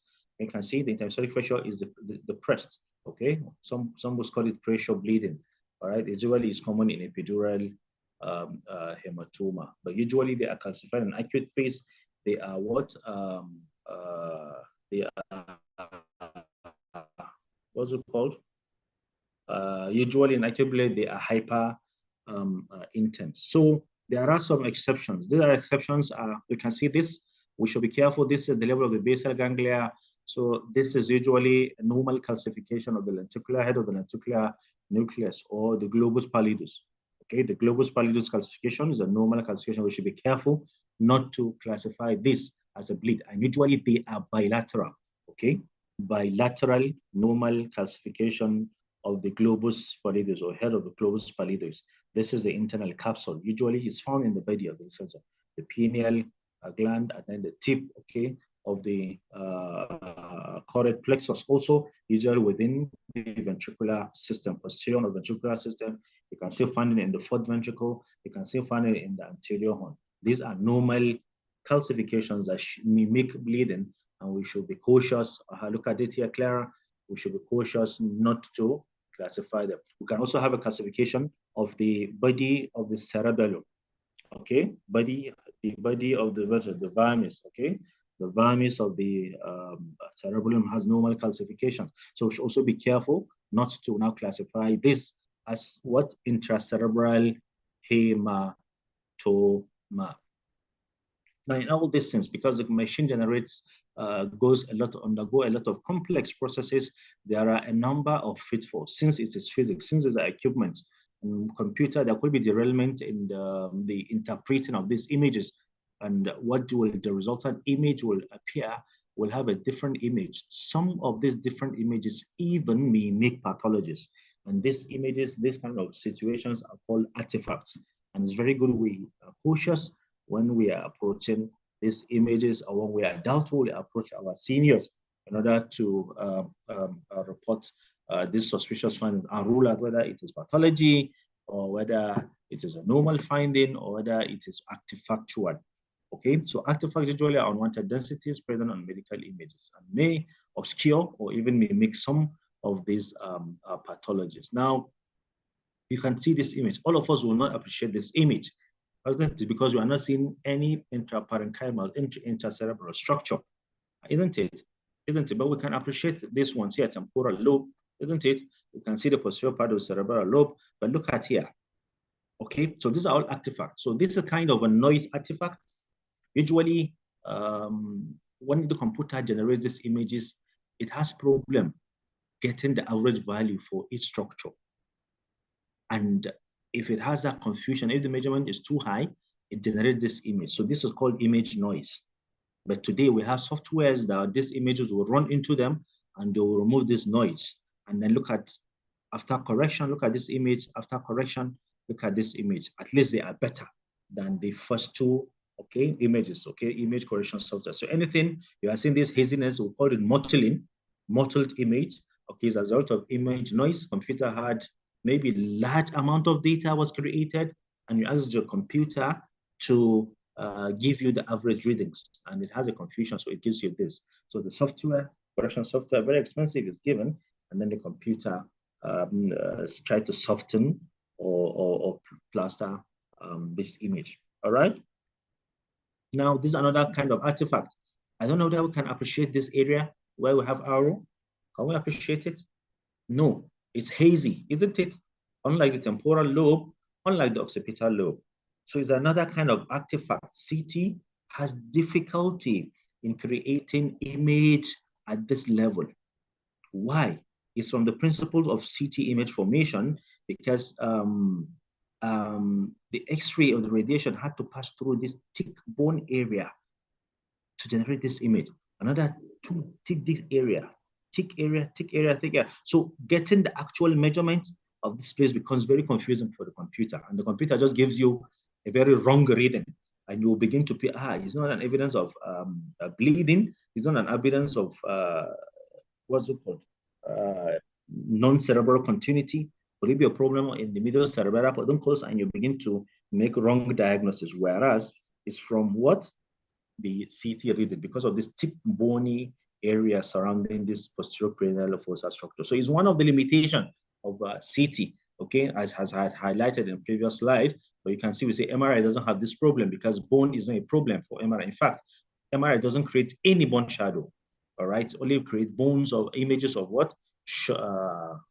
Soft tissue. So please remember this as a limitation of CT, and be cautious when you are assessing images, CT images at this level. Is that understood? Good. Then this is another kind of software, sorry, another kind of artifact. We call it metallic software. Unfortunately, these imaging modalities are complementing each other. If this can't do, we go to this. All right, just the previous posterior cranial fossa limitation, we say we go to MRI, right? Now, this is a limitation of MRI. MRI patients with metallic implants can enjoy MRI. Can't, isn't it? Because of potential forceful dislodgement of the metal. So they can go to CT. And if they go to CT, they will enjoy CT. But sometimes this metal, if they are thick, look at the resultant image appearance. We call this metallic artifacts. All right? And of course, now there are still computers, also softwares, also that are used to reduce the impact of this spiking, origin focal spiking density from the metal. And look at the correction is done. And then at least you can appreciate the cerebral parenchymal tissue and even the surrounding bleed, okay, within the aneurysmal clip. Look at it here, look at another one here, and then look at how the signal was suppressed. And we can make sense out of the remaining parenchymal artifact. Now, in all imaging modalities, motion is the greatest enemy or the most common artifact. We need our patients to remain still when we are creating the images.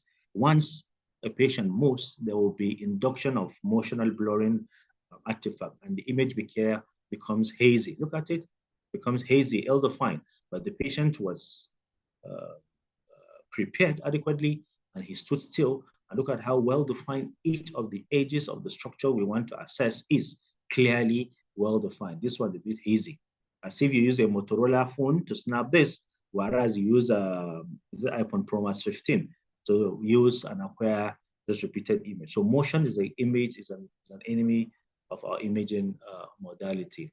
This is another artifact I'm just discussing. So for us to update, these are called photon starvation artifact. All right, still the CT kind of artifact where the computer, the radiation has difficulty to penetrate thicker structures. So there is less amount of information from these areas. But you forcefully say the computer generate image for me, then the computer will just generate anything for you. And these areas are areas where there are no readings. And of course, computer was telling you, I don't know anything about this area. I don't know anything about this area. Okay, it is called photon starvation, okay, artifact. Okay, that is all for the class. I hope I've communicated, and we're expecting questions from you. Thank you very much.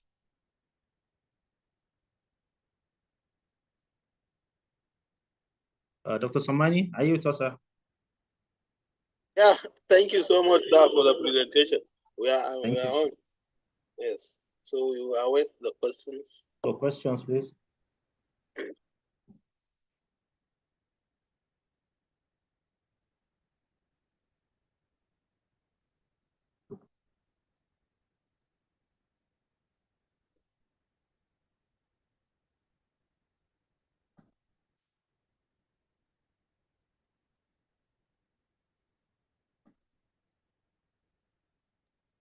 Somebody has raised hand.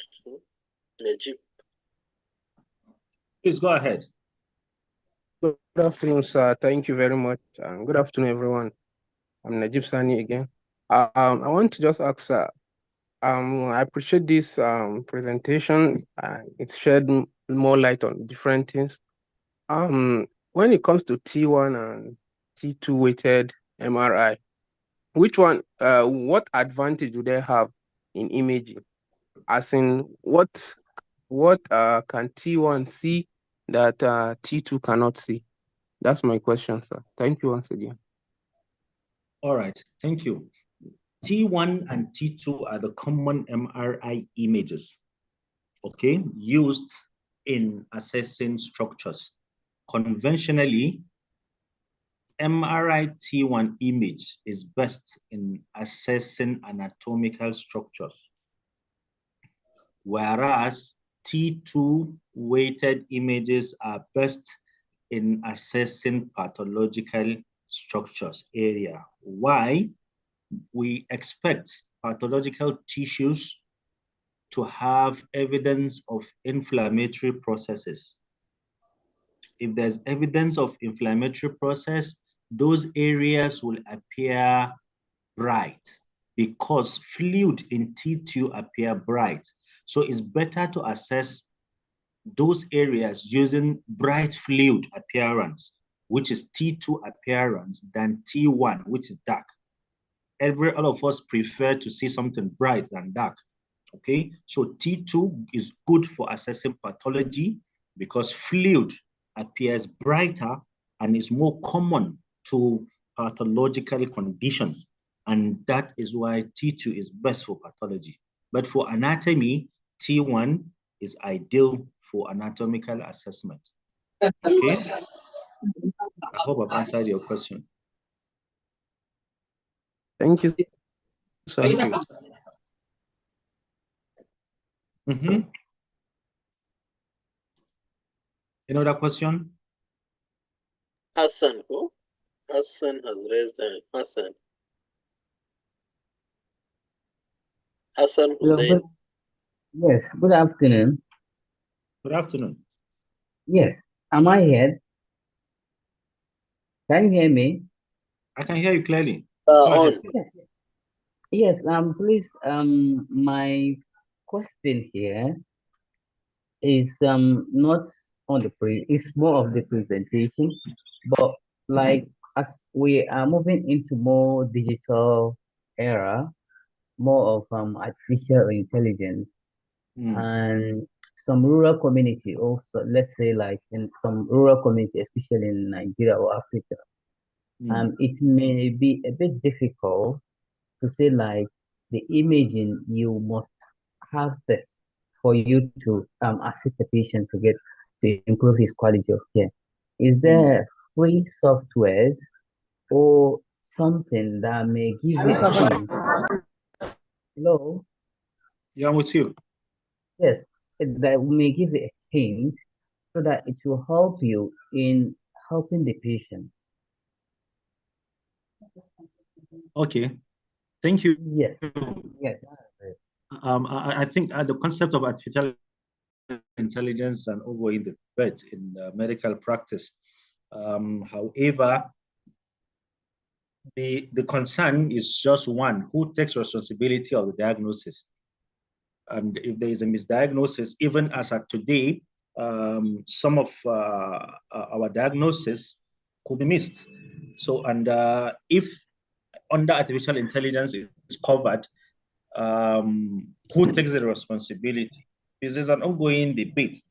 I know there are a lot of organizations that are championing this, and it makes life easy for us in radiology because most of our images are electronic based, and the computer is being taught. There are a lot of works ongoing, but the question remains: who takes responsibility? Okay, for misdiagnosis. That is where the confusion is. So as far as I'm concerned, in rural settings, since there are telemedicine and teleradiology, and these images are usually electronically generated and digitally acquired, they can easily be transmitted to a professional who can give his professional input and tag his name for anything that may come afterwards. But we don't know tomorrow. Okay, we could have a better way of incorporating AI into radiology. Thank you. I don't know whether I have answered your question. Yes, actually you have answered it, and I get the information. Because like someone may say like, how do you say? Because some people may say it's difficult. Yes, yes, because you know the diagnosis. Once you make a diagnosis, it gives you, the physician gives you the direction of the next line of action. Now, what if it was a misdiagnosis? There is a bleeding, and because this system wrongly picked, there is no bleeding, and you recommend for management of stroke, or even if he's a soldier and he now goes and take the patient to the theater, open up, and there is no bleed. Who takes responsibility? So those are the things. All right. So this is it. Dr. Samani, there are so many questions, I think, in the chats area. Thank you. Okay, in the chat, right? Let's see.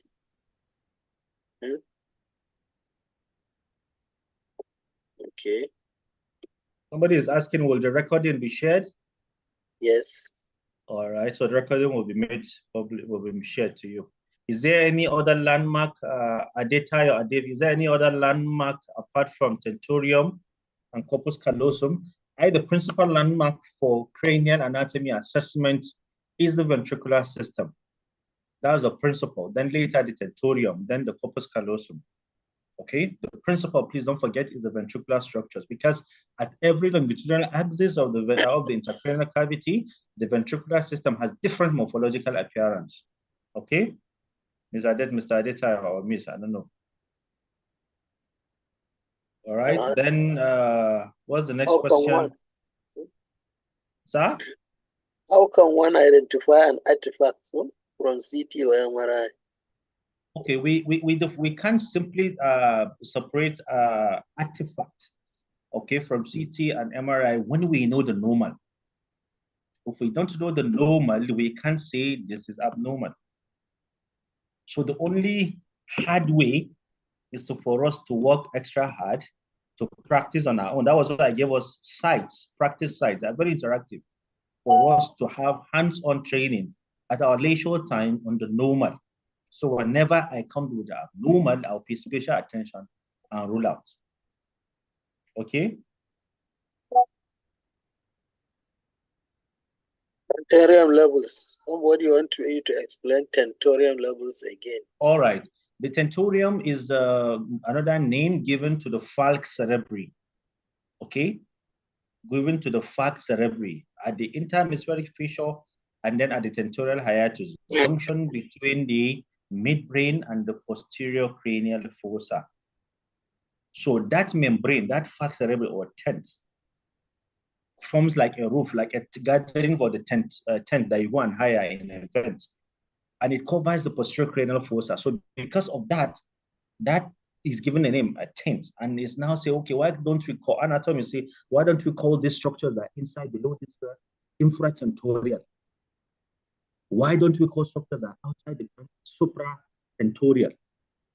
Okay, so it's just an invagination of falx cerebri that runs into the interhemispheric fissure and divides, when it comes to the tentorial hiatus, divides the posterior cranial fossa, separates it from this, anterior from the posterior cranial fossa. It's well appreciated on the coronal view, and there is an image there attached to you. Okay? Fine, as to be. How can one differentiate between artifacts and dark gray appearance due to pathology? All right, it's not all artifacts that appear at dark gray. One thing we should know, artifacts, is that they have a uniform kind of appearance. Those uniform kind of appearance will be intervening with the normal appearance of anatomical structures. Be it ring artifact, be it motion artifact, be it what's it called, partial volume artifact, or be it tube aliasing, current artifact. They'll have a spatial package, uniform package of appearance throughout the image. But if it is what's it called, pathology, pathology will only be focal. It will only be one area, but artifact will cover all the areas. If we run through the you can see, can we all see? If we run through these artifact slices that we are seeing, can we all see what we are seeing? Can we all see the images, how they appear? They intervene.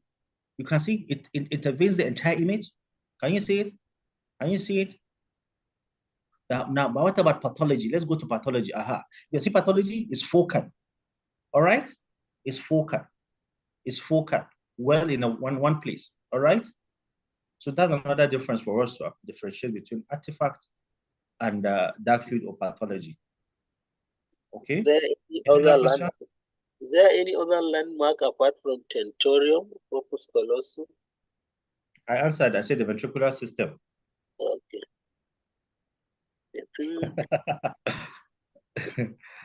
Mr. Adeta, I say I didn't allow people to see my face. Okay. All right. Let me. I think because of that network challenge, I understand. There is what's it called. So here's my face, ma. Oh, sir. Can you see me now? Because of the network challenge, network was breaking. That was why I had to reduce the consumption of data so that we would. I don't know that answer this. How do we reconcile discrepancies between radiological findings and clinical presentations? Okay, I think that was the problem. Yeah, I saw that question, and that is why the need for what's local sharing of ideas. Okay, most times we generate the image. We even prefer, let's review the images together with the clinician managing them, and he will contribute, but he will now come to a confidence. But we all know the nature of work in Nigeria, and our hospitals so biting that we have less time to all do these things. But usually we prefer patients to be referred with radiology with sufficient amount of clinical information, which will guide in having an informed diagnosis. Okay. So any other question?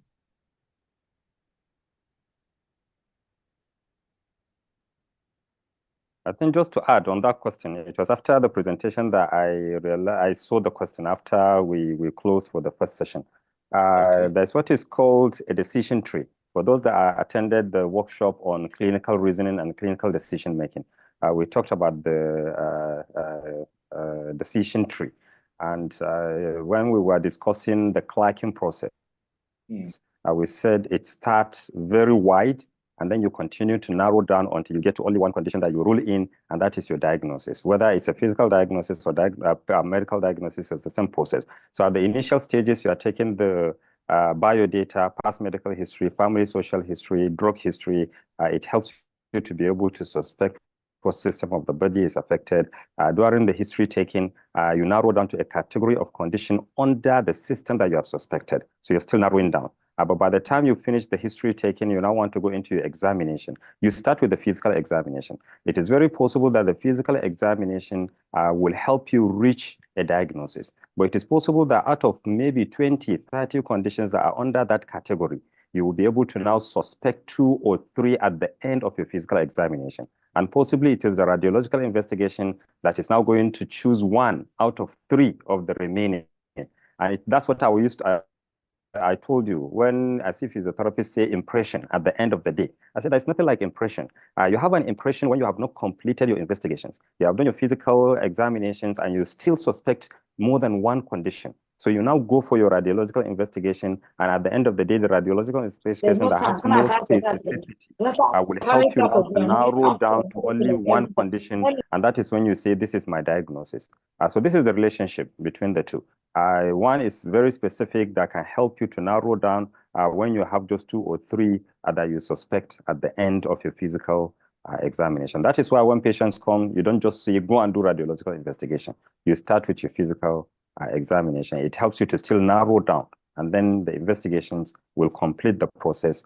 And then it is possible that you still do the investigations and you still come back to do more physical examination.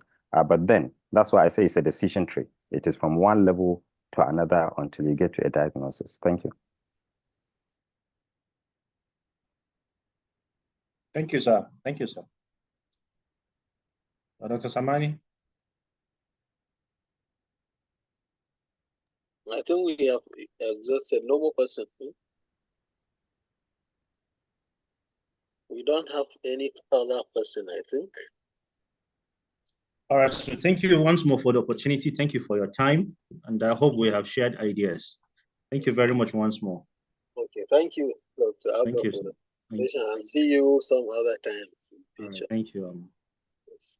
So I don't know, props. I don't know whether you have, if you have addition, like you want to. There are some places to say you want to continue. Well, I think what we are going to do, well, we can continue if people are happy with that. You can give comments. If you want us to look at those slides that we did not look at, we can do that. But before we get feedback on that, there's something that is very important that I just want to mention. As I've said earlier, when I was speaking, I was getting out of breath. I had to catch my breath, and it's because there are many slides. Look at about 270 something, I think. I've shared them. And as I've said, it's just too much to take within a few hours. Now, I remember when we did a systems review. In fact, someone even asked if we can have sessions on just looking at, what do you call it, case studies. And I was going to post on the system review platform. But now that we have a similar case, I just want to say that we are going to have follow-up sessions. For the systems review, it's going to be a case scenario, individual case scenarios. So from what we have learned, People will go away, they will see patients, they will write down their case scenario, how they saw the patients, what sorts of organic pathologies they identified from screening, the medical screening. And in the next 3 to 4 weeks, we are going to now have 2, 3, or more sessions, depending on the number of people that have shown interest to join that class. It's going to be in the evening from 8:30 to 9:30, between Monday to Thursday. So what we are going to do is that people will do their case scenarios, and when we get to the platform, they will present in maybe say 5 minutes, and then others are going to make comments, and then they will get feedback. And then we'll move on to another person's case scenario. We'll continue to do that until we exhaust the ones that we have. So I think we are going to do similar case with this radiological principles of neurological physiotherapy. People will go away. We are going to give dates. Dr. Somani, maybe you will help us coordinate this. You will give dates, we will give time, and then people are going to show interest, and then maybe a few days to the date that we are going to meet, they will send their case studies, and then we'll present the case studies, discuss them, give feedback. So there's something with this. So people are going to go and look for images, radiological images. You can take a CT, an MRI, whatever it is that is for a neurological condition, either online or physical. You take the pictures, whichever one. At the end of the day, you are going to identify where the anatomy is that the patient has a problem with, and then you also describe what the pathology is, and then you come back, send it, and then we'll present it, discuss it, we'll give feedback. And I think that way, maybe we'll do something that will be much more practical and much more applicable to in the practice. So this is just what I have in mind. If there are any comments on that or requests that will make this to go more smoothly and more applicable and help you more in practice, let me just open the floor for comments on this.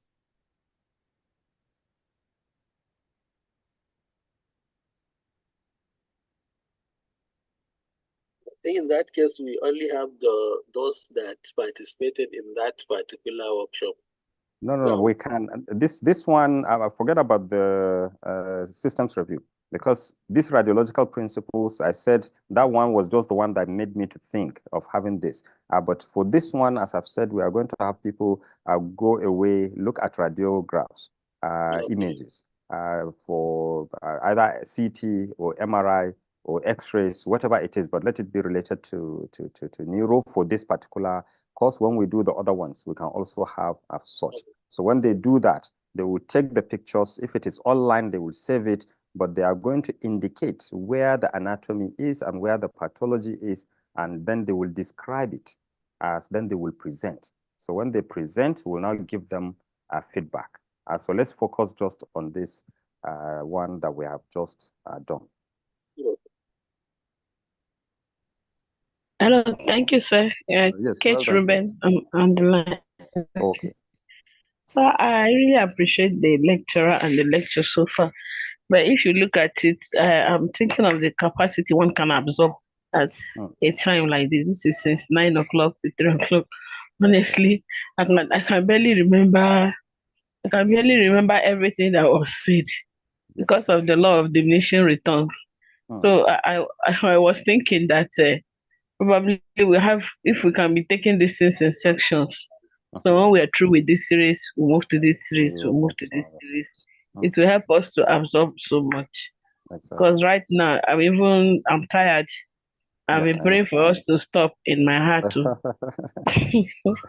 So I'm trying to lay hands on the few, the much I've been able to grab, so that I don't lose so much. That's my own take on it. Okay. But to So look for that's okay, and that's why I said let me better. not just go ahead. Let me ask for people's opinion. So what we'll do is that when we come to do those sessions that are more practical, maybe we'll just take 20 minutes to review what we have done, or 30 minutes to review what we have done, and then we'll now have presentations from individuals, so that whatever it is that you have missed, because everything is packed together within just a few hours, we can take it bit by bit. And we'll take maybe 5 days Monday to, we usually have a train the trainers on Friday. That's why I didn't include Friday. But we can have Monday to Thursday. And if it's not enough, we can move to the next week, another Monday to Thursday.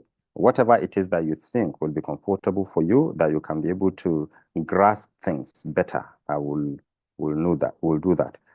Yes, so thank you, Kate. We will not go to those slides, back to those slides. We'll stop here. But Dr. Samani is going to communicate the plan for this follow-up. But this follow-up will not be more of theory. It's going to be more of practical, and it's going to be you presenting what you have seen in the images of your patients or what you have downloaded online, identified where the pathology is, describe it, and then present it, and then you will be able to get feedback. So that way, I think you have much more capacity to go back and do more with patients as you study their images. That would be nice. So we're looking So forward Dr. to Samani, back to you. I think we're not going to go back to the slides. Okay, wonderful. Thank you.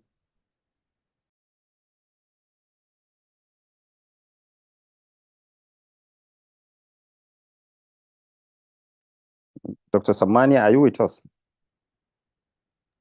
Yes, sir. Okay, so I think we are done. We'll not continue, but over to you for the concluding remarks. Okay, so we thank everyone who participating, but we are still calling on people to respond to the survey. We still have less than 100 responses. Please help us to respond to the survey in order to improve on the services rendered. So thank you all. All other informations will be provided in the WhatsApp group. Thank you and see you next time, next week.